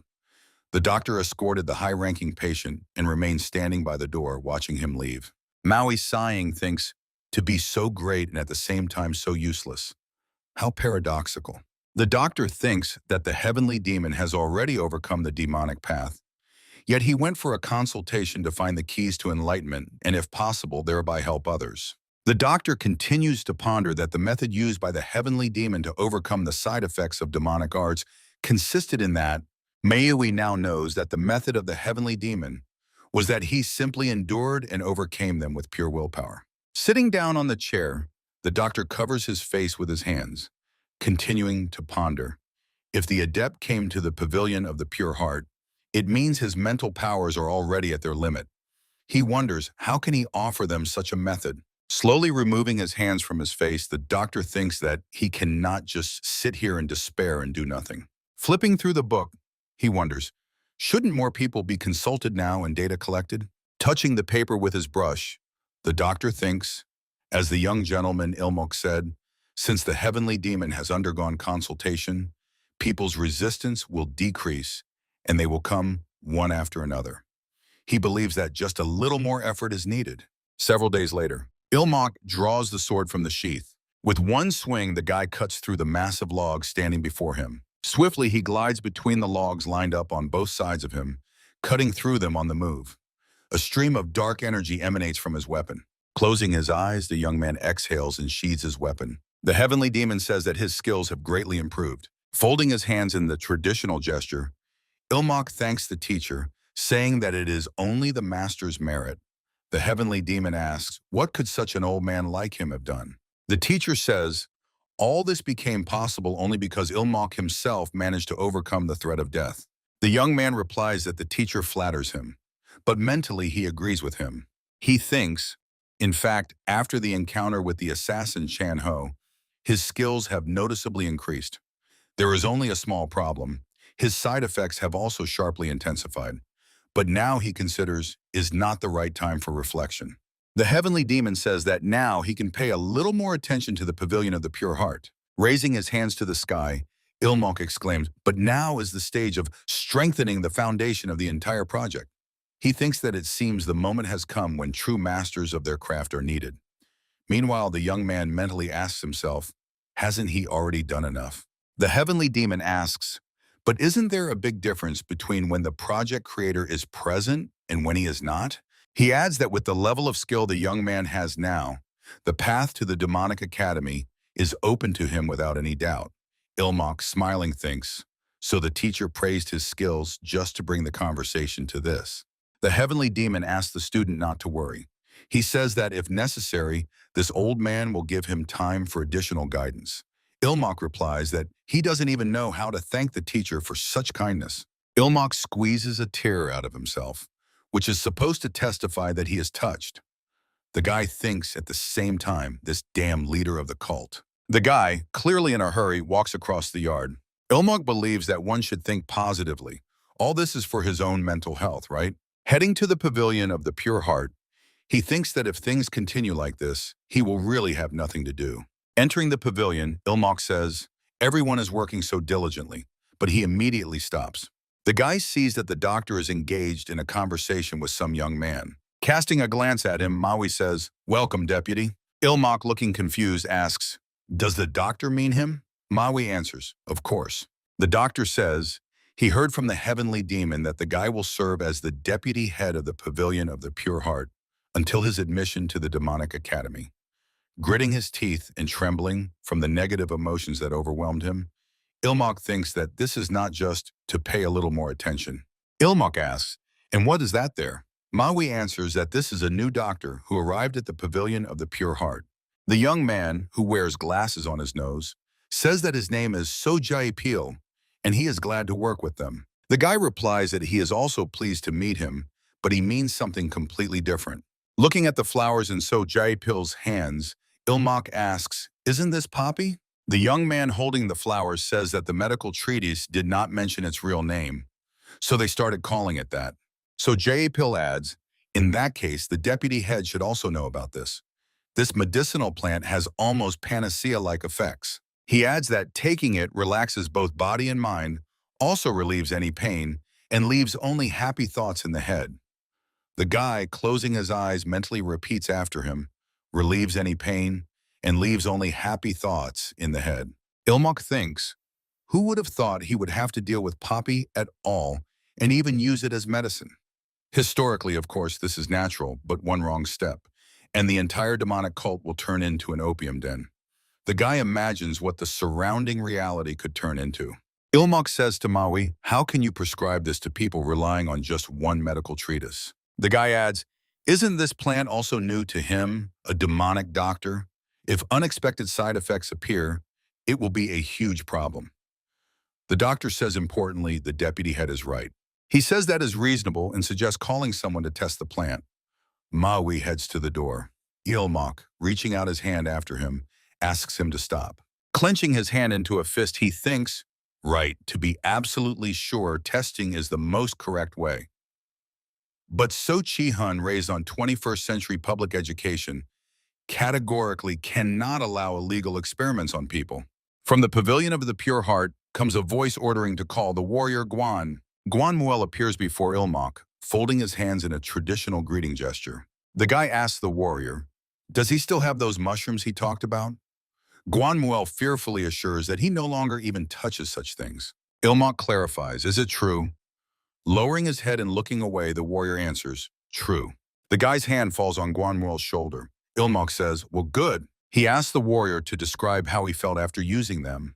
Guan asks, what does he mean? Ilmak asks, did he have a constant desire to eat them again? The guy continues to inquire, was there a feeling that pleasant things no longer brought the same joy, and the whole world seemed empty and meaningless? Guan asks in surprise, how does the young master know this? The guy realizes that this will not be easy to explain. He thinks the reason he understands drugs is obvious. These are memories from his past life. They are often used as a plot device in movies and dramas, so it is impossible not to know about their danger. Squeezing Guan shoulder, Ilmak thinks he cannot just tell this to these bodybuilders, which means he will have to make something up.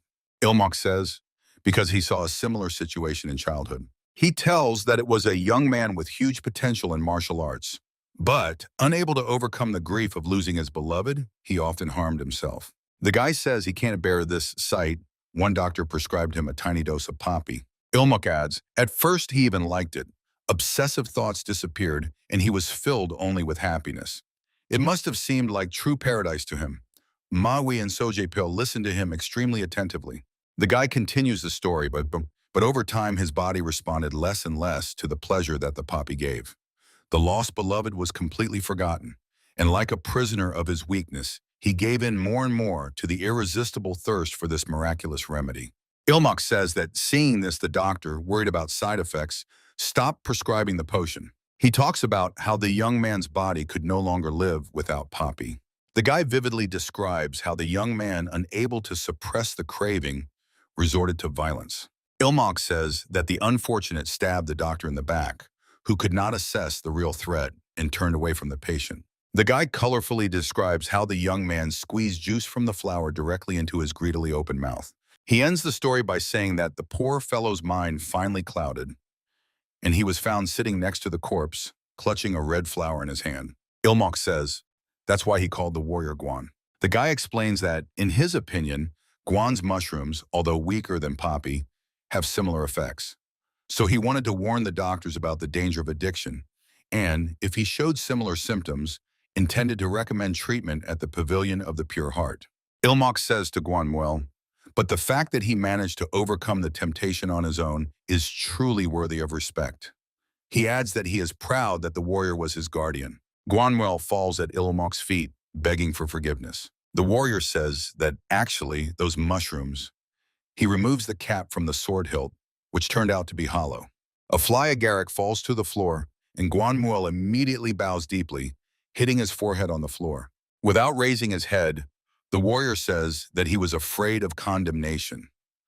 That is why he lied to the young lord. Guanmuel admits that now he depends on them so much that he cannot lead a normal life without them. The doctor and So Jae-pil look at him in astonishment. The warrior continues to lament, saying that he is unworthy of the young lord's praise.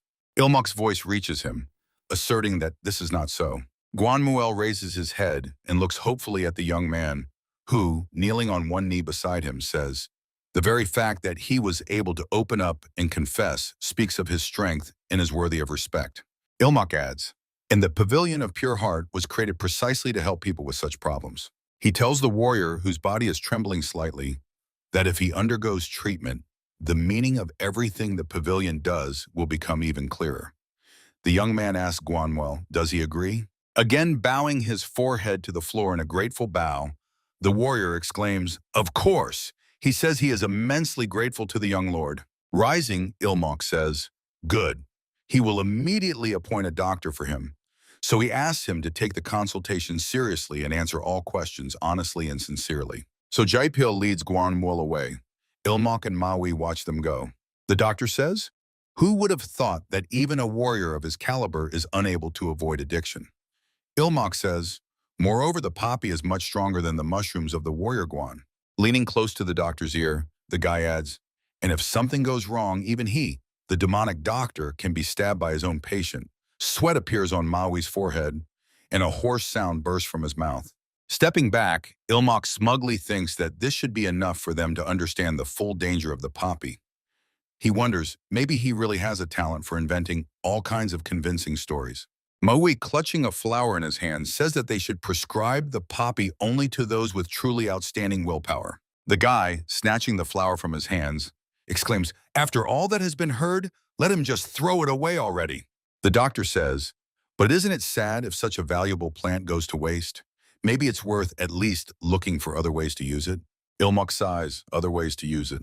He says that if it comes to that, it can be used as a painkiller, since it lifts the mood and dulls the senses. Clutching the flower in his hand, the guy adds, "However, in that case, it should only be used for patients on the brink of death." Dropping the flower into Maui's outstretched palm, he says, "At the slightest abuse or misuse, they will end up in a state worse than death itself." The doctor replies that he understands everything. Watching Maui walk away, who looks at the flower in his hands with delight, Ilmok wonders, did he really understand everything? The guy raises his hand to his face, overcoming the fatigue that has overwhelmed him. He thinks that he is anxious, so at least minimal safety measures need to be introduced. A strict order from the heavenly demon was issued throughout the entire sacred demonic cult after a few days. It stated that addictive drugs like poppy could only be used with the permission of the head of the Pavilion of the Pure Heart and the head of the medical hall. And if any of them show signs of excessive prescriptions, severe punishment will follow in the name of the heavenly demon. A few days later, Ilmok walks through the courtyard, hands behind his head. He thinks that now surely no one will dare to have selfish interests regarding poppy, right? Approaching the table where a young man sits asking his name, the guy thinks he already has plenty to do. He cannot keep track of everyone in the Pavilion of the Pure Heart, and if they still end up abusing it, then it was destined by fate. Standing at the top of the stairs, he reflects that now he needs to focus on the main problem. A year has passed since he joined the demonic cult, and that moment has finally come. Taking a step forward, Ilmok thinks, he has prepared so much that he is not particularly worried. There is only one thing that bothers him. The guy sees a man standing ahead. The man says, "Welcome to the entrance exam of the Demonic Academy." Ilmok wonders, how crazy will the instructor of the Demonic Academy turn out to be? The instructor of the Demonic Academy says, "Let the guy not be offended that he does not show him formal respect." The Hall of Demonic Arts lives by its own rules, regardless of lineage or rank. Ilmok, calling him teacher, replies that it does not bother him at all. The instructor asks, "This is the final test, right? How are the others?" He heard that the guy was recently enrolled. Was it hard for him? Ilmok answers that, thanks to thorough preparation, he did not face serious difficulties. The instructor says, "As they said, the supreme student is indeed a genius. Ilmok thinks that he must not relax. Glancing at the radiant, smiling man standing before him, he thinks that he looks normal, but he is a full-fledged demonic cultivator who has mastered the highest arts. Ilmok realizes that such a person can slit his throat in an instant. He thinks that if he wants to survive, his reflection is interrupted by the light of internal energy flashing in the instructor's eyes. The man moves so swiftly that it seems as if his silhouette is dissolving in the air. Ilmok, parrying the instructor's attack with his sword, orders himself to focus. He understands that he needs to concentrate. Stopping his sword with his palm, the man says, "All right, the entrance exam begins." A smile slides across Ilmok's lips, thinking that it seems a bit late to say that. The instructor continues to attack the guy without using weapons. Ilmok parries his blows with his sword, thinking meanwhile, this is why demonic cultivators are such. The guy barely manages to deflect another attack from the opponent. Ilmok, defending himself, swings his sword again. Squinting his eye, the guy thinks, incredible, could that be the sound of a palm striking a sword? Looking at the smiling instructor, he mentally adds, here it is, the difference in the level of the instructor from the Hall of Demonic Arts. The opponent's hand swiftly passes over the head of Ilmok, who barely managed to crouch. The guy, in turn, delivers a slicing strike, and the man leans back. The instructor makes a jump, increasing the distance between them. Wiping sweat from his face with his hand, Ilmok thinks, but the experience of sparring with Chin Hun pays off. Recalling training with the girl, he believes that her frost arts also rely on bare hands as the main weapon. It resembles the instructor's palm strikes. That's why he just handled it easily. Gripping the sword hilt with both hands, Ilmok thinks, in general, enough demonstrating defense. He decides it's time to switch to offense. Raising the sword, the guy rushes forward. He acts so aggressively that the instructor is forced to jump back. The instructor of the Demonic Academy feels a strange sensation. He thinks that the guy has the skill of a seasoned swordsman with 10 years of experience. No wonder he was chosen by the Supreme One. The instructor decides to play a little. He strikes with his hand, which the guy blocks with the sword held in front of him. Ilmok thinks, lightning energy. The instructor's attack reminds him of the frost arts of Chin Han. He parries the strike but thinks that if he continues the frontal attack, he will be consumed like cold from the frost arts. The opponents exchange glances, and the boy deflects another attack from the instructor, sliding past him and inflicting a wound on his side. The wound is small, just a scratch, but the instructor looks impressed. Ilmok realizes that he has a chance. He considers the opponent's stance unstable. He immediately turns and strikes the man, who is standing with his back to him, with a sword from top to bottom. But the instructor stops his sword, pinching the blade between his fingers. Ilmok, already decided that the opponent cannot react since he is facing away, looks confused. The instructor pinched the blade between his index and middle fingers. The man, releasing the blade, says that the test is over. Ilmok, sheathing his sword, thanks him for the lesson. The instructor replies that they were just sparring, it was not a lesson. He adds that the results will be posted on the wall in 2 days, so he should rest for now. Folding his hands in a traditional gesture, the boy thanks him. Walking away, Ilmok thinks that the instructor turned out to be more normal than he expected. Glancing at his recent opponent, the guy still can't believe that he really blocked his strike, and yet he put his whole soul into it, thinking he might die. Looking at the smiling instructor, the guy thinks, could it be that before him stands a master of the transcendental realm? The instructor recalls how during the duel he grabbed the guy by the wrist. His hand trembles as he thinks, that was close. Too close. Licking his upper lip with his tongue, the instructor thinks, he got so carried away that he almost finished the guy off. He bites his finger to the point of bleeding, ordering himself to hold on. He reminds himself to restrain. Ilmok's opponent was the instructor of the Hall of Demonic Arts, Chu Ilhuan, Black Lightning Palm. His side effect is a deadly impulse. Blood drips from the finger onto the ground. 2 days later, the day of the announcement of the entrance exam results, Ilmok stands by the bulletin board. The guy thinks that finally this day has come. He feels as if he received a draft notice for the army. Walking through the yard, he reflects that the Hall of Demonic Arts is essentially a shelter for future psychopaths. He decides to just blend in with the crowd and not stand out. A voice reaches him, as expected from the chosen one of the Supreme. Ilmok looks around and sees Chin Han in front of him. The girl congratulates him on first place in the stream. She says that she herself did not manage it, but she knew that he, the young master, would definitely become first. The guy wonders, why is there a hidden hiss in her words? Could it be that she self-deprecatingly thinks that even someone like him became first, but she never could? Well, something like that? The guy thinks, or has he been hypersensitive lately because of side effects? The girl says, of course she cannot go with him to the Hall of Demonic Arts. She adds, let him do everything himself from now on without her. Shinhan tells the surprise guy to wash his face immediately after waking up in the morning. Let him not skip meals, even if he is lazy. Without raising her eyes to Ilmok, she continues, and let him go to bed on time.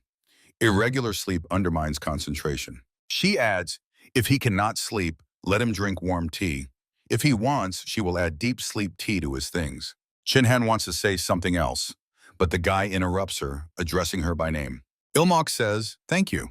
The girl looks at him in surprise. The guy says that he succeeded thanks to her lessons. He believes that his first place is also her merit, and he suggests that the girl rejoice together. Shinhan, looking at him in surprise, sharply turns away and says that she understood the young master. The duffel bag is packed, and the last knot is tied. Ilmok, throwing it over his shoulder, heads to the door. The guy opens the door and immediately freezes on the threshold. Before him stands the heavenly demon. A shout bursts from Ilmok's lips. Teacher! The old man asks, is he already leaving? Then the heavenly demon says, just think, he won't see him for a whole 2 years, while he grows not by days but by hours. He admits he can't wait for the day they meet again. The guy, folding his hand in the traditional gesture where the palm of one hand covers the fist of the other, replies that he will try to live up to the teacher's expectations. Ilmok smiles, thinking, of course, nothing like that will happen. Remembering how he swept dust off the table with a brush, striving for absolute cleanliness, the guy admits that his side effects have been off the charts lately. Has he gone crazy to try to progress even more? Trying to hide a smile, Ilmok thinks he will live loosely until the side effects subside. Since he is currently first in the stream, even if he doesn't try, he won't fall far behind. The heavenly demon says with a smile that that's enough from him. Let him go and say goodbye to the others.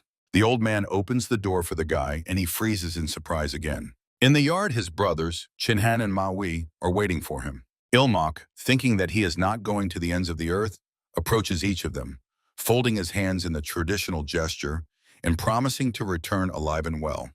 In response, there are parting words and wishes. May he take care of himself. They will wait. The touched boy thinks that when they all behave like this, he is overwhelmed for no reason. The inconsolable Senna falls onto his chest, almost knocking him off his feet. Ilmok exhales with a smile. He wondered why the girls were not visible. Raising huge tear-filled eyes to him, Sina asks, does he really have to leave? The girl exclaims, no, let him just leave. And contrary to her words, she jumps on the guy, clinging to him with her hands and feet. Ilmok tries to push Senna away, but she holds his hair tightly. The guy asks, does Senna hear him or not? Shinhan, trying to keep an impassive expression, pulls the girl away from the boy, but she still continues to reach out to him. Ilmok lets out a cry of pain. The girl, holding the sobbing Senna by the scruff, asks to leave the little lady to her. Shinhan tells the confused guy that he better hurry to the Hall of Demonic Arts before it gets dark. The girl sobs. Brother? Approaching Senya, Ilmok drops to one knee and, looking her in the eyes, says that 2 years pass faster than it seems. Ilmok adds that she needs to become stronger so that later she does not disappoint him. Senna, whose eyes overflow with tears, exhales, yes. The guy throws a questioning glance at Shinhen, who continues to hold the girl by the scruff of her neck.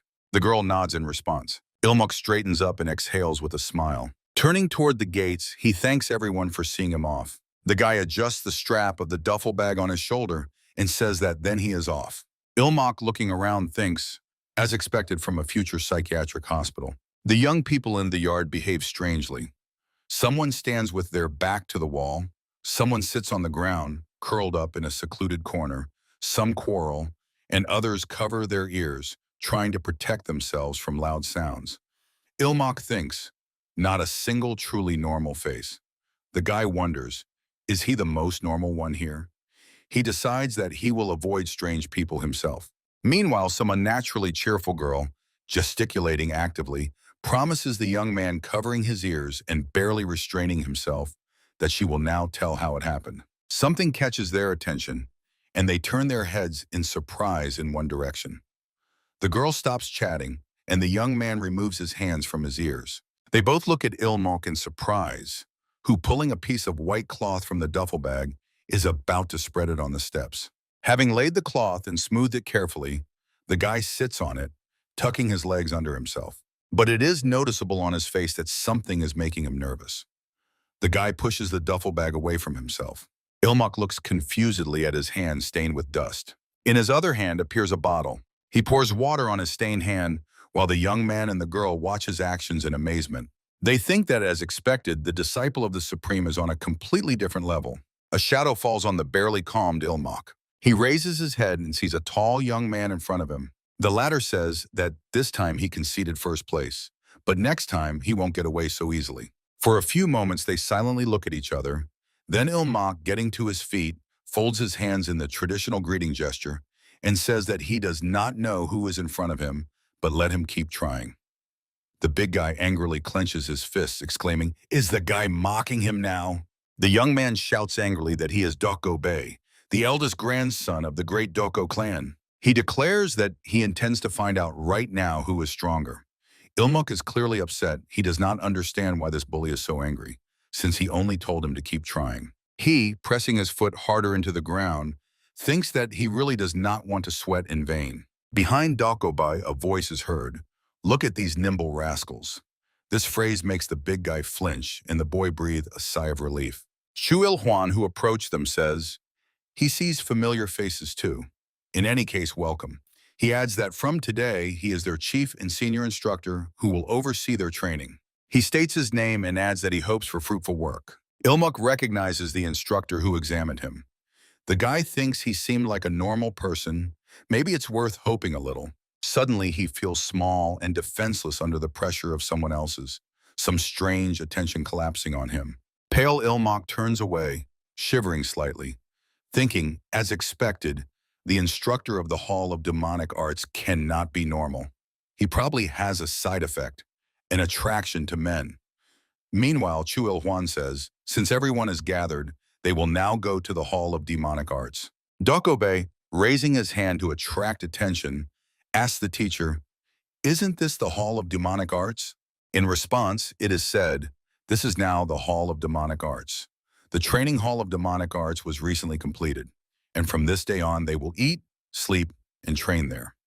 The instructor adds that the transition there is also training. He orders them to stick closer so as not to fall behind. Launching off in an incredible leap, the instructor shouts, "Because whoever falls behind will fail the test." The students rush after him. Ilmok looks after him with longing, thinking, then he should have said from the start to gather there. Why make them do the same thing twice? But he cannot afford to fail the training on the very first day. He thinks, to trot, maybe, and easily hurries through the air following the instructor. Ilmok jumps along the sheer cliff next to the waterfall upwards, to where a building is visible. He lands on a flat platform on one knee, wiping sweat from his face with his fist and looking around. The guy thinks they called this training, but he didn't expect to have to run non-stop for 2 hours straight. Stopping in front of the gate with the sign, Hall of Demonic Arts, Ilmok wonders, what genius thought to build all this on top of a mountain?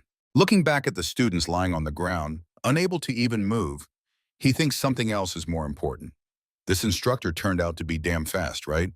Mediocre ones might not have finished at all. Doko Pa, dripping with sweat, peeks out from behind the gate leaf. The young man looks exhausted and tired.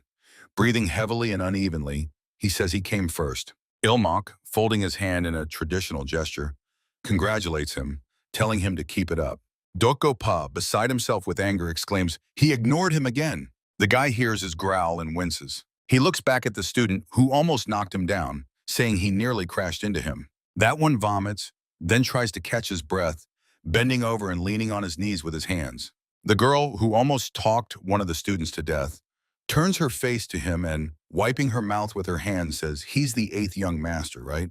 Looking after the rapidly running guy, she says confusedly, "What's wrong with him?" Ilmok runs at full speed, thinking about wanting to go home. The Hall of Demonic Arts is located in a rather picturesque corner near a cascade of waterfalls surrounded by rocks. The instructor says, since they have all changed into uniforms, they will immediately begin the initiation ceremony. Chuil Huan, standing before the closed door, addresses the abbot, saying they are ready.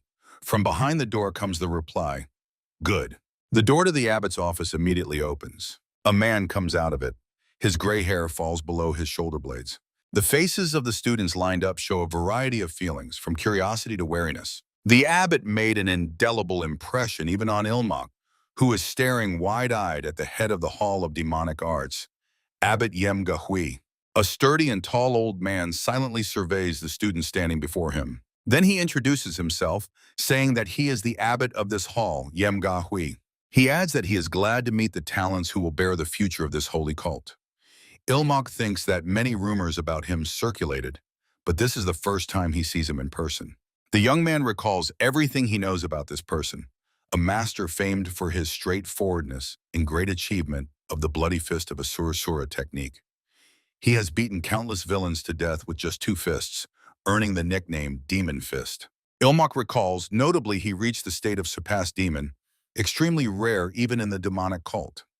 Surpassed Demon is one who has transcended their own demonic nature. The guy thinks that in reality, the abbot might turn out to be an even more stubborn, old senile person than the mentor. He decides that under no circumstances should vigilance be lost. Meanwhile, M. Gakvi says, and finally, their situation before entering this hall does not matter in the slightest. He adds, let them remember that they will be judged only by the results of the training.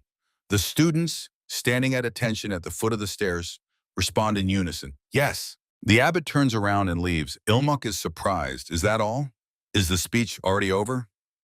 Not even 15 minutes have passed. He watches the old man off with a surprised look, thinking, it seems his mentor really is the most seasoned old man in the entire cult. The instructor standing on the stairs below the place where the abbot was says, this is the pavilion of the Black Dragon. They will live here. The names are written on each room, so let them find theirs and unpack their things. Chuil Huan adds, nothing else is planned for the first day of admission. Let them rest. He passes by Ilmak and Doko Pa standing nearby, who respond in unison. Yes. The instructor, smiling, leaves. The guy, looking after him, wonders, what kind of smile was that? Ilmak decides, to hell with it. He wants to deal with things faster and go wash properly. But just as he took a step, a voice behind him called out Doko Pa, challenging him to a duel. The guy, glancing over his shoulder, asks, what did he just say? Doko Bay shouts, duel! Ilmak wearily lowers his shoulders, and a melancholy expression appears on his face. A talkative girl stands nearby watching them. The guy turns to Doko Pei and bowing says that he lost and asks to skip this time. The young man is outraged. They haven't even fought yet. What nonsense is he talking? A dark aura thickens around Doko Pei, and it seems even lightning flashes as he shakes his fist and declares, if the guy continues like this, he will also stop holding back. He demands that Ilmak fight right here or follow him to the training hall. The guy wearily covers his face with his palm, mentally demanding to get his rest time back. Training hall, Ilmak and Doko Pei stand facing each other. Drawing his sword and throwing the scabbard away, the young man says, if he is ready, then let him start immediately. Seeing that Ilmak pulled the sword from the scabbard, Doko Pei immediately attacks him in a jump. The opponent's swords cross and their faces are right in front of each other. The guy retreats, holding the sword in front of him, blocking the strikes raining down on him. The instructor, watching them from the roof, thinks, energetic rascals, no doubt about it. Watching Doko Pei intensify the assault, he reflects that everyone already understands that rest on the first day of admission is the time to establish hierarchy in the Hall of Demonic Arts. However, in reality, this doesn't happen very often. He came just in case, and now he realizes it was not in vain. The instructor mentally asks Ilmak, so what is he going to do now? Nine Swords doggo of his opponent at a rather impressive level. If the guy only defends, he will definitely lose. He mentally calls upon the 8th young lord to show his true strength. At this moment, Ilmak brings down his sword on the opponent, and now he is forced to defend himself, covering with the blade. Boredom appears on the guy's face. His opponent is not such a monster as he thought. Advancing to the offensive, Ilmak thinks he was worried that during the duel his level might rise and side effects would trigger. Easily dodging the opponent's strike, The guy decides. But since the vice first is at such a level, there is nothing to worry about. Clenching the hilt of the sword in his sweaty hand, Ilmok thinks he needs to finish quickly and finally go wash up. He feels that he is all sticky with sweat and cannot go on like this anymore. At that moment, Dokobei lets out a loud, desperate scream. Ilmok knocks the weapon out of his hands, and the opponent's sword gets stuck in the ground behind the guy. In the next moment, Ilmok's leg crashes into the opponent's chest. Dokobei falls to the ground, and the guy's leg crashes onto his chest again. The tip of Ilmok's sword pierces the ground near the enemy's ear. The boy, whose face darkened and aura turned crimson, looming over the defeated Dokopa, wonders. Maybe kill. Ilmok is brought to his senses by a shout. Young master, an enthusiastic girl who witnessed their duel, approaches the boy and exclaims, "This is truly incredible skill." Ilmok recognizes her.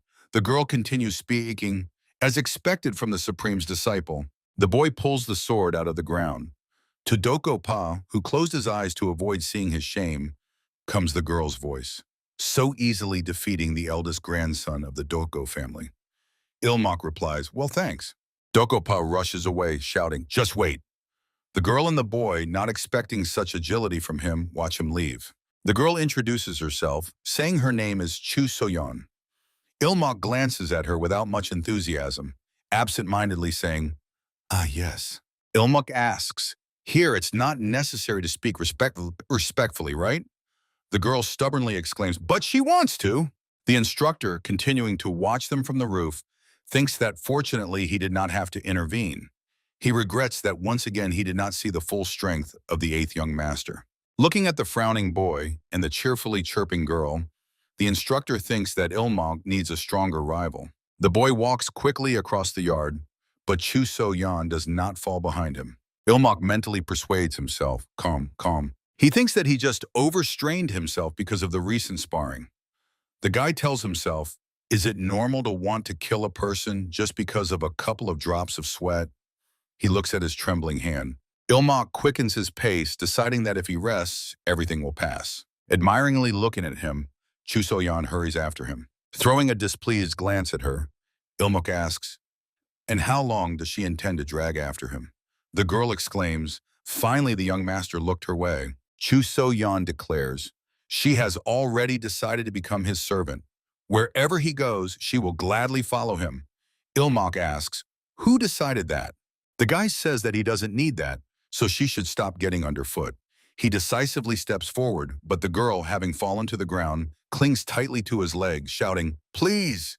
Ilmok angrily shouts that he may be the Supreme's disciple. But isn't she overdoing it with flattery? What will people think if they see this? Rising from the ground, Chu So-yeon replies, "It's all fine. She is not interested in men like him anyway." Ilmok, looking at her, thinks, "And what kind of nonsense is this?" The girl adds, more precisely, simultaneously with being his servant. Carefully examining the palm of the warrior so as not to look Ilmok in the eyes, she admits that she wants to become the younger sister of Lady Chin-hen. Chu So-yeon immediately bombards the guy with questions. What food does she like? What colors?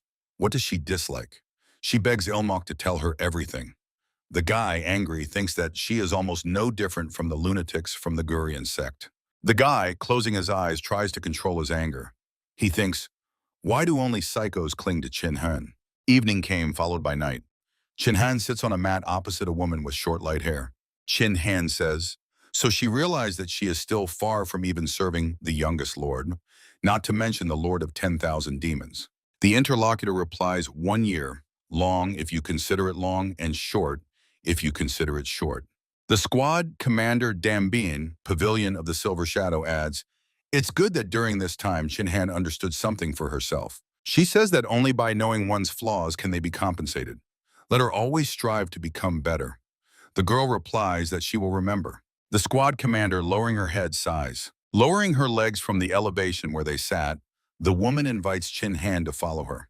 Throwing a glance over her shoulder at the girl, the woman says that from today, she, the squad commander, will personally take charge of her training. She orders Chin-hen, who has just slightly risen from her place, to chase after her with all her might. The girl is clearly surprised by her words. Chin-hen says she will obey her, sparing no life. Lowering her foot from the elevation, she thinks that during those 2 years while the young lord is absent, while he fully devotes himself to training, she will not stop either. Catching up with the squad commander Dumbin, the girl mentally promises Ilmoku that she will never disappoint him. Meanwhile, in the mansion of Hek and Senna, Madame Chonghua stands, clutching a folded fan in her hand. She watches as Senna, with a hand enveloped in a radiant aura, slices a thick log into 2 parts. A piece of the log rolls across the floor towards Madame Chonghua. The woman tells the girl that it's enough for today. Let her go rest. Senna, folding her hands in a traditional gesture and slightly bowing her head, replies yes, she understands. The woman watches as the girl heads towards the exit. Madame Chonghua covers her eyes and hides the lower part of her face with the fan. Her voice reaches Senna. By the way, her movements were good today. The girl throws a surprised glance over her shoulder at her mother. The woman says to this girl facing her, if she continues in the same spirit, she will achieve good results. Completely hiding her face behind the open fan, Madame Chonghua says, let her continue to work just as diligently. The woman cautiously looks over the fan. A girl radiating with joy thanks her mother. After the incident with the 8th young master, a wind of change swept through the family. As he said, they decided to trust Sina and unlock her potential. The girl is clearly happy about these changes. The woman, hiding her face behind a fan, thinks, moreover, since the young master went to the demonic academy and there are no signs of chi distortion, she has no doubt they are on the right path. But Madame Chonghua, shyly hiding her face from the joyful girl, thinks that it is not easy to change human nature so abruptly. Senna takes out a key that she had hidden in the inner secret pocket of her garment. The girl opens the desk drawer. Reaching into it, she asks to be forgiven for being late. Her mother suddenly started talking to her.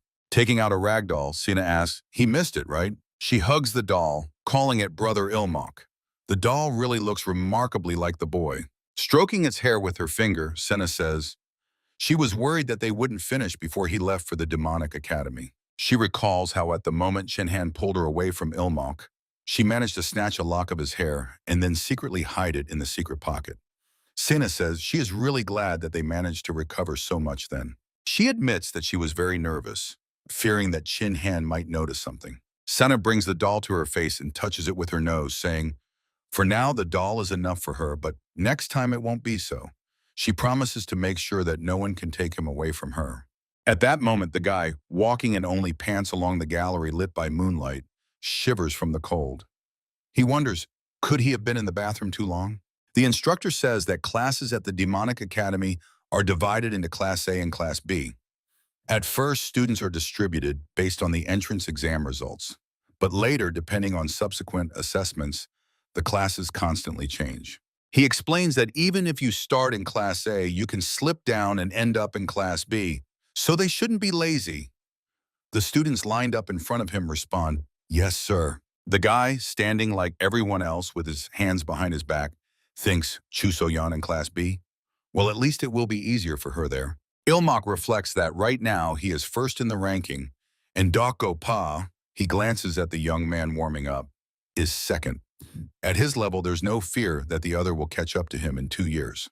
The guy decides to live for his own pleasure, and before graduation, he will push himself. The instructor watches as the smiling guy raises his fist in a triumphant gesture in front of him. A crooked smile appears on Chu Il-hwan's lips. The instructor's voice reaches the surprised guy. He will spar with the assistant instructor. Ilmok and Doko Pa look extremely surprised. Doko Pa shouts indignantly, aren't they supposed to spar with each other, the cadets? The young man physically feels a flash of rage coming from the instructor. His legs even buckle. The instructor shifts his gaze, eyes shining with inner energy, to the guy and asks, does he have any complaints too? Ilmok answers, none at all. Ilmok stands opposite the assistant instructor. The guy, rolling his eyes, thinks, even if he is singled out, there is little joy in it. He rushes from his place, simultaneously drawing his sword from the scabbard, deciding to test the ground first. The opponent rushes towards him. The assistant instructor blocks Ilmok's strike. Their swords meet. The guy realizes that his opponent is strong. They continue exchanging blows. Ilmok thinks that his opponent is at the chin-hind levels. If he gives his all, it will be a good fight. The guy wonders, but isn't this wasteful? He wants to use only 50% of his strength now, and then just before graduating from the academy, he will show everything. He thinks, if the plan works. At that moment, the sword knocked from his hands flies into the air. Turning over in the air, the sword falls, stabbing its tip into the ground. Ilmok sits on the ground and the assistant instructor points his sword at him. The guy thinks, even if he just fools around here, from the outside it will seem that he has become twice as strong. The cadets watching the fight talk among themselves. One of them says, as expected from the supreme student. The second replies, although can't they also reach that level? Dokgopa says he expected more. The instructor nods his head, as if marking that the fight is over. The recent opponent extends his hand to the guy, helping him up. Chu Il-hwan, approaching them, says to Ilmok, impressive, to hold out so long against the assistant instructor. The instructor, grabbing Ilmok's hand, says that he is gripping the wrist too tightly. A displeased grimace appears on the guy's face. Smiling, Chu Il-hwan adds, let him slightly relax his wrist. This annoys the guy terribly. The instructor continues to hold his hand in his own. Ilmok thinks, could it be that he is using the training as a cover to satisfy his personal interests? Chu Il-hwan releases his hand and turns away, saying, all right, next. The guy glances at him angrily, rubbing his wrist. The instructor says, next is Dokgopa, and then, meanwhile he thinks, how amusing. Looking at the cadet standing before him, he continues to ponder that even during sparring with the assistant, the guy manages to hide his strength. What is going on in his head? The instructor thinks that he would gladly crack open his skull and look inside. The guy, pale to the point of blue, sits on the bench, wondering, why is he trembling again? Ilmok, drenched in sweat, adjusts the cuffs of his caftan. Walking across the yard, he mentally asks himself, did he play so roughly because it was the first day? He is all sticky with sweat. The guy thinks that although it is a bit early, he urgently needs to go to the bathhouse. The guys standing nearby, noticing him, quietly whisper among themselves. A call reaches him. Young Master Ilmok. The cadets approach him. One of the young men says he saw his sparring, and it was impressive. It's hard to believe that someone their age has such a level. The guy politely thanks him. Ilmok asks to be excused and quickly leaves, leaving the surprised cadets to watch him with their eyes. The young man who started the conversation catches up with him and asks, where is the young master going? Ilmok briefly answers, to the bath. The cadets are surprised. To the bath? Now, just like that, suddenly? The young man says to Ilmok, all right, they can go together and at the same time strengthen their comradeship. The guy replies that there is no need for that. Ilmok, scratching the back of his head, thinks that all this is starting to become a problem. The young man asks, why does he behave like this from the very beginning? It's unpleasant for people. He wonders, does he really dislike getting along normally with his academy comrades? Ilmok answers that it's not about that. He is just in a hurry. Hugging the guy shocked by his behavior around the neck with his arm, the young man asks, then what is his problem? Ilmok sharply waves his hand, shouting for him to get off him. Silence hangs. Ilmok stands opposite three cadets. On the cheek of the young man whom the guy touched with his hand, a bleeding scratch is visible. The cadets surround him. One of them asks, isn't he being too arrogant? Ilmok covers his nose in horror with both hands, mentally screaming for them not to come near him. He smells bad afterwards. He hears the voice of the young man asking, was it really necessary to trample on their pride like that? But Ilmok cannot focus on anything. He only sees a sweat stain spreading in the armpit area of the young man. The cadet, with drops of sweat running down his neck, says even if he is a supreme student, this is already too much arrogance. The third cadet, spitting and drenched in sweat, says if he keeps going like this, he will regret it. Ilmok's eyes, still covering his nose with both hands, are flooded with the glow of inner energy. His patience snaps like a taut string. Veins bulge on the guy's cheeks. Ilmok asks, so what? And what will they do? The young man who started the conversation wonders. So he consciously chose to behave like that. He says that then they have no choice but to have a little chat with him somewhere secluded. Ilmok, rushing forward, says, fine. He is not against their conversation either. The cadets watch him with surprised looks. The guy stops and looks back at them. In a not at all kind voice, he asks them to follow him. His aura takes on a red color. Ilmok, stretching his shoulder, asks the young man to forgive him for accidentally scratching his cheek. The guy, taking out a snow-white piece of cloth, adds, after all, he said he was in a hurry. Spreading the cloth on the barrel, Ilmok sits on it, continuing to say that it is already hard for him to live with this side effect. The fight took place in some corner of the yard where firewood, sand, and other materials for household needs are stored. The guy's opponents lie in picturesque poses before him. Ilmok asks the cadets, why do they make his life even harder on top of that? He skeptically looks at the young men lying before him, realizing that he is unlikely to get an answer. To the young man trembling all over as he rises from the ground, whose cheek Ilmok scratched, comes the guy's order, water. Seeing that the young man does not understand him, Ilmok slaps him to bring him to his senses, saying that he got his hands dirty because of them. So let them bring water. After a few minutes, water pours onto the guy's hands. The young man pours water from a jug onto Ilmok's hands. The guy says that he attaches great importance to cleanliness and hygiene. That is why he washes so often. Wiping his hands with the snow-white piece of cloth, he adds, in general, he hopes that nothing like today's incident will happen again. Cadets, bowing deeply, answer in chorus, yes, they understood everything. They will be more careful from now on. Ilmok says, ah yes, they probably understand themselves too. His words make the young men wary. The guy says, about what happened today, not a word to anyone, clear? The pale cadets quickly nod their heads in agreement.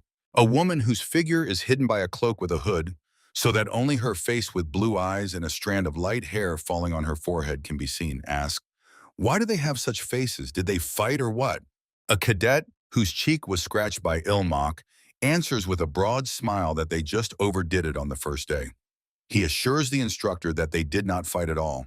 His comrades, whose faces show bruises and scratches, nod their heads, confirming his words. The instructor, sighing, says, as already announced, from today, private duels between students are forbidden. If they do not want to be expelled from the academy, they should be prudent. In response, a united yes, sir, is heard. The instructor says that in that case, they will continue the lesson. She takes off the cloak, and before the cadets appears a dazzling blonde beauty.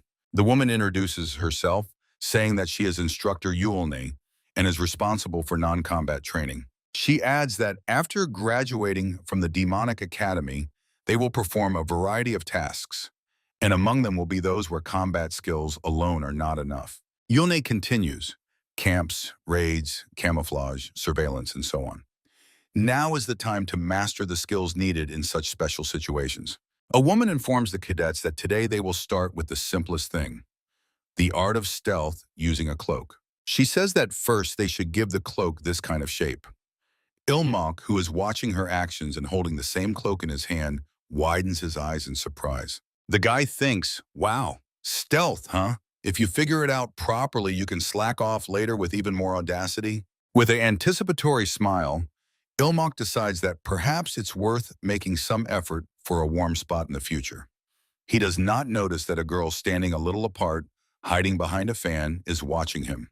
The girl is clearly interested in the guy and constantly glances at him over the fan. Closer to evening, Ilmok, folding the cloak, thinks that the lesson is over and he needs to eat first. A question makes him look back. Oh, is he just going to eat? Two female students stand before him. The girl who was previously watching him asks, if he doesn't mind, can they go with him? The girl introduces herself, saying her name is Manhwa and her friend is Hyen. Her companion says, hi. The guy thinks with annoyance that he didn't even get to say anything in response. Ilmok reflects that the sidekick doesn't seem to be angry now, to just brush them off. It looks like he'll have to play along. Folding his hands in a traditional gesture and bowing his head, he says his name and that he is glad to meet them. Then they go together. Manhwa says they have heard a lot about how the heavenly demon found an outstanding junior disciple. Han adds that the whole academy is already full of rumors. Ilmok replies they praise him so much that he doesn't even know where to hide.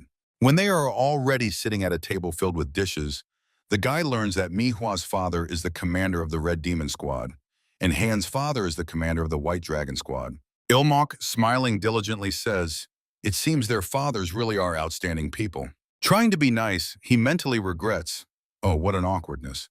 Looking at the girl sitting opposite him, Ilmok wonders, how much longer will they keep exchanging these meaningless pleasantries? He understands that they have run out of topics too, but here they sit, suffering. He wants only one thing, for the girls to finally understand that all three of them feel uncomfortable here. Manhwa asks, Which line from the doctrine of the sacred cult does he like the most? The girl cheerfully declares that she has one she always remembers. Ilmok's body trembles with a nervous shiver. He holds his right hand with his left, trying to pull himself together. Out loud he says, well, of course he remembers all the lines, but the one that especially resonates. Mentally, he orders himself, no. Ilmok persuades himself, she won't like it. Don't do it. Don't. Manhwa, noticing something wrong, says anxiously, young master. The guy jumps up from the chair and reaches across the table toward the girl. In his head, and there is only one thought, I want to touch. His fingers are about to touch the cheek of the confused Manhwa. Suddenly the door panels swing wide open, and Chu So-yan appears in the doorway, exclaiming, so here is the young master. Ilmok freezes with his hand outstretched. A guy with a happy smile runs up to Chu So-yan and, grabbing her by the shoulders, says that she is very timely. The girl is surprised by such a warm reception. Ilmok hurries to introduce the girl to Manhwa and Hen. Chu So-yan uncertainly says, hello? The guy rushes away, apologizing on the go to Manhwa for trying to touch her without permission, and shouting that he has an urgent matter he suddenly remembered and needs to go. Chu So-yan looks after him confused, not understanding what is happening. Ilmok, having disappeared into the night darkness, stops and catches his breath, leaning his hands on his knees. Wiping sweat from his face with his hand, the guy wonders, why did the side effect flare up like this? And most importantly, because of what? Meanwhile, Han asks her friend, who has hidden her face behind a fan, if she is okay. The answer is yes. Manhwa folds the fan and with a joyful smile says, it seems the young master understands beauty. Ilmok at this time thinks, so Manhwa has different eyelid folds. That's a problem. And he still has to cross paths with her for at least 2 years. The guy thinks, what if he hints to her about eyelid surgery? She would probably freak out. Yes, definitely freak out. The guy is awaited in the dormitory by stubborn challenges to a fight from Dako Pei. In class, praises and terrifying looks from Chu Il-hwan. Between lessons, endless chatter of Chu So-en about Chin-han. And the cherry on the cake is Manhwa, who never misses a moment to say at least a couple of words to him. The girl coquettishly looks at him over the fan, but Ilmok cannot take his eyes off the various folds on her eyelids. Angrily, the guy covers his face with his palms. Who would have thought that the Hall of Demonic Arts would turn out to be such a hole? In the Pungam Pavilion, at least he had joy to see Senna. But here there is not even a tiny respite. He thinks that of all, the biggest headache is, of course, Manhwa. Ilmok, recalling the girl, decides that if you categorize, the others are just annoying and creepy. But as soon as he looks at her face, he has to gather all his willpower so that his chi does not go awry. He hears the voice of the girl calling him, young master. Ilmok is at that moment in the gazebo behind her. Covering his face with his hand, the guy thinks with annoyance, and why does she always follow him around? Ilmok jumps over the gazebo railing. Flying into the abyss, the guy mentally addresses Manhwa. Just leave him alone already, finally. Ilmok, jumping from boulder to boulder, crosses the waterfall. Then he jumps onto the cliff, where he sees some buildings. Ilmok looks at them puzzled. He did not know there was a pavilion in such a remote place. He thinks, in any case, perfect. Finally, he can catch his breath in silence. Then the guy notices that ahead with his back to him, stands a man in a cloak with a hood. The stranger takes 3 arrows in his hands. He aims the bow at the target, drawing the string. The stranger releases the string, and 3 arrows fly forward. All 3 arrows hit the center of the target. The archer exhales. Phew. He looks at the target, which stands on a stone ledge at quite a distance. Ilmok, having approached the archer, claps his hands and says, "Oh, oh, oh!" The latter crouches in surprise and swears. Looking back, he asks the guy fearfully, "Who is that?" Ilmok is a little puzzled. He thinks he only uttered an exclamation, but the reaction is so radical. The guy says his name and says he remembers the archer. He is from their group. He tries to recall his name. Removing the hood, the fragile youth, almost a boy with short hair, makes indistinct sounds, slowly introducing himself. Finally, he shyly says that his name is Chong Hyun. Ilmok says that they are classmates, and the young man doesn't need to speak to him so formally. Chong Hyun replies that he is more used to it that way. Scratching the back of his head, the guy thinks it's hard to believe that there are such beaten people in the demonic cult. Is this also a side effect of the demonic techniques? Ilmok believes that something else is more important. It would be good to buy a little more time before returning. Looking at the arrows that pierced the target with such force that cracks appeared on it, Ilmok says, his archery is impressive, hitting 3 targets at once from 50 meters.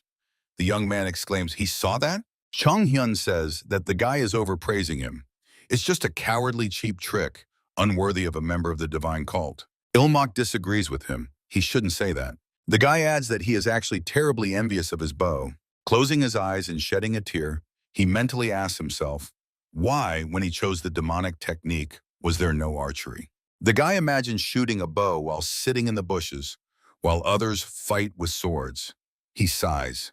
If he had learned the bow, he wouldn't have to rush in the front lines, swinging a sword.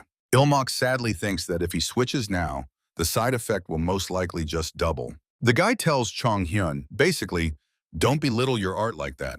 Aren't they studying demonic techniques to take down scoundrels who torment ordinary people? He adds, when it comes to taking down scoundrels, who cares if his technique is deep or a cheap trick?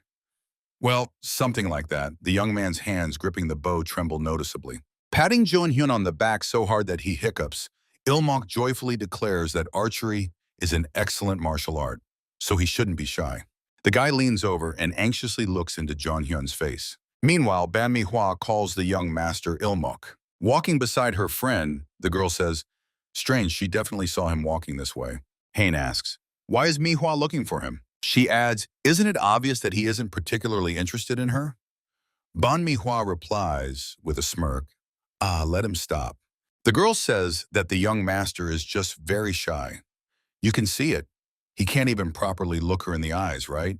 But since he's head over heels in love with her, let Hain just imagine how the poor guy is going crazy with feelings. Waving the fan decisively, she adds, so, ManhwaCapped, winking, and tells her friend that she has no choice but to make the first move, right? Hain, pleased with her insight, exclaims, so the friend is just sparing him. She is touched. That's all there, ManhwaCapped. A beautiful face, yes, but behind it also a golden heart. ManhwaCapped, listening to her friend's praise, thinks, although to be honest, her intentions are not entirely innocent. Unfolding the fan, she reflects that the youngest young master, about whom the entire cult buzzes, is definitely not a bad match. However, a slight smile glides over the girl's lips as she thinks that she does not give away her love so easily. Continuing to walk beside her friend, she ponders how naive the young master is and how she might play with him. Han, looking around, asks, was there such a place in the Hall of Demonic Arts? ManhwaCapped replies, yes. It doesn't seem like the young master would have chosen such a wasteland. The girl decides that perhaps they need to return. They turn the corner and see Ilmok bent over the archer lying on the ground, whose body is trembling. Jong-hyun looks bad. His face has turned pale to a bluish hue. His eyes have rolled back. Sweat is streaming abundantly down his cheeks, and a trickle of saliva is flowing from the corner of his mouth. Ilmok looks at the girls fearfully. From ManhwaCapped's lips slips a confused young master. Pale and exhausted, Jong-hyun lies in bed with his eyes closed, trembling and drenched in sweat. Instructor Yolni stands by the bed, carefully examining his face. After standing for a few moments, the woman turns and heads to the door. In the corridor, Ilmok, Hain, and ManhwaCapped await her. Closing the door behind her, the woman says that student Jong-hyun's condition has stabilized. The cadets breathe a sigh of relief. The instructor explains that it was only a temporary seizure. He will soon come to, so they should not worry too much. Yolne asks, do they know anything about the martial art of student Jong-hyun? Ilmok replies that he hasn't heard anything special. The woman says that the technique mastered by student John is called the Divine Bow of the Phantom Spirit. It is a martial art specialized for long-range sniper shooting. Yolne says that one of the side effects is pathological sensitivity to the approach of people, so they should be more careful when approaching him. The girls respond that they understand, while Ilmok thinks, so essentially he just has social anxiety? The guy concludes that it turns out he behaved rudely without meaning to. He decides that he will need to apologize properly when they meet again. Ilmok is sitting at the dining hall.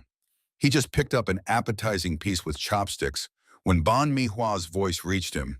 She says she did not expect to see the young master there as well. The girl standing near the table with a plate in her hands asks, what was the young master doing there? The guy answers that he was looking for a secluded place to practice stealth and accidentally scare Jong-hyun. Manhwa puts the plate on the table and moves the chair to sit opposite Ilmok. She says, if he is training stealth, wouldn't a crowded place suit him better? Trying to look cheerful, Ilmok replies that personally he feels more comfortable in silence. Squinting, the guy thinks that it's all because of her. He gets angry and mentally asks, why does the girl always sit opposite him? When he looks her straight in the face, his mind completely drifts away. Sweating profusely, Ilmok thinks, how can he get that face out of his field of vision? Maybe arrange an accident in a duel and force her to have plastic surgery? Or he tries to find some other options to solve this problem. From the tension, even several small vessels on his eyeballs burst. Han, approaching them, carefully carries a full plate in her hands. She asks her friend, did she sit right opposite the young master again today? Ban Mi-hwa, who doesn't like Han's words very much, answers, yes. Ban Mi-hwa thinks angrily, what does again today mean? With a dissatisfied expression, she crosses her arms on her chest and sinks into thought. If Hein keeps talking like that, it turns out as if she herself is chasing after the young master. Isn't that so? But she is only caring for the young master, who, no matter how you look at it, is not indifferent to her. The worried girl opens her eyes. Stop. What is this chill down the spine? It can't be. Ban Mi-hwa assumes that maybe this is a side effect of her demonic technique. Excessive self-admiration? Staring at the plate, the girl continues to think. All this time she just thought everyone liked her. But what if this is just a delusion imposed by the side effect? What if the young master actually avoids her because he doesn't like her? And she convinces herself that he is just shy. If that's the case, Ban Mi-hwa's cheeks redden. She thinks in horror, this is such a disgrace. While Han heads to the chair, the girl continues to spiral. Oh no, what to do? What if this really is all just her crazy imagination? Ban Mi-hwa turns her head to the side in surprise. Both she and Han look at Ilmok with surprise, who has taken a seat at the table to the left of the girl. The guy says that, in his opinion, Ban Mi-hwa looks even more beautiful from the side than from the front. He adds, let her, if she, of course, is not against it, always sit next to him like that. Ban Mi-hwa looks at him in surprise. The girl gets up from the chair and exclaims joyfully, she would fulfill such a wish 1,000 times. She thinks, I knew it. Ayan says to her friend, it seems the young master also appreciated Mi-hwa's beauty. She proudly replies that Han just voiced the obvious. Ban Mi-hwa sincerely rejoices, thinking she worried for nothing. That she is beautiful goes without saying. Ilmok, who remains sitting at the table, watches the laughing girls. Ban Mi-hwa now carefully turns sideways to him, and the guy thinks, as expected, it's much better when she simply doesn't show her face right in front of him. Since everything was resolved so easily, he should have talked about it earlier. Ilmok is pleased with himself. A slight smile glides over his lips as he thinks, it seems there is no need to worry about chi distortion for some time. The next day, Ilmok walks across the wasteland where he met the archer yesterday. Stopping, he turns his head around. The guy loudly calls out to Jong-hyun asking, is he here? A voice behind him says, did you call? The guy even flinches from surprise. Jong-hyun, wearing a cloak again, asks with the most miserable look, what does Ilmok want from him? The guy replies that he came to apologize for yesterday. He asked to forgive him for that incident. Jong-hyun exclaims, no, it's not him. Pulling the hood over his forehead, he adds that he should be the one to apologize for showing himself so pathetic. Ilmok, smiling kindly, says that Jong-hyun didn't do it on purpose, so there's nothing to apologize for. The embarrassed archer, looking away, says, the young master also didn't act with bad intent, right? He thinks Ilmok has nothing to apologize for. For a few moments, they stand silently facing each other. The guy looks at the hunched youth wrapped in a cloak, looking quite pitiful. Ilmok asks, by the way, Jong-hyun's stealth seems to be top-notch, right? He didn't even notice the youth was here until he spoke up himself. The guy asks his interlocutor, if it's not difficult for him, maybe he could demonstrate his abilities once more. Jong-hyun replies, well, if he insists. The figure of the archer becomes blurred and almost transparent before the astonished Ilmok's eyes. The guy is surprised. What? Is this stealth? Looking at the ghostly silhouette, the guy thinks, has this technique always been like this? The person literally dissolves before his eyes? Even the instructor wasn't at this level. Ilmok concludes that in terms of stealth, John Hyun is the best in the entire demonic academy. At that moment, the archer's figure regains clear outlines and he breathes a sigh of relief. The guy, not hiding his admiration, exclaims that this is truly impressive. He asks to be taught this stealth technique. John Hyun asks confusedly, "Him?" Ilmok, realizing he has overstepped, immediately adds, "If it is too troublesome, he can refuse." He assures that he does not want to take time away from John Hyun. The archer says uncertainly, "No." Pulling the hood over his forehead, he says, "If the young master does not mind." Ilmok rejoices and makes a hand gesture. Yes, he is happy. Excellent. The guy thinks, and they will occupy the wasteland together while training stealth. Two birds with one stone. Ilmok, approaching the interlocutor, states that he would like to start right now. Noticing that the archer's body is trembling slightly, he asks questioningly, "John Hyun?" The archer, adjusting his hood and stepping back, says, "No, he just..." Gathering courage, John Hyun says, he does not think he should teach Ilmok from such a close distance. The guy thinks that with this person he will have a lot of trouble, moreover, in every sense. John Hyun watches as fragments of dark fabric flicker in the air before him.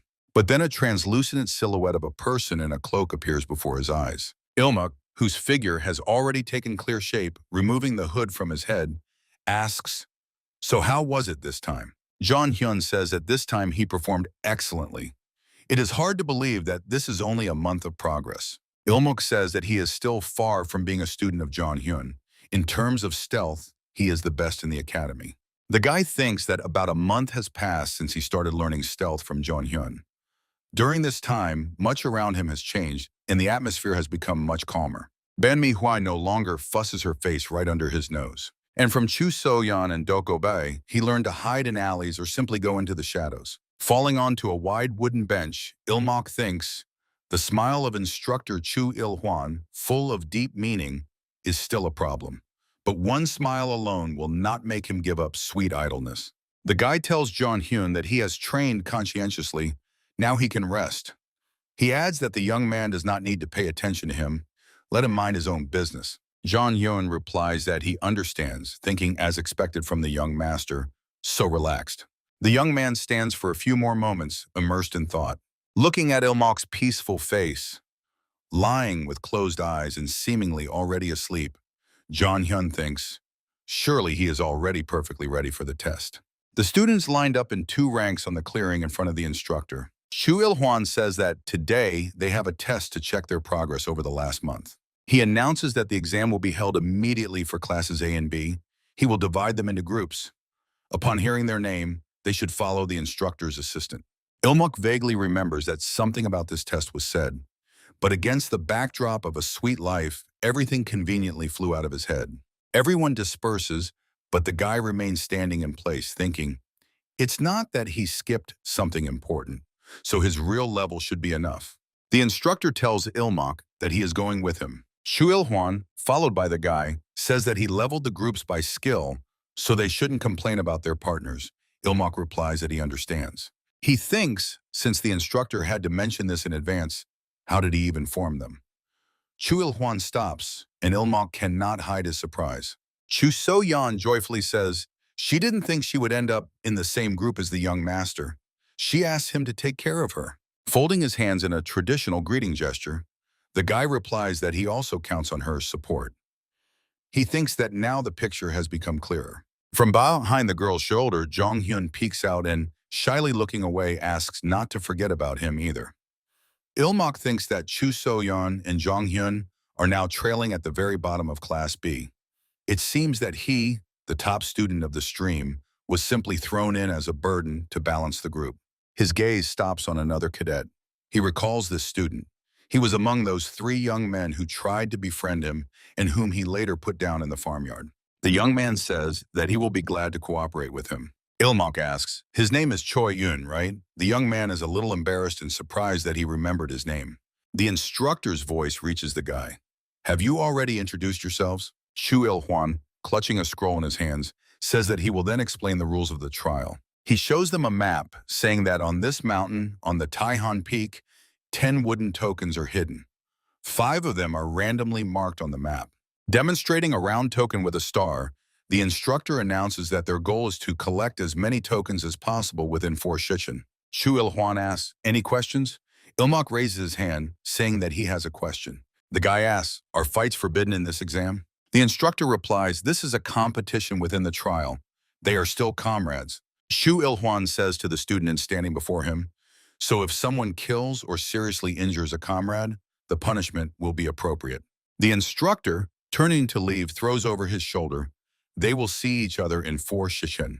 He immediately disappears as if dissolving into the air. Ilmok thoughtfully looks around his team.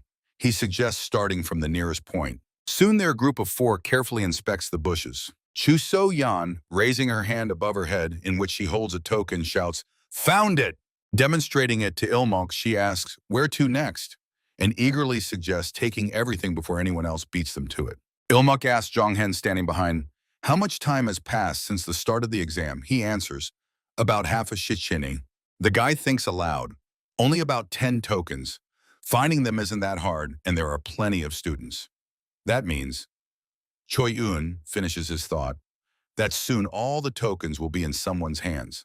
The young man continues, "And groups with few or no tokens won't just sit peacefully picking their noses. They conclude that fights will start soon." Jo So-yeon reminds that fighting is forbidden. Ilmok replies, "Let her remember exactly what instructor Ju Il-hwan said." The girl recalls how the instructor says, "So if someone kills or seriously injures," Ju So-yeon says, "He never directly said that fighting is not allowed." Ilmok says, "And the outer slope of Mount Taehan is surrounded by a formation. Officially, so students don't get lost, but in their conditions is more like nowhere to run from a fight." Putting it all together, you can say this exam is deliberately designed to pit students against each other. Choi-eun asks, "Then what should they do? They are also under threat. They have only 1 token." Ilmok answers, "He thinks they will act like this." Jo So-yeon stands with her hands behind her head. Behind her is Choi-eun, whose appearance radiates displeasure. The young man thinks, he thought Ilmok had a brilliant plan, but he's just making them bait. He doesn't understand why they didn't use 2 from Class B. Why involve him, a student from Class A? Feeling a stranger's presence behind his back, he grabs his sword. Clenching the weapon in his hand, Choi-eun tells the girl to get ready. Chu So-yeon immediately grabs a spear.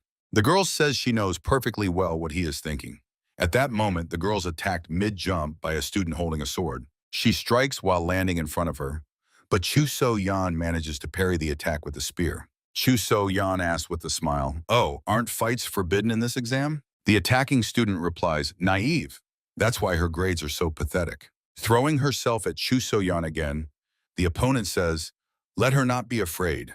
They will only press her a little." Chu So-yeon takes the blow, defending herself with the spear. The girl is already barely withstanding the opponent's pressure, thinking anxiously, why hasn't the young master's reinforcements arrived yet? Glancing at her partner, she thinks that even Choi-eun is barely managing against 2. Pointing the spear at the opponent, Chu So-yeon realizes a simple truth. There are 4 people in each group. If 2 are occupied with Choi-eun and 1 stands right in front of her, then the last one. The opponent parries her strike with such force that sparks fly to the sides from the clash of the metal tip and the sword. The cadet strikes the spear flatly with the sword, directing its tip to the ground. Then she shouts loudly, "Now!" And immediately Chu So-yeon attacks from the side in a jump. Another opponent. She raises the sword above her head, intending to bring it down on the girl's head. The attacking student, already anticipating victory, shouts, "Got you!" But at that moment, an arrow released by a skillful hand knocks the attacker to the ground. Almost losing consciousness from pain, the student asks herself, "What was that?" She realizes it was an arrow. Its flat tip is designed to stun the opponent, not to wound him. The student thinks, it can't be. They checked. There was no one within a radius of 45 meters. Could they have shot from an even greater distance? Chong-hyun had taken a position in a tall tree, hiding in its crown. The girl tries to understand from what distance they shot at them, and the archer remains frozen, gripping the bow in his hand. Chong-hyun's hand reaches for the quiver of arrows behind his back. Taking an arrow, he draws the string again. The young archer really does not want to disappoint Ilmok. He thinks that the young master gave him such a difficult task because he believes in him, and that means he cannot afford to make a mistake. The student he is aiming at shields herself from the arrows with a sword. She cuts another arrow into 2 parts, But John Hyun does not give up and continues to shoot. The cadet, embittered, exclaims, "That's it." And that means, pushing it off with her foot, she rushes forward, but Ilmok intercepts her, asking, "What does that mean?" With the edge of his palm, he strikes her neck, and the student falls to the ground, dropping the sword from her hands. Chu So-yeon joyfully exclaims, "Young master!" Her opponent throws a wary glance over her shoulder. Ilmok rushes from his place and attacks Chu So-yeon's opponent. He delivers a crushing blow with his hand, knocking the student off her feet. She falls to the ground, attracting the attention of her two comrades fighting Choi-eun. All three freeze, looking at what is happening with surprise. Ilmok, wiping sweat from his face, says discontentedly, and he did not want to sweat like this. He asks the remaining cadets on their feet, "Well, will they continue?" He apologizes in advance, but it will only get worse for them. The young men throw their swords to the ground, preferring to surrender. Ilmok, crossing his arms over his chest, smiles proudly. He thanks the opponents for the wise decision. Behind the cadets appear Choi-eun and Chu So-yeon with ropes in their hands. Soon, 4 opponents of Ilmok's team sit on the ground back to back, tied by their hands and feet. The guy sitting in front of them shows them 2 tokens, saying that he will gladly take their 2 coins. Hiding the tokens in a secret pocket on his chest, Ilmok smiles contentedly, thinking, already 3 out of 10. With that amount, no one will say he was slacking all the time. He thinks, although maybe, just in case, get 5. Inspired by Chu So-yeon, she suggests quickly gathering the remaining tokens in this push. Ilmok says, "About that. First, he wants to say something." The girl asks, "What exactly?" At that moment, John Hyun also joins them. The archer, looking around uncertainly, says, "That smell?" Ilmok says, "It seems John Hyun's apprentice also smelled it." The guy reports that while Choi-eun's apprentice and Chu So-yeon's apprentice were luring the competitors, he found some traces. He also points to bloodied feathers on a bush, saying, "It seems someone nearby is preparing dinner." Ilmok looks meaningfully around his team, who look at him confusedly in response. The guy suggests to quietly join them. A hand holds a piece of meat skewered on a stick over the fire. A voice asks the commander, "Why did he act that way then?" Dako-Bay shifts his gaze from the meat to the young man standing before him, clutching a spear in his hand. The young man with a cut on his cheek says, "Honestly, isn't young Master Ilmok really crossing all the lines?" He asks, if he truly wanted to strike young Master, wouldn't it have been easier to accept the alliance proposal? Dako-Bay, staring gloomily into the fire, replies, "There is some truth in that, but..." Again, shifting his gaze to the young man standing before him, he adds, "What if Manhwa intended to stab him in the back?" He says the girl has been sticking to Ilmok for almost a month now, and now she suggests attacking him together. There is a high chance that behind the scenes, she has already swayed him to her side. Dako-Bay adds, "And this Ilmok?" Biting off a piece of meat, he says the guy is an opponent he must defeat by his own strength. He declares that he does not need anyone else's help. His interlocutor thinks that the latter is out of personal motives. Grasping his head with his hand, he mentally asks himself, and anyway, could Manhwa have swayed Ilmok? If so, they would have been taken out the very second they met her. Glancing at Dako-Bay chewing meat, the young man thinks, on one hand, from how he replays everything in his head, you wouldn't say he's a fool, but what to call it? Naivety or still stupidity? By this time, Dako-Bay has completely eaten the meat and looks regretfully at the stick. He asks the young man, those 2 from the squad who went for food, "Aren't they taking too long?" The young man replies that he will go check now. The young man turns and walks away, frowning as he thinks, so the commander has appeared too. They called him commander, and now he already imagines himself as something extraordinary. He mentally adds, if only he wouldn't whine about being hungry. The young man freezes, encountering Chu So-yeon. For a few moments, he looks at the smiling girl. The young man finally realizes the danger that has suddenly appeared before him. The spears of Chu So-yeon and the young man cross. Alarmed, Dako-Pa jumps up from the boulder asking, "What is that noise?" The young man shouts in response, "The enemy has attacked. Be careful." Dako-Pa immediately reaches for the sword hilt, saying, "So they even attack people over food?" He meets his attacker Choi-eun with a sword swing. The swords of Dako-Pa and Choi-eun cross. The latter clearly feels uncertain against such a strong opponent. Dako-Pa, smiling grimly, says, "What? He is weaker than I thought. Is that all he is capable of?" Choyan, restraining the pressure of his sword, says, "It can't be." He steps aside, dodging the blow, saying that everyone has a trump card up their sleeve. Surprise appears in his opponent's eyes. An arrow with a blunt tip hits Pa right in the forehead. Chanhyun, who released the arrow, looks very upset. He realizes that he unconsciously aimed straight at the head.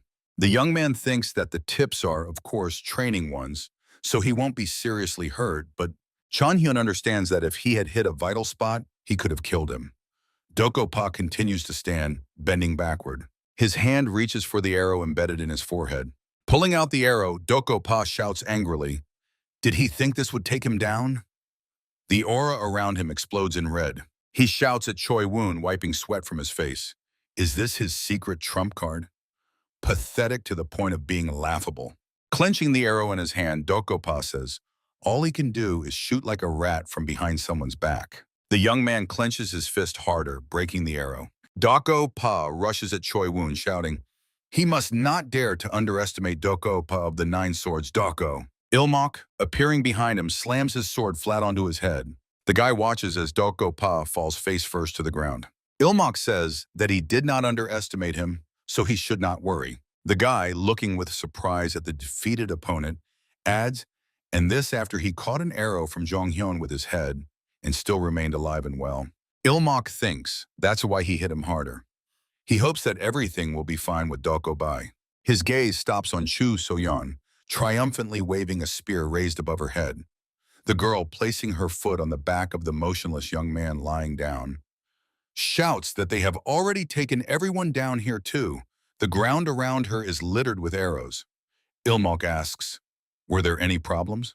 Chu So-yeon answers, with such precise support, everything went smoothly. Choi-yeon says that thanks to the young master, they won almost effortlessly.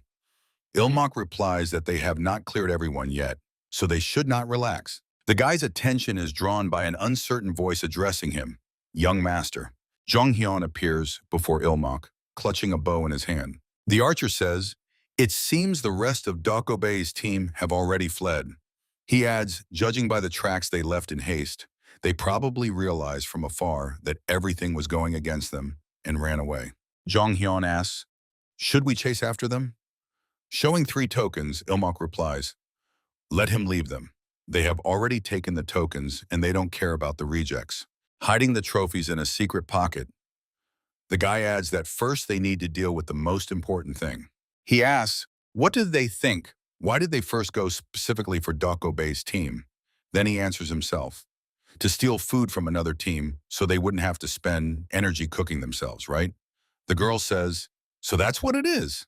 Ilmok says, if they drag it out, they will fall behind the others. So right now, the most important thing for them is, the guy says with a smile, to eat. On a wooden board lying on the ground, someone's hands pour out a couple of fly agarics, an apple, and several berries. Chanhyun, who appeared behind Ilmok, reports that he has finished setting traps around the perimeter. The guy replies, good job. The young man adds, and here's more. He shows a rabbit carcass and a pheasant. Ilmok exclaims joyfully, oh, wonderful. Taking the trophies, he says that one food supply from Pa would not have been enough for them. He really helped them out, Chanhyun asks. So the others also left to look for food? Ilmok, nodding at Chu So-yeon and Choi Woon standing by the fire, who poured their trophies onto the board, says, why not ask them directly? The sun is setting toward the horizon. The guy sits on a boulder by the fire. Next to him, a girl has sat down right on the ground. Choi Woon settled a little further away on another boulder. Chunhyun positioned himself farther from the whole group. Ilmok thinks that he currently has only 6 tokens in his hands. If they just hold their position, first place is guaranteed. His thoughts are interrupted by Chu So-yeon. She says, so, about Lady Chin-hun? The guy doesn't listen to her. Yawning, he thinks that there is still some time left until the end of the trial. So there's no point in wasting energy. Better to save what they have. Ilmok, looking sleepy, asks the girl, by the way, why is she so obsessed with Lady Chin? Chu So-yeon throws him a surprised look. Suddenly, the girl bursts from her place and, grabbing Ilmok by the shoulders, joyfully shouts, finally, he asked. The guy gloomily thinks that it was not worth doing. Pressing her palm to her chest and closing her eyes, Chu So-yeon begins the story. She says that her father is one of the shadows of the pavilion of the secret guard. So from time to time, she had to visit the pavilion. She tells that it was there that she saw the incomparably beautiful Lady Chin Han. Folding her hands in front of her as if in prayer, the girl enthusiastically continues the story. And when she learned from what miserable conditions this lady started, and yet still managed to become the second strongest in the academy, she was deeply shocked. Looking at her, the guy thinks, simply put, she became a fan of someone else's success. Choyun says that as far as he understands, this Chin Han of theirs is a woman. Chu So-yeon slowly turns her head to him, asking, and what does that mean? For a few seconds, a ringing silence hangs over the clearing. In the blink of an eye, the girl is next to Choyun, bringing her face close to his. She says, then, it turns out, that student Choi does not admire the heavenly demon. The young man exclaims, what blasphemy is she saying? Chu So-yeon steps away from him, and an enthusiastic, dreamy expression appears on her face again. Closing her eyes and raising her face to the sky, the girl says, that's what it's about. Everyone bows before the Lord of 10,000 demons. Her feelings for Lady Chin Han are slightly weaker, but essentially it is also respect. She adds that therefore her goal is to become second in the academy, like Lady Chin. Ilmok, approaching Choyun and encouragingly squeezing the shoulder of the clearly confused young man, says that there is no need to rack one's brain so much to understand her. Shyly hiding her face in her palm, the girl says, and in the end, then holding her cheeks to hide her blush, she joyfully exclaims that she will become the maid of young Master Ilmok and will enjoy the sweet senior-junior relationship with Lady Chin Han. It is Ilmok's turn to be surprised, he asks. Since when did he agree to this? Chu So-yeon, from whose eyes tears burst, immediately runs up to the guy and, tugging his sleeve, begs, well, please, you might not say it about her, but she is very capable. Ilmok replies, she herself aims not for first place, but for second. What high competence are we talking about? The girl, shaking him by the shoulders, says, well, it's obvious that the young master will be first, so second place is all she can hope for. Second place is almost the same level as first. Doesn't that tempt him? Ilmok replies, all right, he promises to consider positively her question. Just let her get off him. At that moment, something catches John Hyun's attention. He hears the alarm bells ringing, and that means someone has touched the thread. Jumping to his feet and peering into the forest thicket, he exclaims, someone is coming. John Hyun says there are 5 of them, then immediately corrects himself. No, 6. The people approaching them move so fast that they cannot be seen clearly. Ilmok immediately orders the archer to take position. The rest, to battle. John Hyun replies, yes, and immediately rushes off in the opposite direction from the approaching people. The girl and Choyun take up weapons. Only now does Ilmok realize that the supposed enemies are 6, not 4 as it should have been. He wonders, have they allied with someone? The guy assumes that 2 runaways from the Doko Pa group have joined some team. Ilmok's hand reaches for the sword hilt. He did not want to draw the sword. He hates getting blood on himself. But since they are coming so brazenly, he has no choice. Taking a battle stance and raising his weapon before him, the guy thinks, well, it's been a while since he really gave his all. But immediately a surprised expression appears on Ilmok's face. Wait, this is... The guy looks surprised at the person who appeared before him.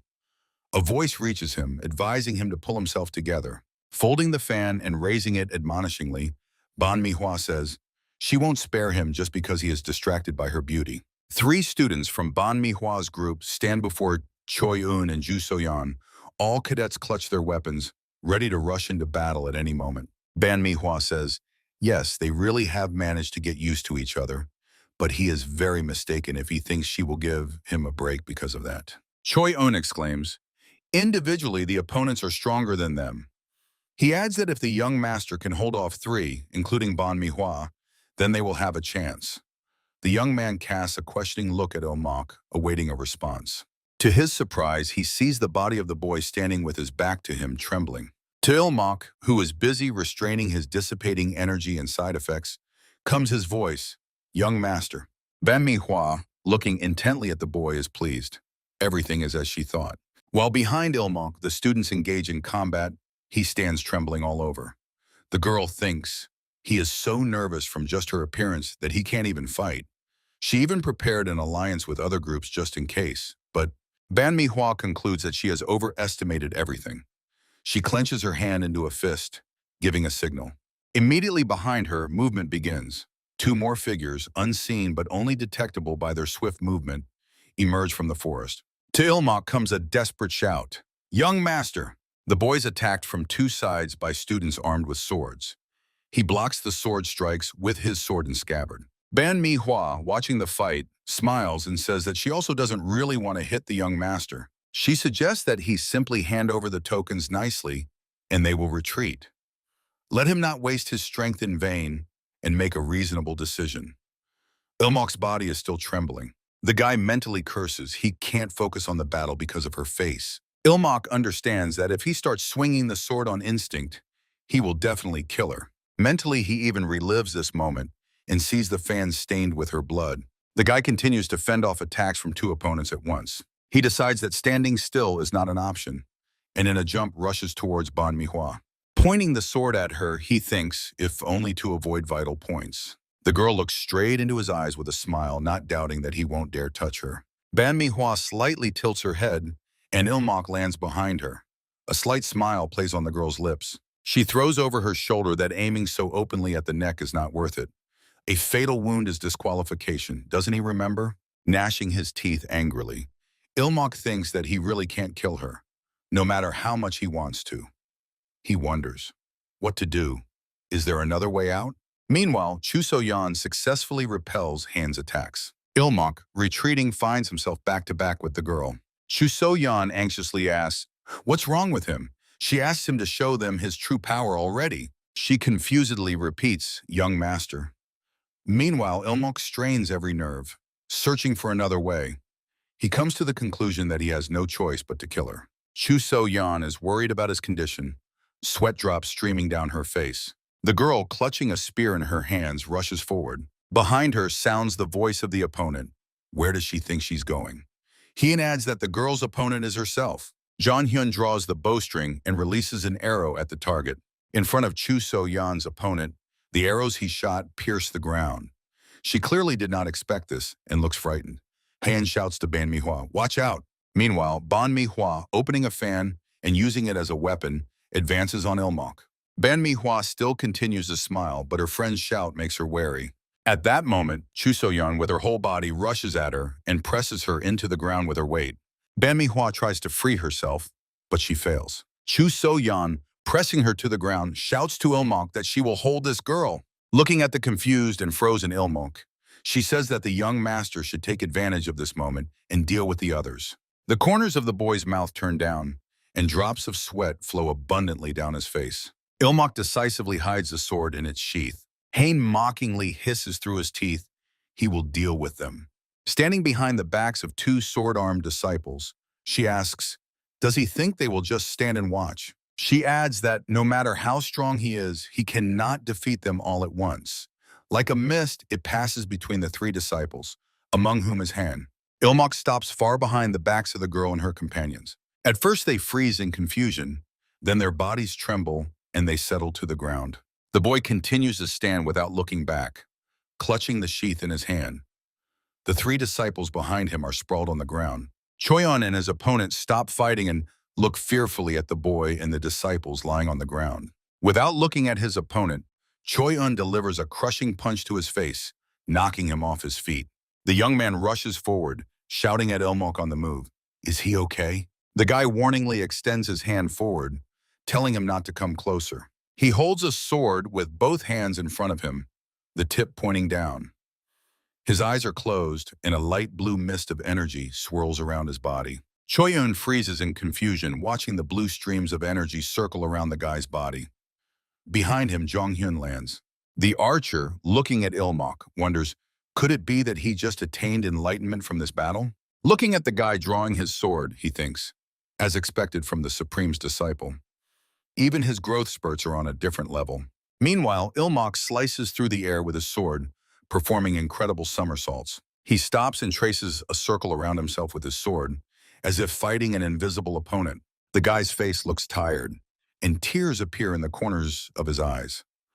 as expected from the Supreme's disciple. Even his growth spurts are on a different level.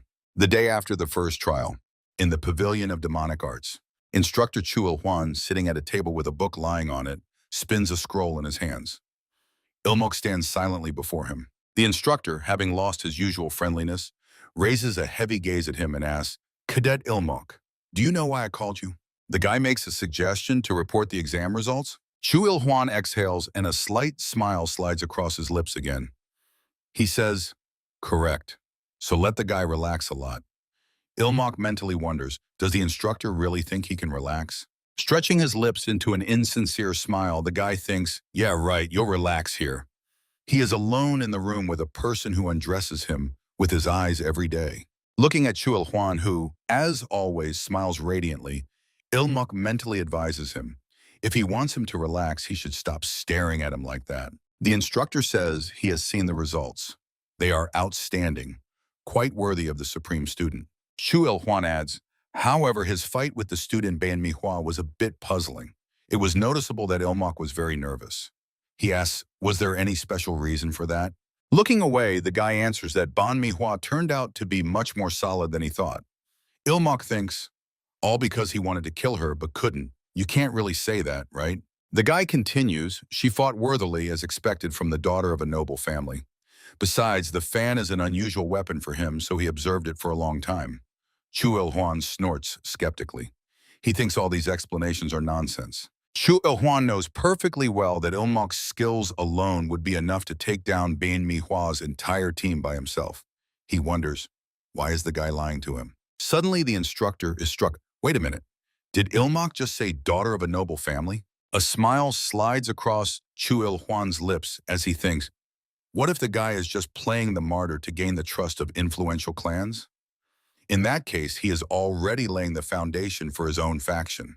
Pressing his forehead against his interlaced fingers, which he leaned on the table with, and hiding his face, Chu Il-hwan thinks that, as expected, the supreme student is of a completely different nature.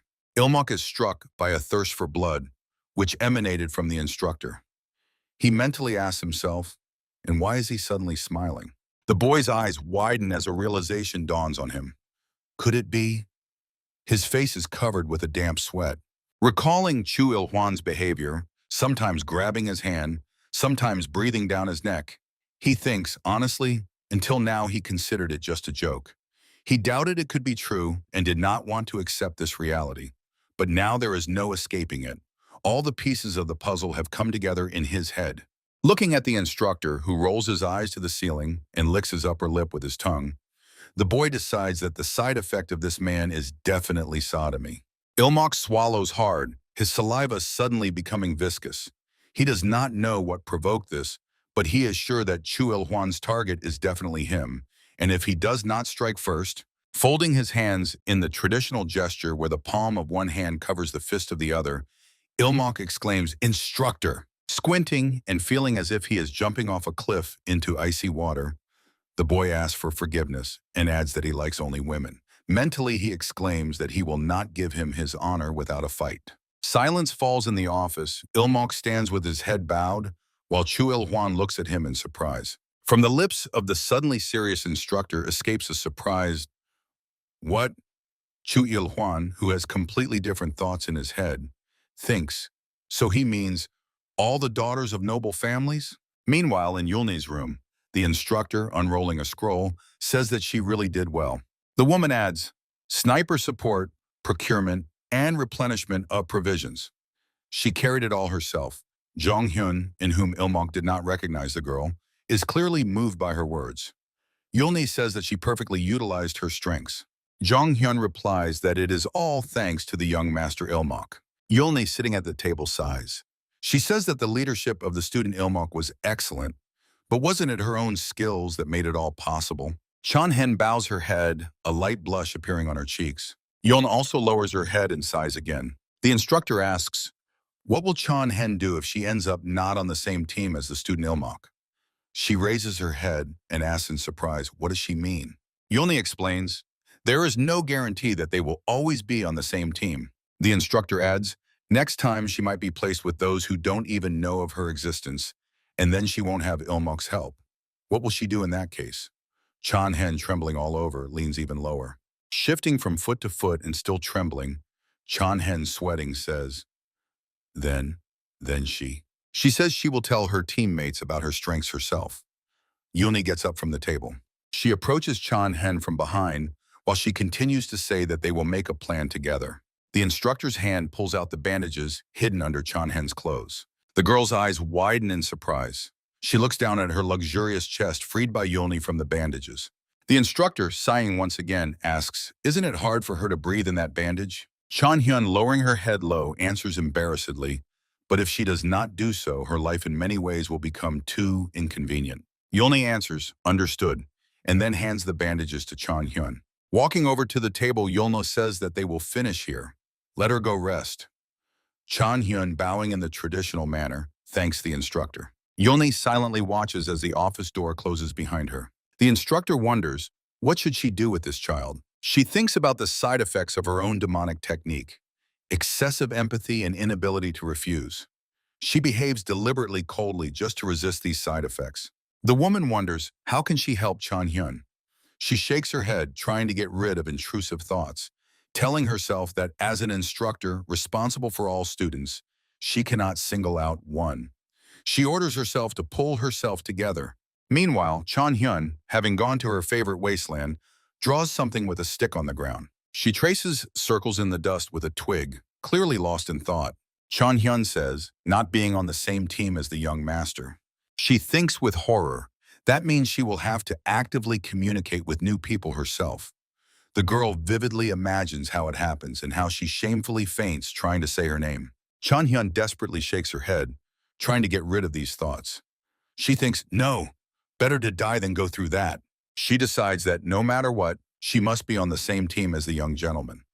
At that moment, footsteps sound behind her. Ilmok, who appeared behind her, says, Chong Hyun is here again. The girl is clearly frightened. She jumps up and turns to face the guy. Her figure, as always, is hidden by a cloak.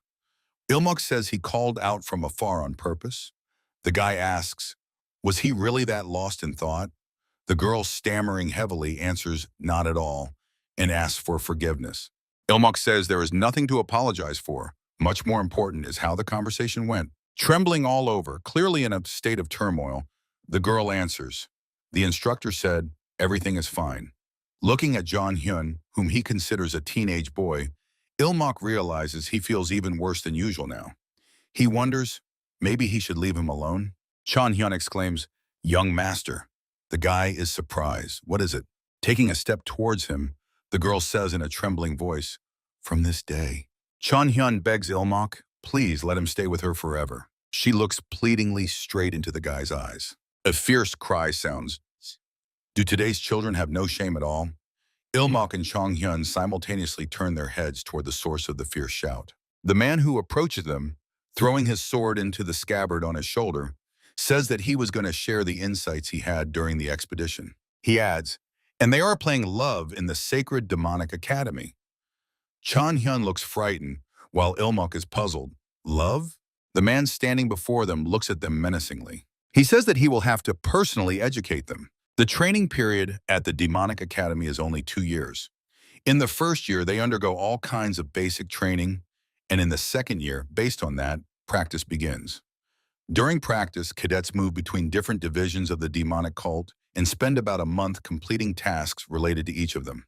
Ilmok stands opposite a tall young man who has thrown an impressively large sword over his shoulder. With a sinister smile, the senior student asks the guy, is the junior dissatisfied with something?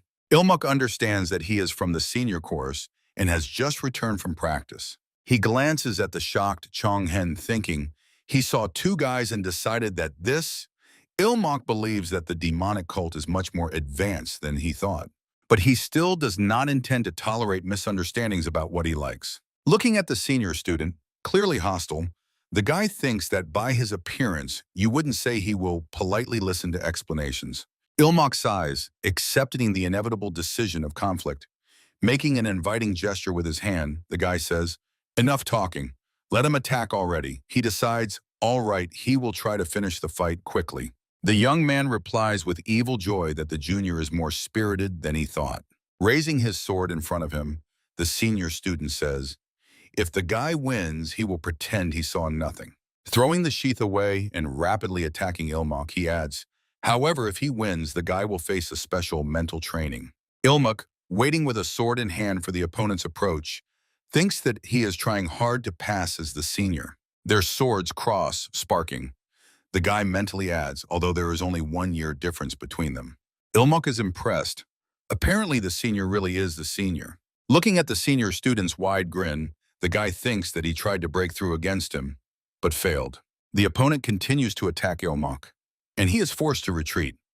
Outwardly, he reminds the guy of Doko Pei, but he understands that this person is essentially quite different. Dodging a blow, Ilmok thinks that his opponent is stronger and his ligaments are much more refined. He feels that the young man gives off the same vibration as the assistant instructor. The guy believes that, of course, the senior student is still far from the assistant's level, but his movements are extremely similar. Raising the sword for a strike, the guy realizes that he will have to do more than just dodge. Swinging the sword, he decides that he needs to give a proper fight. The senior student exclaims, "Oh, so he is not only strong in dodging." Taking a fighting stance, the young man says, "Well then, let him try to block this." They continue exchanging blows with incredible strength and maximum speed. Blow follows blow, but Ilmok no longer tries to dodge or retreat. A satisfied smile shines on the senior student's face. Fun. He came here to reinforce the knowledge gained during his practical training. But in the end, in his opinion, everything turns out much better. Continuing the fight, the young man thinks with delight how long it has been since he swung a sword like this. Ilmok takes a fighting stance. A light haze of energy emanates from his sword. The boy's gaze expresses determination. The senior student, smiling even wider, realizes that Ilmok is going to finish everything now. Excellent. Bringing down his sword on the boy, he mentally exclaims, "Come on!" But Ilmok seems to dissolve into the air. The senior student, still not realizing that his sword is cutting through emptiness, mentally rejoices, promising to crush the boy with full force.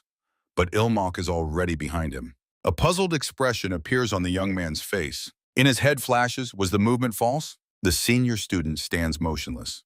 The tip of Ilmok's sword almost presses against his throat. The guy, looking at him sternly, says, "That's all." A glint of sunlight plays on the tip of the sword. The young man's lips stretch into a wide smile, revealing 2 rows of strong teeth. The senior student laughs, and Ilmok sheaths his sword. The young man exclaims, "The younger one really hit him." The guy replies, "But the main thing is, since he has cooled down, let him hear his explanations." Throwing the sword over his shoulder, the young man replies, "Yes, anything can happen in youth." He promises to pretend he saw nothing. As he leaves, the senior student says, "The loser leaves without saying a word." The confused Ilmok calls after him, "No, let him listen." His face distorts into an angry grimace. He wonders, why do these scoundrels from the demonic cult never listen to anyone? Turning to Chong-hyun, the guy asks, "Is he okay?" The response is, "Hick!" Chong-hyun answers, "Yes, he's fine." Squeezing her eyes shut tightly, the girl orders herself not to tremble. She remembers how she asked him to stay with her, and with horror, she realizes how ambiguous that request might have seemed. Jong-hyun thinks she needs to explain to him that she just wanted to be in the same group with him. Lowering her head, Jong-hyun says, "Everything that was said before." The guy asks, "Did he mean that he wants to continue being in the same group with him, right?" The girl is surprised. How did he guess? Ilmok says that this is not something he can decide alone, so he definitely won't promise. But he will try to talk to the instructors. Jong-hyun, bowing, thanks the young gentleman. The guy says that in that case he will probably go, and he advises Jong-hyun to rest. The girl agrees and says goodbye. All the best. Ilmok leaves and Jong-hyun remains standing, watching him go. Then the girl sighs heavily. She turns away, saying, "It's good that no misunderstandings arose." Jong-hyun walks toward the pavilion. Sitting on the pavilion steps, she, leaning on her knees, lowers her head onto her intertwined fingers. Jong-hyun says sadly, "Then why does my soul feel so empty?" Black Tiger, the dormitory for senior students.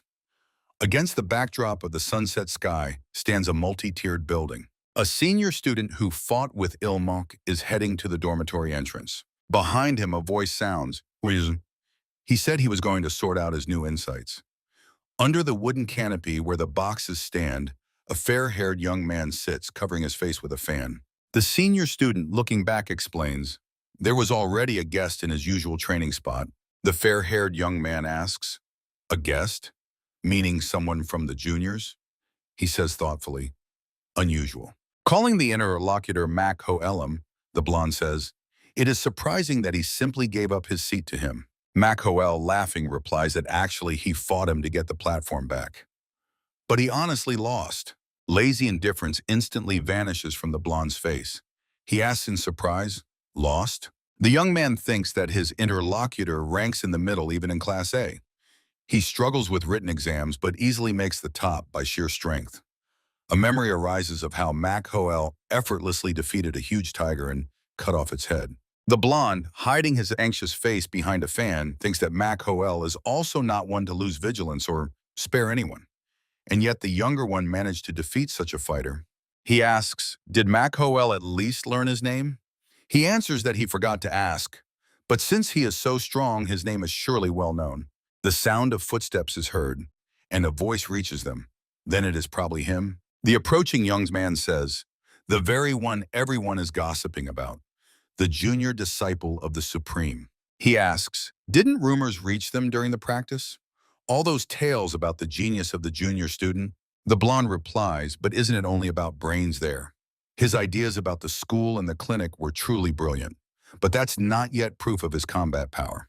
A classmate who approached them asks, "What's the noise about?" The young man answers, "Mac Hoyol says a monster has appeared among the juniors." Another senior student approaches them saying, "Although, if you think about it, the junior student hasn't even spent a year here yet." The blonde replies, "Then he definitely shouldn't have any chance to defeat Mac Hoyol. Illogical." He loudly says, again by him, "Then who the hell is this junior?" One of the guys says that this year the eldest grandson of the Doko clan enrolled. Maybe it's him? Mac Hoyol objects, "But the junior he fought relied on a fast and soft sword." The reply is, "Then it's definitely not the 9 swords of Doko. They are known for heavy strikes." One of the guys asks, "If not Doko, then who?" A cough is heard. The young man who first joined the conversation between the blonde and Mac Hoyol, waiting until everyone looks at him, says that standing here they won't find anything out. He adds that he will bring one junior acquaintance. Night falls. Choi Un, bowing respectfully, greets the seniors. He introduces himself, stating his name. The blonde, sitting on the bench by a long table around which his friends stand, asks him to calm down. He says they called him here not to pressure him. They just want to ask a couple of questions. Choi Yun replies that he understands the senior. The blonde says that first he will introduce himself. His name is Baek Cheon. He asks the young man, has he heard of him? Choi Yun, still holding his hands folded in the traditional gesture of greeting and respect, without raising his eyes, answers, "Of course. He is from the Baek family, one of the 5 great demonic houses, right?" Mentally, he curses. He really got caught. Choi Yun heard that the Baek family has a second son, a complete thug. Glancing at the young man sitting in front of him, the youth realizes that, judging by the age, it is definitely him. Baek Cheon says, "All right, let's get to the point. Who is the strongest in their group?" Choi Yun feels relieved. "Great. At least they are not interested in me." He thinks, did the rumors reach them because of the practice? If you ask anyone in their group who is the strongest, Choi Yun answers, "The junior disciple of the Supreme, young Master Ilmok." The senior student who brought him here asks, "But he has only been here for a year, hasn't he? Are you sure you are not confusing him with someone from the Doko clan?" Choi Yun replies that Doko Bae is also outstanding, but he says that young Master Ilmok is not just a genius, he is a monster. The youth adds, everyone he considers weak, he knocks down with one blow, but against the strongest, he deliberately drags out the fight, as if trying to squeeze every last drop of combat experience from his opponent. Trying to suppress the trembling that has seized him, Choi Un says, looking at this, you involuntarily wonder, is he even human? Baek Cheon's lips stretch into a smile. He says thoughtfully, so that's how it is. Choi Yun feels uneasy when he sees the senior student's eyes glowing with a reddish light of internal energy. One of the senior students says with a smile, it seems they got a very interesting junior. Mac Hoel says that now he really wants to fight him. Baek Cheon asks, and what will they do tomorrow morning? Choi Yun watches as 5 senior students, standing in a circle, raise their clenched fists in the air, shouting in unison, "Duel!" The young man mentally wonders, how did it all come to this? Grabbing his head, Choi-un thinks, bad. Young Master Ilmok will definitely consider this inappropriate. He hopes the elders won't reveal where they got the information. In the morning, a worried expression appears on the faces of the younger students. They see a group of senior students led by Baek-chan approaching their dwelling. Mak-hoel exclaims, "Here he is, the very youngest one." He points with his finger at Ilmok approaching the dormitory. The guy turns his head towards them and looks at the senior students with surprise. They, baring their teeth predatorily, are approaching him clearly with ill intentions. Ilmok, cursing mentally, wonders, what kind of procession is this? Suddenly, between him and the senior students appears a strong, tanned hand gripping a sword and a delicate hand holding an open fan.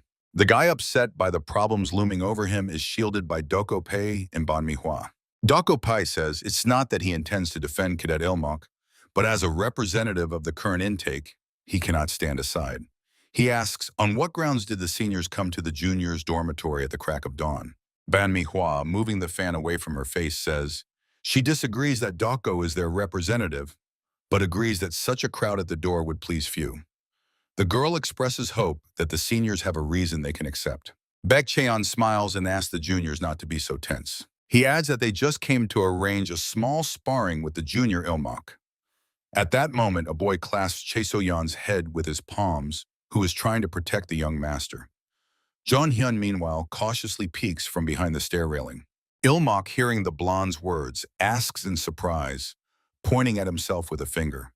With him? Baek-cheon, theatrically bringing his hand to his forehead, answers, yes, he heard everything yesterday from Mak-hoel. That guy said the boy is incredibly strong. He adds, theatrically raising his hand above his head and simultaneously tossing back unruly strands falling on his forehead. So, of course, shouldn't he fight them too? Now Ilmok grabs his head. Closing his eyes, he thinks their logic is crooked, as befits people from the demonic cult. If he had known it would turn out this way, he would have wriggled out by any means, just not to fight. Dokopei whispers to him that handling everyone alone will be tough. He adds that he will take part of it upon himself. The boy replies, no need. He already has a plan. He invites the seniors to follow him, saying they will go ask the inspector to oversee their sparring. In Chuel-hwan's office, Ilmok, pointing at the seniors standing next to him, tells the inspector that the seniors are bullying him. The faces of the boys, clearly not expecting such a turn of events, stretch in surprise. The instructor, not quite understanding what is happening, cautiously asks, what? Chuel-hwan examines the cadets standing before his desk. Mak-hoel exclaims, what does Junior Ilmok want to say by this? Pressing his palm to his chest on the other side, Baek-chan calls out to the guy, bullying. They just wanted to challenge him to a duel. Ilmok asks in response, is it right to show up in a crowd like this and impose a fight? The guy exclaims that he is a junior from another course. It's clear to anyone that this is not an honest duel, but bullying. The disconcerted seniors have nothing to say in response.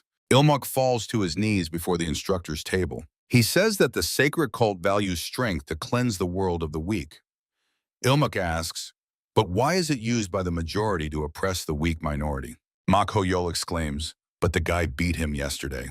The young man adds, he may be counted as a minority, but calling himself weak is going too far, doesn't he think so? Ilmok mentally curses, damn him. Rising and proudly straightening his back, he, without looking at anyone, says, be that as it may, the fact that they ganged up on him does not go away. Baek-chan exclaims, he says this is a misunderstanding. He assures that they never intended to fight altogether. The instructor decisively cuts him off, enough. Chuel-hwan tells the cadets, he understands why they came to him. However, this is a matter he cannot decide alone. He needs to discuss everything with the other instructors before making a decision. The instructor tells them to go back to their rooms for now. He watches the students leaving the office. An anticipatory smile slides across Chuel-hwan's face. He is confident that an interesting performance awaits them. With the onset of night, the instructors gathered around the abbot's desk in his office. Yemga-hui, stroking his beard, says that this is indeed an unprecedented case. He says, the seniors who come in a crowd to challenge the junior to a duel, and the junior who complains about this to the instructor as bullying. The deputy head of the demonic academy, Yugek, asks, but wouldn't the problem resolve itself if they simply refused to oversee the fight, or forbade the seniors from approaching it? He addresses Chuel Huan. Since he took the trouble to convene this meeting, he assumes he has another plan in mind. The response is correct. Lowering his hand onto the table, the instructor adds, and for this, he needs the consent of instructor Cha Eun-yeon. Senior instructor of the senior course, Cha Eun-yeon, a woman with short dark hair, decisively crosses her arms over her chest, asking her consent. She inquires what other senseless scheme has he conceived this time. Chuel Huan replies, interesting. Where did she acquire the habit of declaring something senseless without listening to the end? They glare at each other with lightning-like looks. A red aura thickens around the table. The abbot decisively says, enough. With a sparkling eye filled with the red light of inner energy, Yem Gahui says, let both remember that they are at an official meeting. Chuel Huan, bowing his head in a respectful bow, apologizes to the head of the academy. Cha Yunan follows his example, adding that she will try to restrain herself. Yem Gahui exhales and the red pressing aura dissipates. The abbot addresses Chuel Huan, asking, what is his method? He answers that it is quite simple. The instructor explains, they will hold an official sparring tournament between the seniors and juniors. Yu Gaik objects, saying that for practicing demonic arts, a 1-year gap is an abyss. The outcome is obvious. Is there any point at all? Chuel Huan replies that, at the very least, it will definitely help the juniors. He adds, if they turn it into a regular tournament, then through such duels, the juniors will gain not only insight, but also a spirit of rivalry. The desire to surpass the seniors will make them train even harder. Chuel Huan says that, moreover, it will become an incentive for the seniors. Cha Eun-en is surprised by his words. An incentive? The woman asks, does he mean that the junior can really defeat the senior? Yu Jiak clarifies, the instructor must be talking about that junior student. Chuel Huan responds, exactly. Recently, Ilmok has been growing in strength alarmingly fast. He believes this is enough to make the seniors feel threatened. What if they really get surpassed? With a devilish smirk, Chuel Huan says, maybe he will easily surpass the current senior class. Chuel Huan and Cha Eun-yeon lean slightly toward each other across the table that separates them. A smile shines on the man's face, and a threat lurks in the woman's eyes. The headmaster, stroking his beard, watches him with a smile. He agrees, good. Let them continue their preparation. During the day, Chuel Huan announces that in 5 days there will be an official sparring tournament with the senior students. Standing on the top step of the stairs in front of the cadets lined up at its base, the instructor adds, these seniors entered the academy a year before them. This is a great chance to improve skills, so they should be grateful. Ilmok, listening to the instructor, thinks he suspected that he was up to something, but he didn't think it would turn into a whole tournament. Raising his index finger, Chuel Huan says with a smile, the fights will be one-on-one. Opponents will be matched according to each student's level. One fight, no repeats, so they should give it their all. Ilmok thinks that at least he won't have to fight them all at once.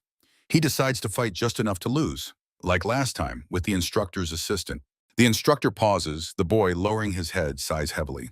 Chuel Huan says that he already assessed each of their levels at the last exam. He adds significantly, therefore, if someone tries to cheat during the duel or loses by putting in just enough effort to lose, the guy swallows the suddenly viscous saliva with difficulty. The instructor says, let them just know that a special punishment awaits them with him. Ilmok imagines with horror how the instructor's tongue slides across his cheek. From Chuel Huan, looking at Ilmok, flow streams of dark, heavy energy. The guy looks away. Doc Go Bai exclaims, what is he saying? Is there a warrior of the sacred cult who fights like that? He makes a greasy joke and laughs. Ban Manhwa rejoices, what a wonderful chance to gain insight. She adds that she will squeeze every drop out of this opportunity. The guy standing among the rejoicing classmates cannot find suitable censored words to express the overwhelming feelings inside him.